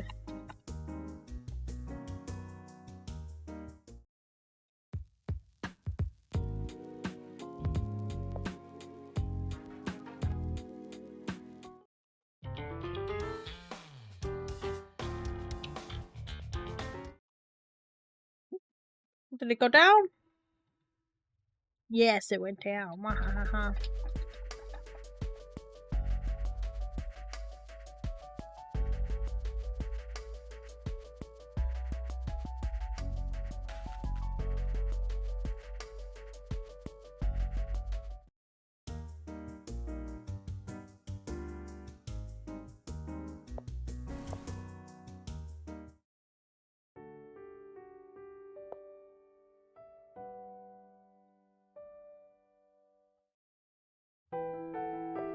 Kunihiro!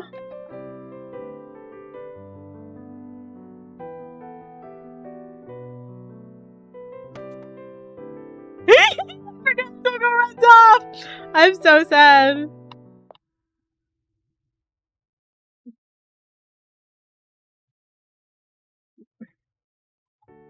That chapter is so funny because Togo runs away without opening his umbrella. He runs away like a little schoolgirl. It's so funny. Like, he just loses, like, aura points, man. It sounds so silly.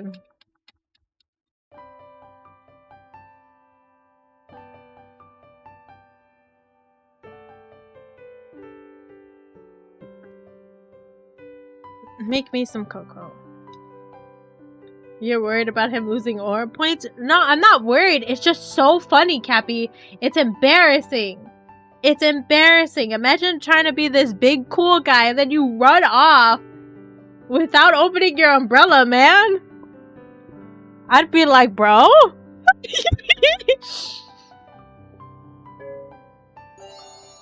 Well, if you don't mind me asking, I'd really like you to make me some cocoa. Of course, I don't mind. If anything, I'm glad you asked.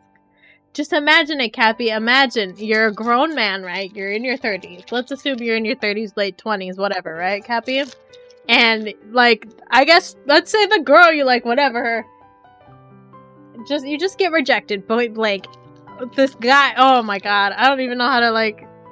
You like a girl, but she's married, and her husband goes, go away. And so you, like, run off in the rain without opening your umbrella, all dramatic. Like, mind you, you're a grown man who, like, runs a business. Who's head of your department. Like, I just, like, it just makes me laugh. It's just so funny. Especially because in this game, they, like, Togo is supposed to be this, like, ooh, big, like, fancy guy. He's mysterious. Ooh.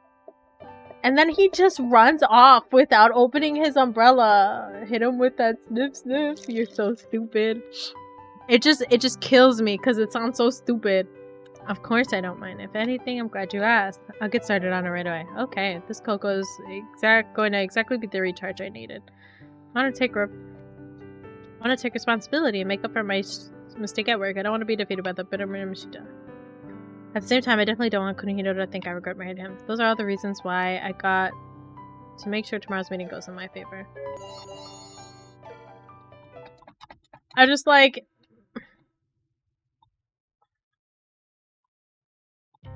Bro, get off the ground!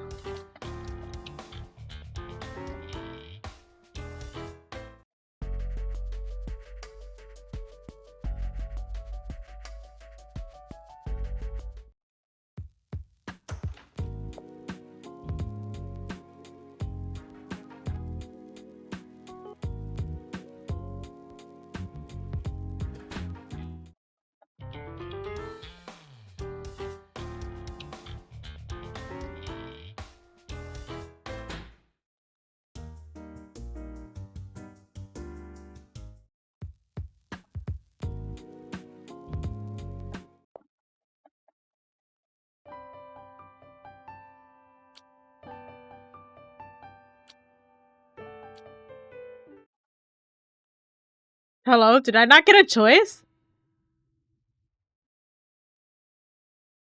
We didn't get a choice that entire chapter.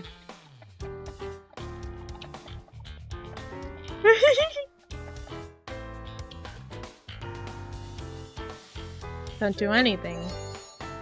I probably shouldn't bother him, but just then Kunihiro texts me on Ryan. How's it going? I see, I should have just texted. I text back asking if I can call him now, and he immediately texts back yes. Pretending to go to the bathroom, I leave the waiting room.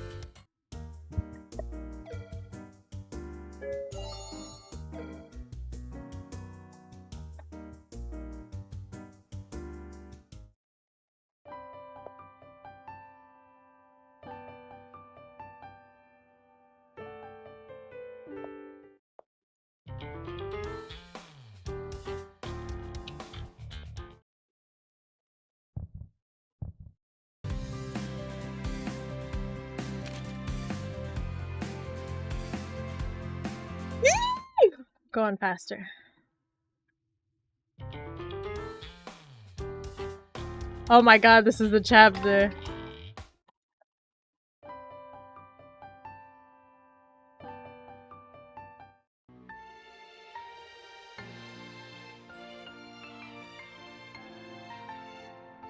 Kiss him on the cheek. I don't remember what I did. Give him a rose? I pull a rose out of a bouquet and stick it in Kunihiro's pocket. What's this for? In Europe, this is how you say yes to a proposal, right? You didn't propose, but you declared your love for me, and this is my response. Kunihiro presses a hand to his chest. Another treasure for me to add to my collection. Oops. Should we try to dry a rose? I didn't just mean the rose, I mean your love too. Thanks for loving me. Looks like you enjoyed that. I don't think that was a good one. I think we clicked a good one. We'll find out. Hold on. Right this way, wifey. I think we did good, and that's bad. Infatuated ending. We gotta go back! Ah! We gotta go back.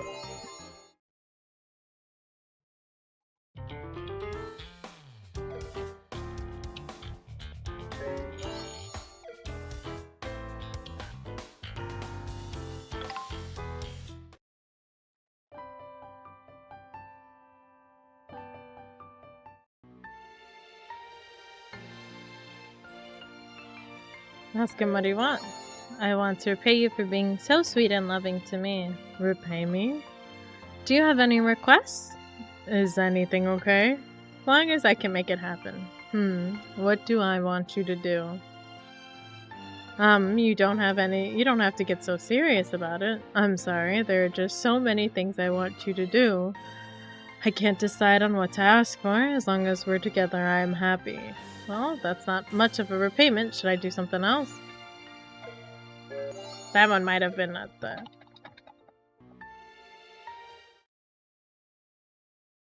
I think we're still in the good ending. We're not. We're in the 110 ending. Okay, we did it. Yay.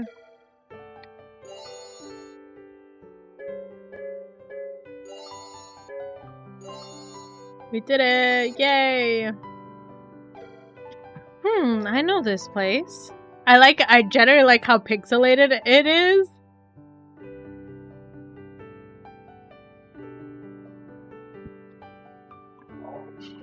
This used to be a mobile game, so I guess they didn't just like update the background images. I don't know. You figured it out. Kunihiro brings me to a certain spot in the city, decked out with lights. This is the place where the Festival of Light was held.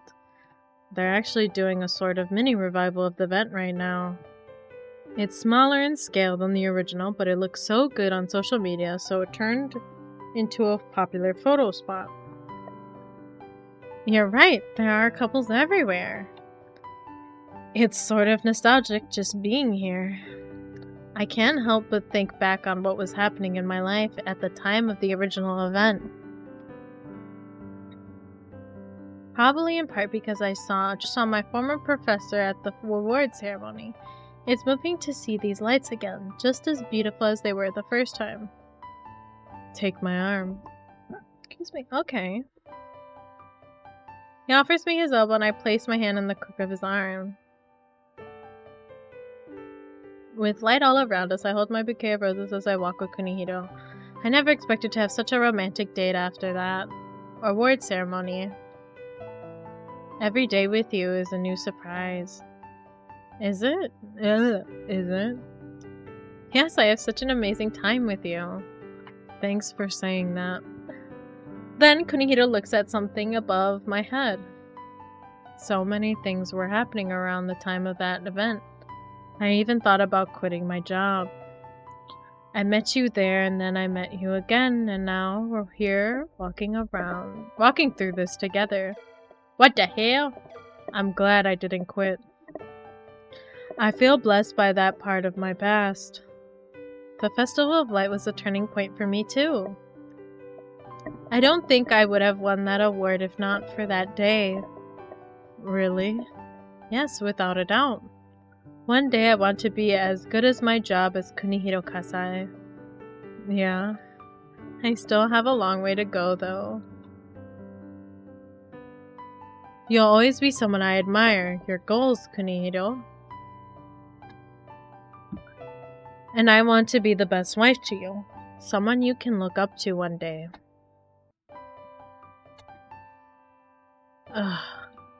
Kunihiro? Kunihiro stops talking and presses a hand on the left side of his chest. Are you alright? I'm okay. Actually, no, I'm not. I could have a million hearts and it still wouldn't be enough. And it's all your fault.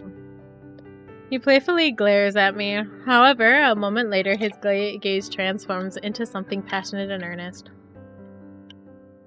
Thanks for coming into my life all those years ago, here in this place. Well, now that we're on that subject, thanks for creating that event that led me to my career. And thank you for being such an awesome husband to me. Cosmo. Kunihiro. I hear a rustling sound. Oops! Someone is already here. You're right, let's go over there. Hey, people can see us. That's cool, let them watch. Oh, I was so mesmerized by Kunihiro that I didn't pay attention to anyone else. We're surrounded by couples who are making out. That's so funny. Jeez. Kunihiro's lips curl into a wry smile as he realizes what's happening. Should I take this as a testament to the event's romantic atmosphere? Sure. I just said something nice, but now I feel like the mood is ruined. Should we head home? Okay, I can't wait to get you alone. Can we...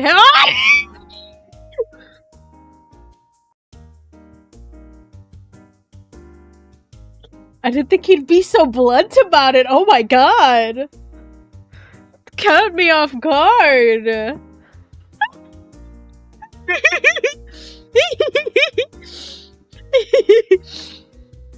I can't.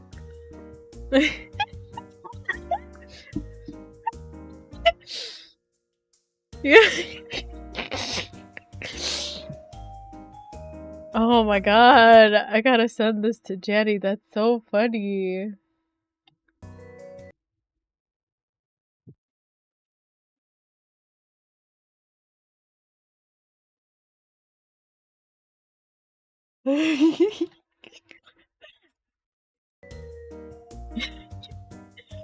I'm so childish. Can we have sex when we get home?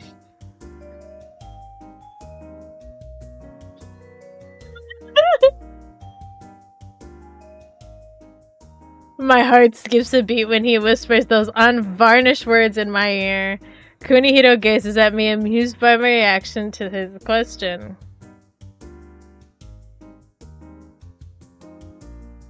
I just can't win with this guy.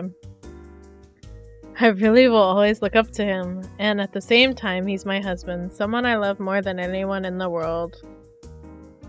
Instead of replying verbally, I give his arm a little squeeze. The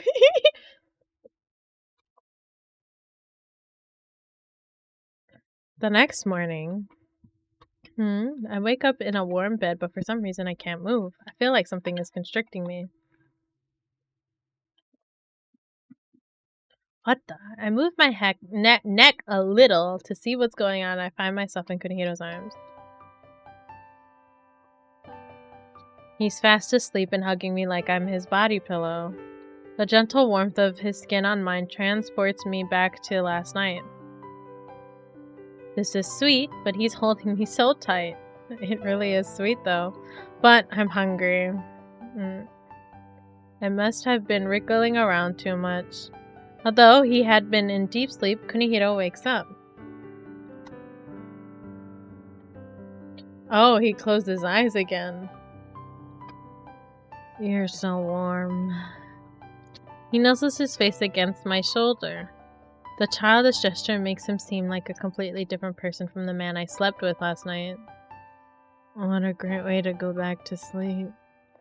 I know you're enjoying this, but I don't you think you should get up? Get up and do what? And go house hunting again or something? Don't wanna. For real? Then what do you wanna do? I want to spend the whole day in bed with you. Sounds pretty depraved. Then I'll let you choose. Choose what? Would you like to spend the day in my bed or in your bed? I don't think that's much of a choice, but whoa! Before I can respond, Kunihiro gets up on top of me under the covers. He rubs his cheek against my neck before softly kissing the same spot. Hurry and choose or else. Like I said, it's not much of a choice. Time's up. Hey, yeah. Evidently playing around like this isn't enough for him. A hand sneaks up under the blanket. You keep touching me there. What, you'll get turned on? I'm already turned on. Should I add another choice to your list of options? Another one? We could also do half day in this bed and half day in your bed. But that still means... I'm about to say that still means we'll be making love all day when Kunihiro silences me with a kiss. Whenever I try to say something, he seals my lips again, kissing me until I'm breathless. Kunihiro is so demanding when he's just woken up. But I have to admit, I love this. What? Nothing. Say that nothing again. I didn't say anything. Liar, if you're not going to say it then. Hey! Kunihiro pulls the blanket over my head, ready to ravage me. In the end, Kunihiro gets his way and keeps me in bed until nearly noon. Oh my god, it's still going. I thought it was going to be the end of that. A few weeks later, as you're all aware, the Shinjuku Marco reopening went according to plan. Oh, this is Togo. The day of the reopening. The day of the reopening was a success, and the media reaction was very positive. That would have never been possible without the hard work of everyone here. Weird, Togo is never this unabashedly complimentary. As a result, we've been contracted to handle the redesign of the Ikebukuro Marco. This time isn't the time to revel in our past successes. We need to outdo ourselves, so be prepared to go even harder this time. Sounds like the demon is alive and well. Kunihiro mutters. However, there is no venom in his words. If anything, he seems to be enjoying himself. Mr. Capybara, that's casual. Thank you.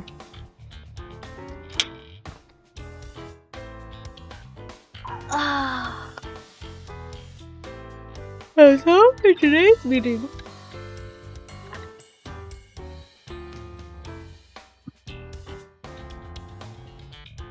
Yes, Saf.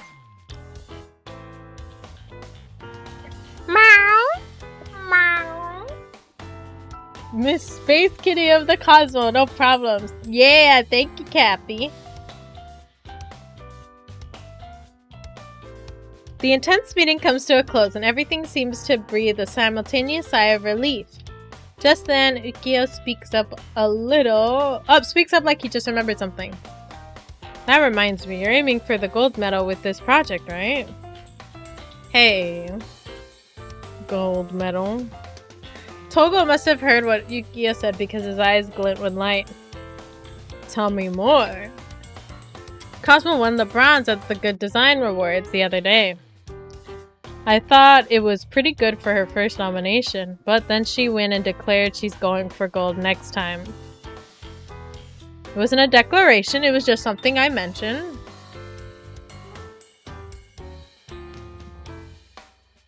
Whoops. Same thing. But everyone was impressed. It was a very dramatic speech. Her desk was a mess, but her presentation was surprisingly coherent.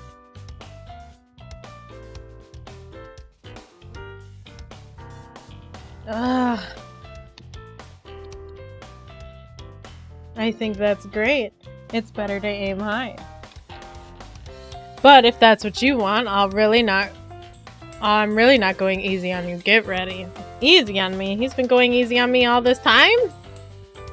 I sigh, terrified at the prospect of dealing with an even tougher Togo. Meanwhile, Kunihiro is observing the scene with a warm, relaxed smile on his face. Oh my god, it's still going? Damn! What possessed me to make that declaration in the first place? I'm walking down the hallway after the meeting, kicking myself for ever saying the words gold medal. Then I overhear some coworkers gossiping. It's the same two people who were insulting me before. Wow, she's going for the gold? Yeah, she's got crazy luck. Although I reflexively think to hide, I stay right where I am. Some people are like that. They coast through life on luck alone. I'm so jealous. Maybe I'll marry the CEO's daughter or something. Sure, go for it. When I speak up, they both look my way. Their faces full of horror and shock. It's not unusual to get work through connections like that. The problem is what happens next. They don't give out awards for marrying the CEO's daughter. The final product is what counts. Let's make the most of our luck and connections and help each other. I leave before they can say anything else. Then, a second after I turn the corner, someone taps me on the shoulder. You were pretty cool back there. Kunihiro! I heard what you said about luck and connections. Ugh, now I'm embarrassed. There's nothing to be embarrassed about. You shut them up with your talent. You made a good one on your word. I'm proud of you. Keep it up. I'm expecting big things from you. Okay. Oh, that reminds me. Grab Kunihiro's arm and whisper to him, I'm going to get home late tonight. Don't forget to bring the laundry inside. Got it. Oh, that reminds me. Kunihiro starts whispering too. The demon was looking for you after the meeting just now, but I think you can just leave him be. He was saying something about giving you the tough love you're going to need to win the gold, but meh, just forget I said anything. No, what else did he say?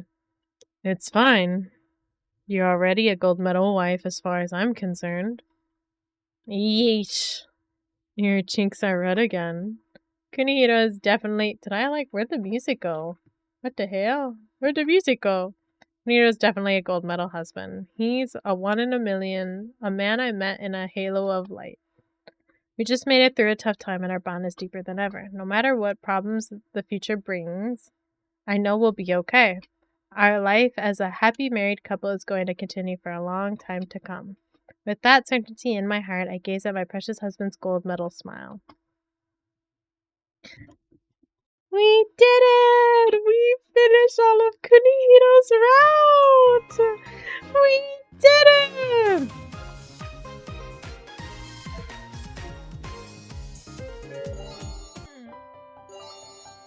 we got all of Kunihiro's stuff. Look, we got all of his images, chat. We did it. Yay. Look at us go. We 100% did Kunihiro's route. We did it. Oh my god, chat. Hell yeah.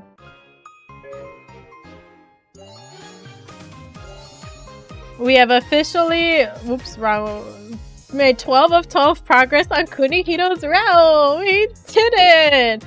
Hell yeah, chat. Oh my god, we went ham. It only took us a couple of streams. Oh, actually, like maybe like 6 streams. But we did it! Yay!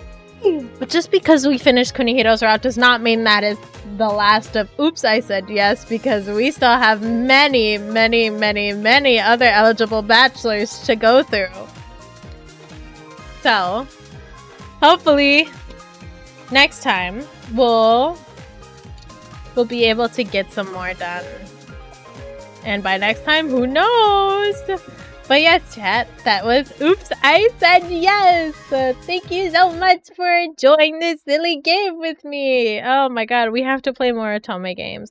It is the month of February. It's the month of love, Valentine's Day, so I think I am definitely going to keep playing more and more dating sims throughout the entirety of this month, just to keep things going. But yes, with that, it is time for us to say bye-bye! That was so much fun. We did it! We did it! Plus, oh my god, I am excited to, not so much unveil, but I have a new, I have another dating sim for us to play, and it's by the same company, but it's with another silly, silly guy that I like. And it's also marriage related. It's called My Forged Wedding. And there's another fake marriage plot.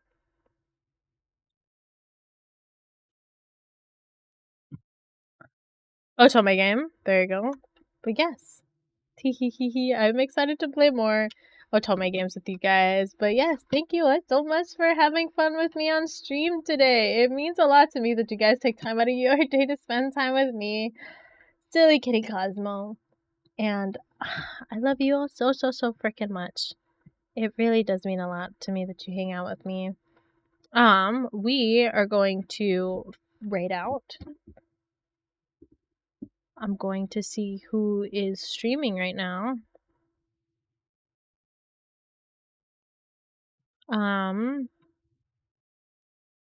Let me see.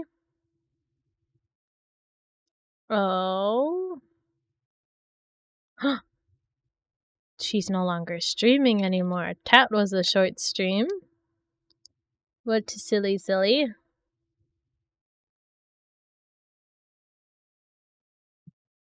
Okay, I know exactly who we are going to raid out to. Alrighty, chat. But yes, thank you all so much for hanging out with me today. I love you all so freaking much. I hope you have a good rest of your day, night, morning, afternoon, wherever you are in this big, beautiful planet. Whether you're here for 5 minutes, the entire stream, or just an hour, it really does mean a lot to me that you take time out of your day to spend time with me. I